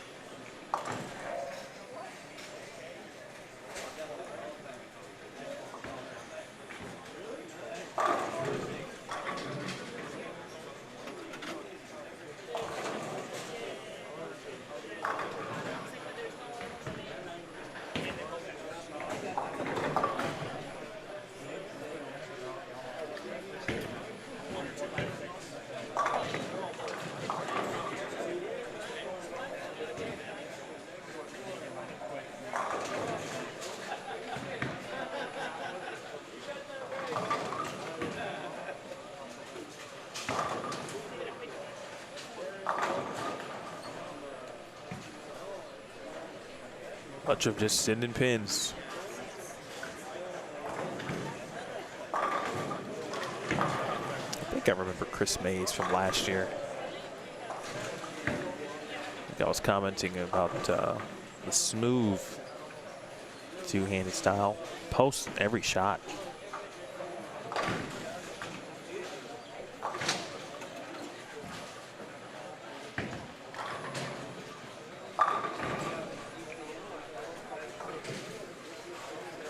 Like Sean from a couple of games ago where he had the front 8.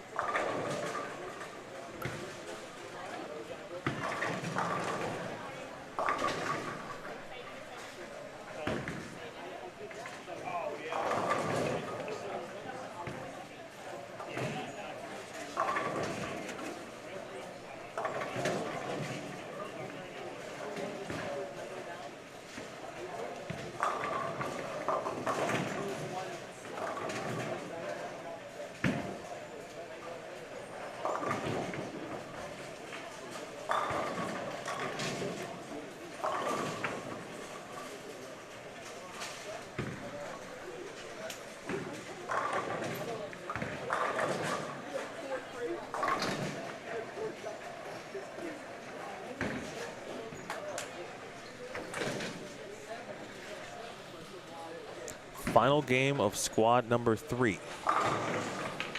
Squad 4 scheduled to hit the lanes at noon Mountain Time. I'm going to anticipate, similar to yesterday, that the squad actually will start probably closer to an hour from now. Oh, hook.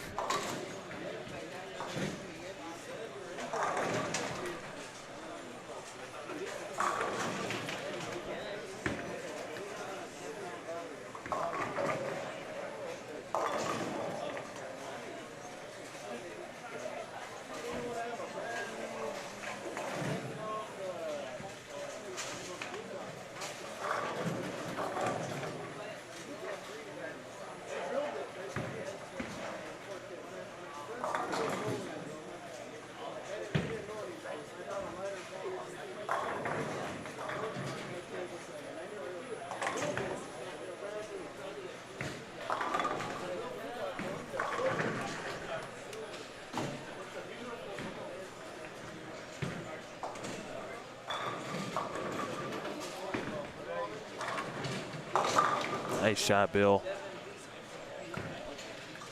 Right now, Bill pacing at 200. Looking good on the right lane. Single pins on the left lane.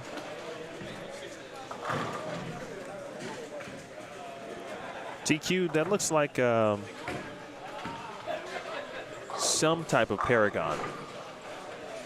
And he can't get a 10 out right now. I don't know if it's like a new Paragon, but it's definitely a Paragon. And it looks to be purple.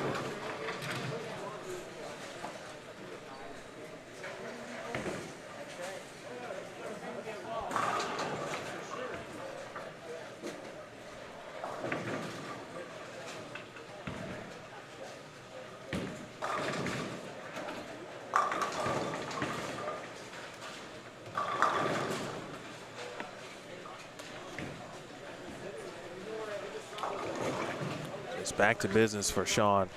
Double, 9 spare double. Oof. Crushing 9 pin there on 5. Chris Mays.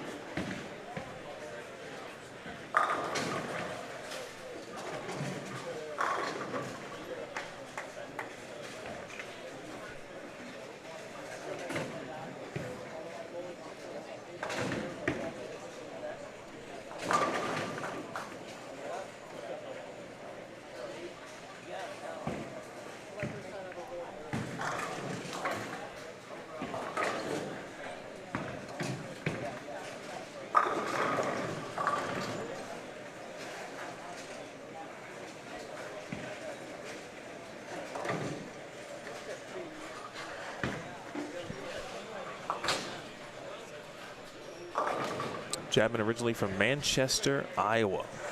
To Wichita State.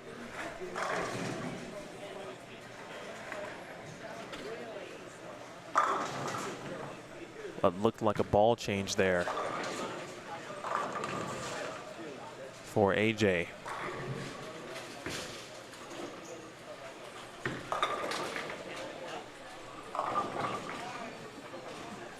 And that looked to be maybe one of the new messengers from Columbia 300.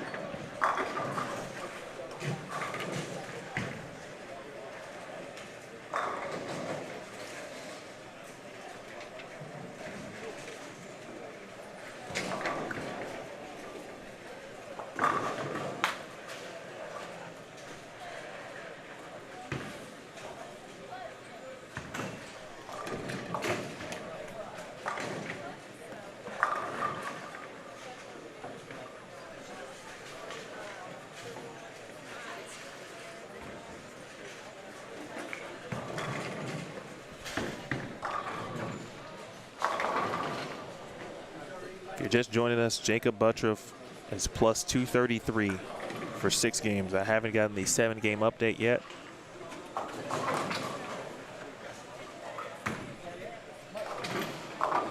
Buttroff definitely went plus. I don't remember what the game was, but it's been his show. Jake Peters has bowled very well. Ari Wilson has been very good today, along with Andrew Kane, Sean Lavery Spar as well.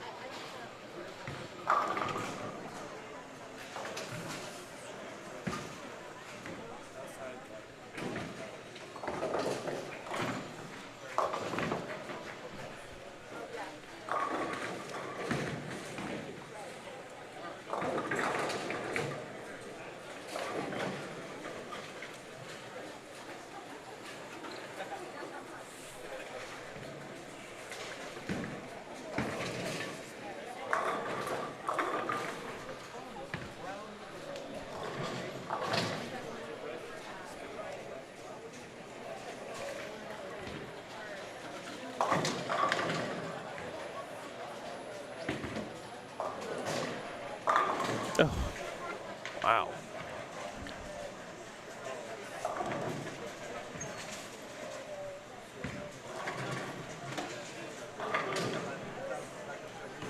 I think the only reason Sean is all right with that because he didn't quite stick the landing. So that result was, okay, that was, you know, considering, all things considered, we'll take it.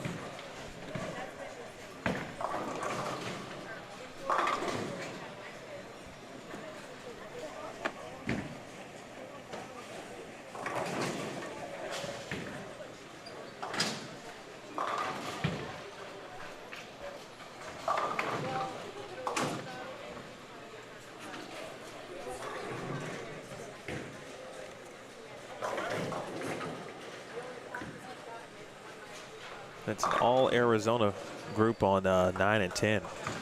Chris Clerk, David Sirigliano, Hunter Mays, and Keith Dahmer.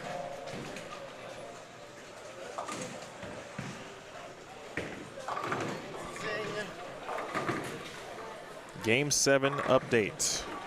You guys ready? Game 7 update looks like this. Buttroff plus 246. Andrew Kane shot 276.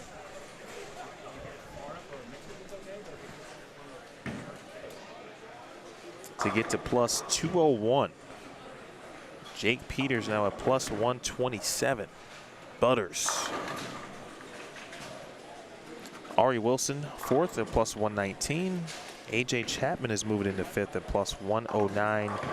Sean Lavery Spar is sixth at plus 87. Chris Mays is seventh at plus 78. Kevin Jenkins and Anthony Lavery Spar at plus 70. Brian Van Sickle is 10th at plus 67. Chris Kelso is 11th at plus 30. Tyler Albrecht, 12th at plus 27. Robert Marion, 13th at plus 23. Bill Wood is 14th at plus 21.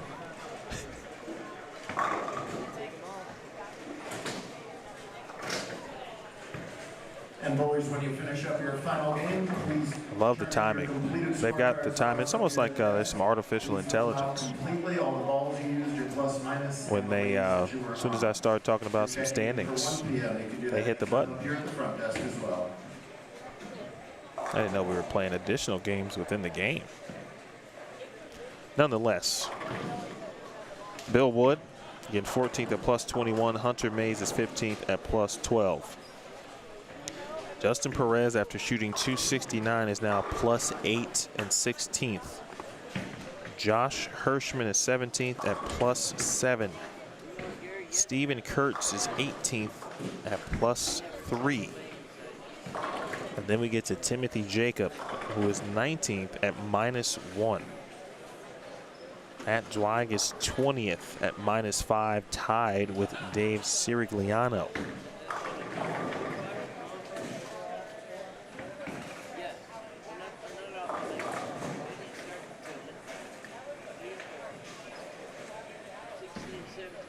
Richie Teese is 22nd at minus 11. Chris Clerk, 23rd at minus 20. Justin Espinosa, 24th at minus 27. And I would say from right there, those individuals would have a chance still. Keith Fong, minus 61, is 25th.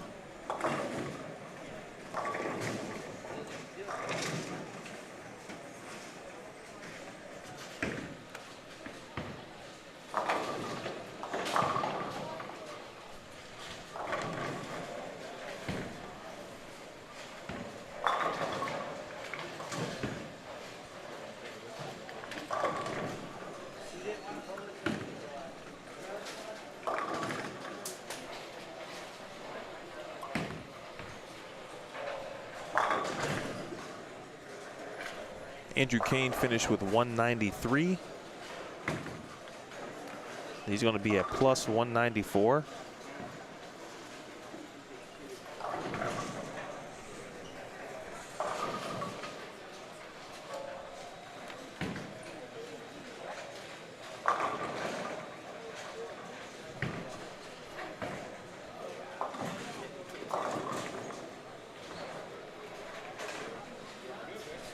This group here, specifically Bill Wood, just trying to stay out of trouble. Just make sure, stay clean. He's had a really good day. Low game of 170. That was in game one. He went 170, 203, 187, 234, 204, 203, 220.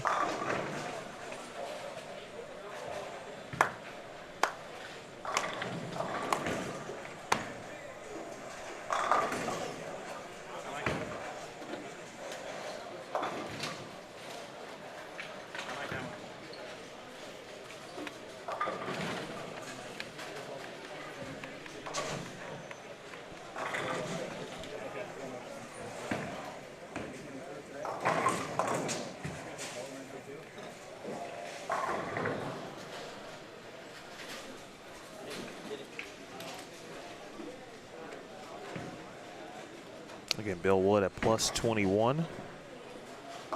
Everyone else on this pair is going to be in. Buttriff, it's just a matter of what his final total will be. He can get to 246.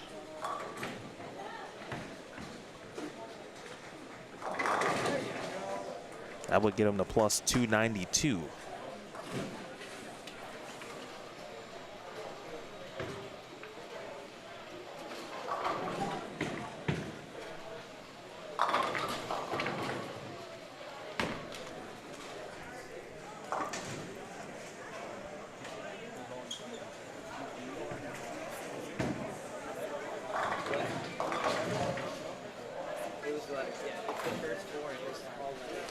Back half of A.J. Chapman's scorecard here is 257, 224, 246. 727 for the last three.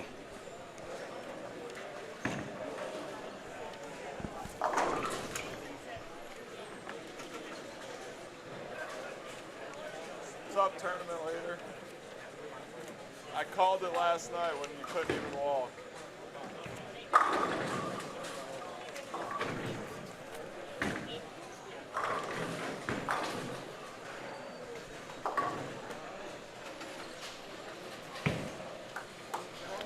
Race will be 9 and 10 for sure. That's with Chris Clerk and Sirigliano there.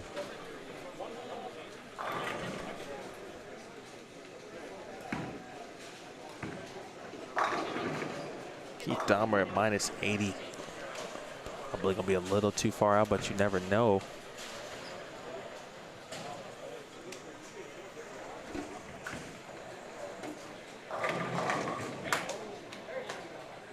That's a huge shot there for Chris Mays. Mays was in danger. Not by much. He was at +78, but you don't want to take any chances. One more would put him in the 190s with a high count.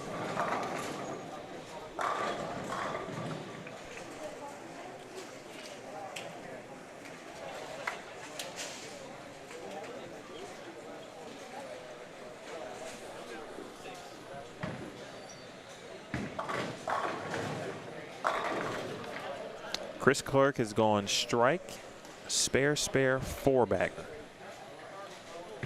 We're going to go to 9 and 10 to finish out this round here after this. I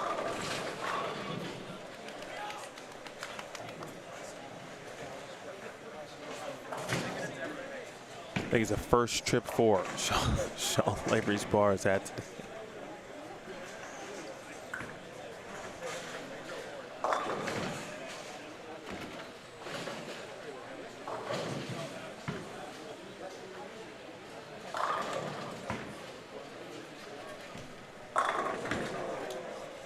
Wow. Dave Sirigliano just stoned an 8-pin. Definitely not the right time. There's never a right time for an 8-pin, but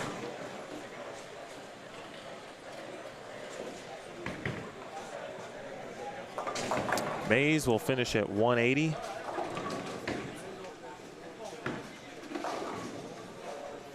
Will be +58.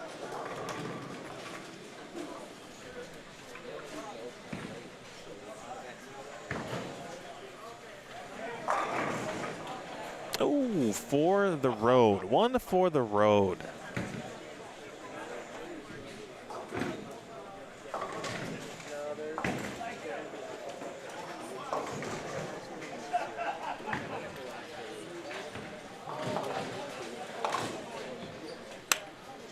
Solid block, solid back four for A.J. Chapman. 201. It's in the +110. And on to the top 32 tomorrow.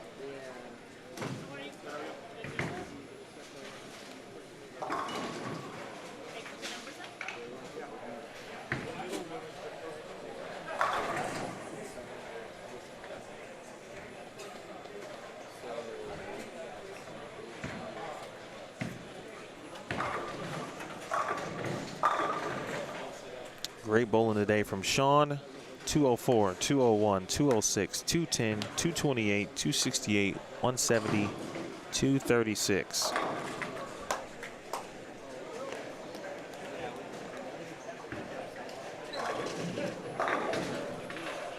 That gets him to +123.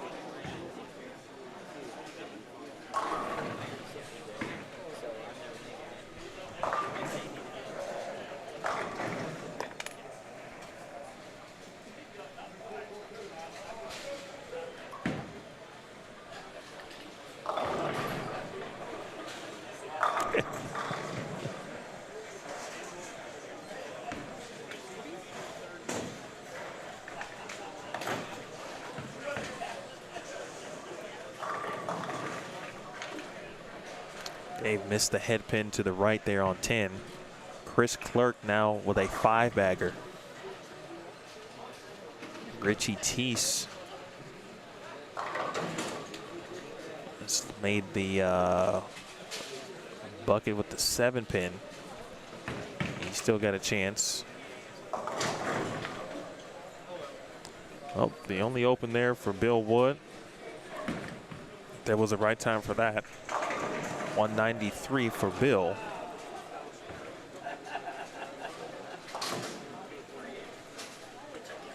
He's going to be at plus 14, which if that were me, I think I'd still feel pretty good about that.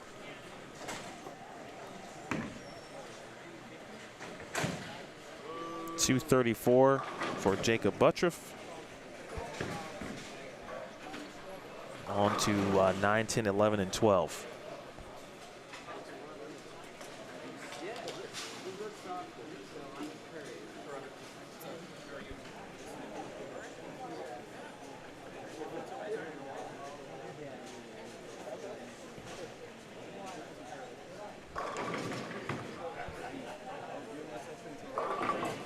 Plus 280 or Jacob Buttriff. All right, so this is Hunter Mays. Mays in the standings is 15th at plus 12. At 115 in the 6th, he was working on a double. That was his 9th frame shot. This is Chris Clerk, left side of your screen. Strike, spare, 5-bag. Paps to open up a 6-pack. Oh, okay. We'll wait on it, Paps. 7-pin though. Again, Clerk right now 23rd at minus 20.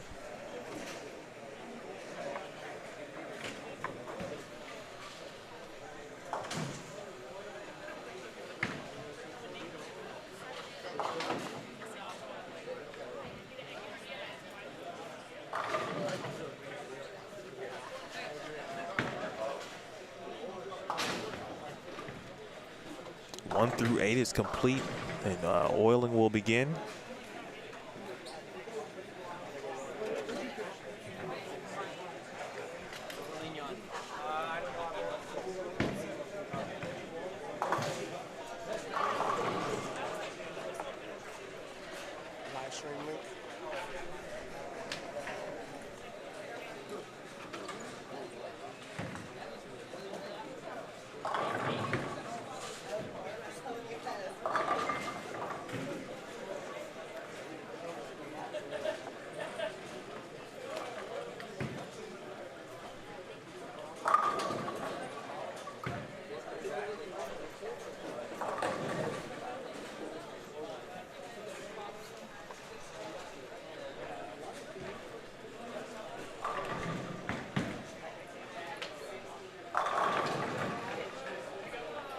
All right, that was Cirgliano.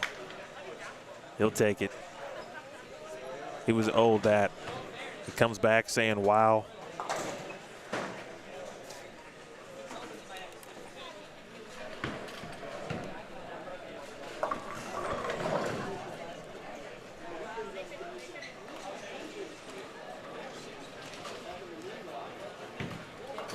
Aim at a possible 214. Hunter Mays, his max is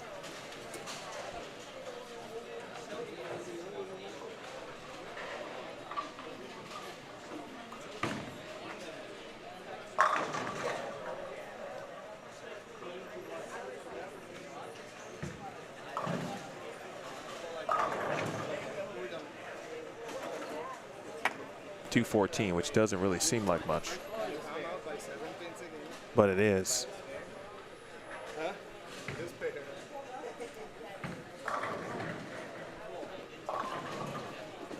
That's huge there for Hunter. Again, 15th, plus 12. If he strikes out here, that would give him a plus 26. 10th frame, Chris Clerk.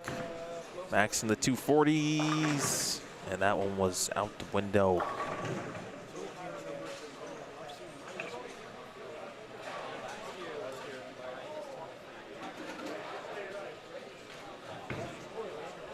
All right, Stacey makes the spare. Strike on the fill, that's 235. Justin Perez next door. He just saw his strike. That was his first shot in the 10th frame. He can get to 228. All right, Mays is going to, with a spare, get to 204. And that would be plus 16.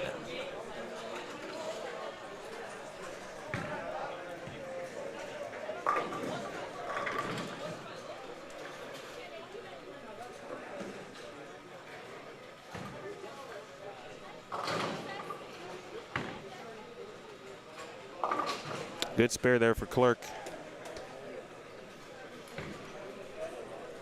So Chris' final game will be in the 230s. And he's going to get to plus.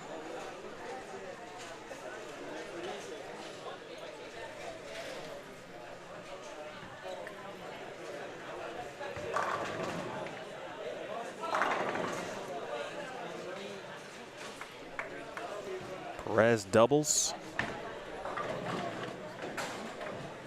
Missed spare there for Mays.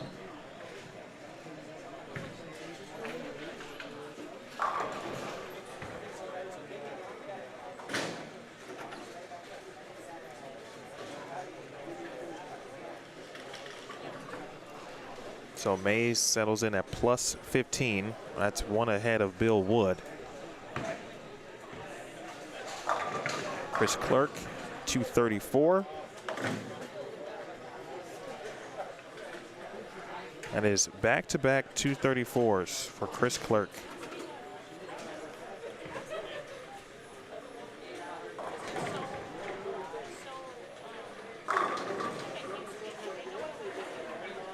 Two games ago, he was minus 54.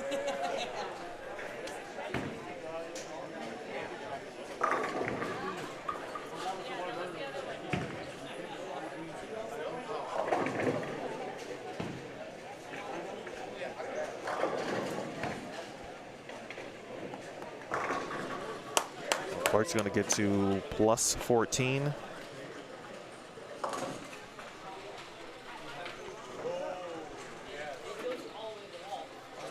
Justin Perez got to 228.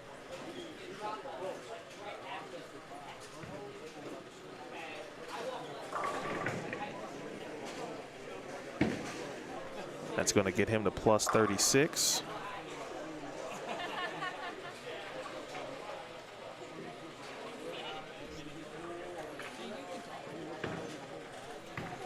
You see Edward Thorman finishing things out.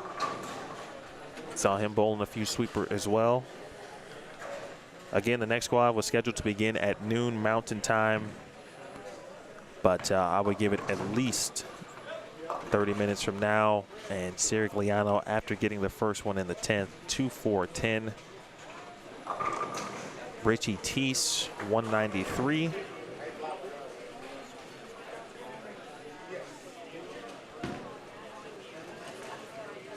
He'll be at minus 18.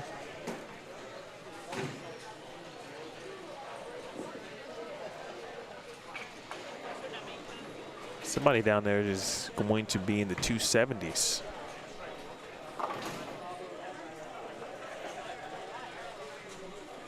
Looks like maybe Brian Van Sickle.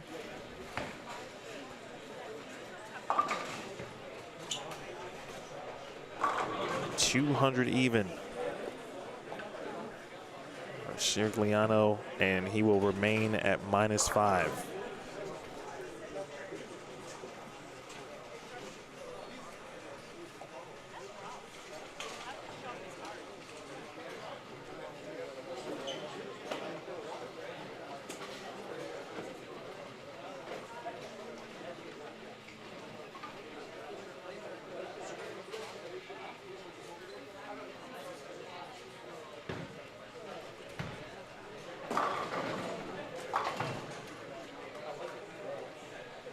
Brian Van Sickle with the high game of the tournament. In game 8, shoots 279.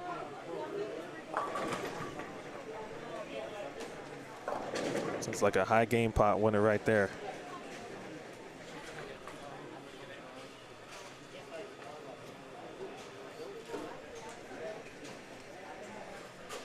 That moves into plus 146. Speaking of Van Sickle.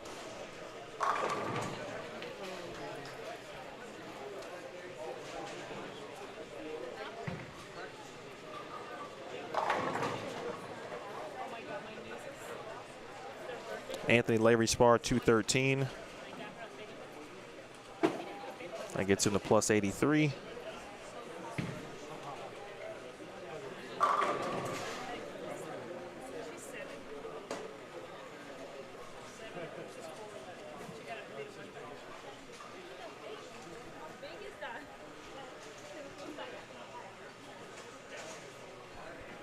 All right, folks. Everyone else is now out of camera range. But Jake's going to be in the 190s. Keith Funk can only get into the 160s.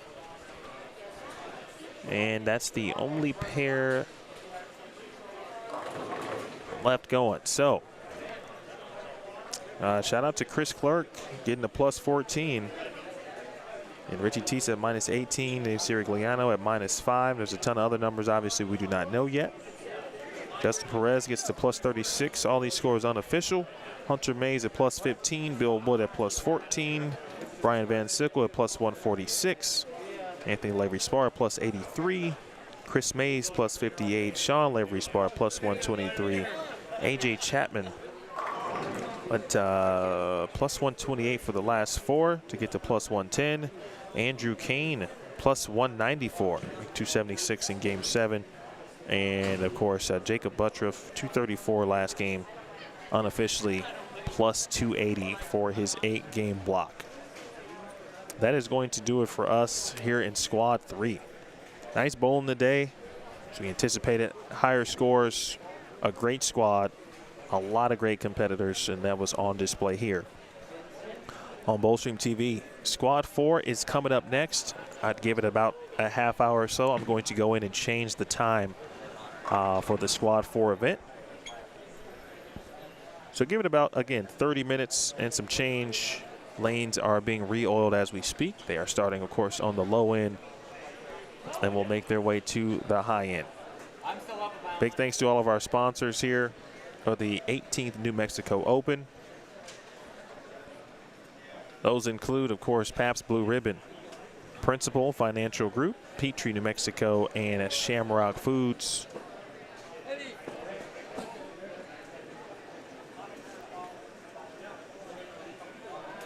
As well as Petrie, New Mexico. They're going to give away a Kia Rio for a 300 game in the championship finals if one happens on Sunday, which is tomorrow. And then, of course, Dominguez Flooring, Loveless Health System, Realty One of New Mexico, Girardi and More, Paul Yoder's Pro Shop, Jana King of Valejos, and Turbo. That is going to do it for me at the moment. I'm going to go eat, hydrate, and come back with more. We've got Jim Tillery. Hope to have Dylan Taylor at some point. We've got a couple of individuals potentially lined up for you. Squad 4 in about 30 minutes and some change. Until then, big thank you to Steve Mackey, Dana Miller-Mackey, Mike Miller, and Jeff Hamer, and the entire staff here at Tenpins and More. We'll see you in a bit. This has been a presentation of the 2022, the 18th running of the New Mexico Open. Watched it live and only on BowlStreamTV.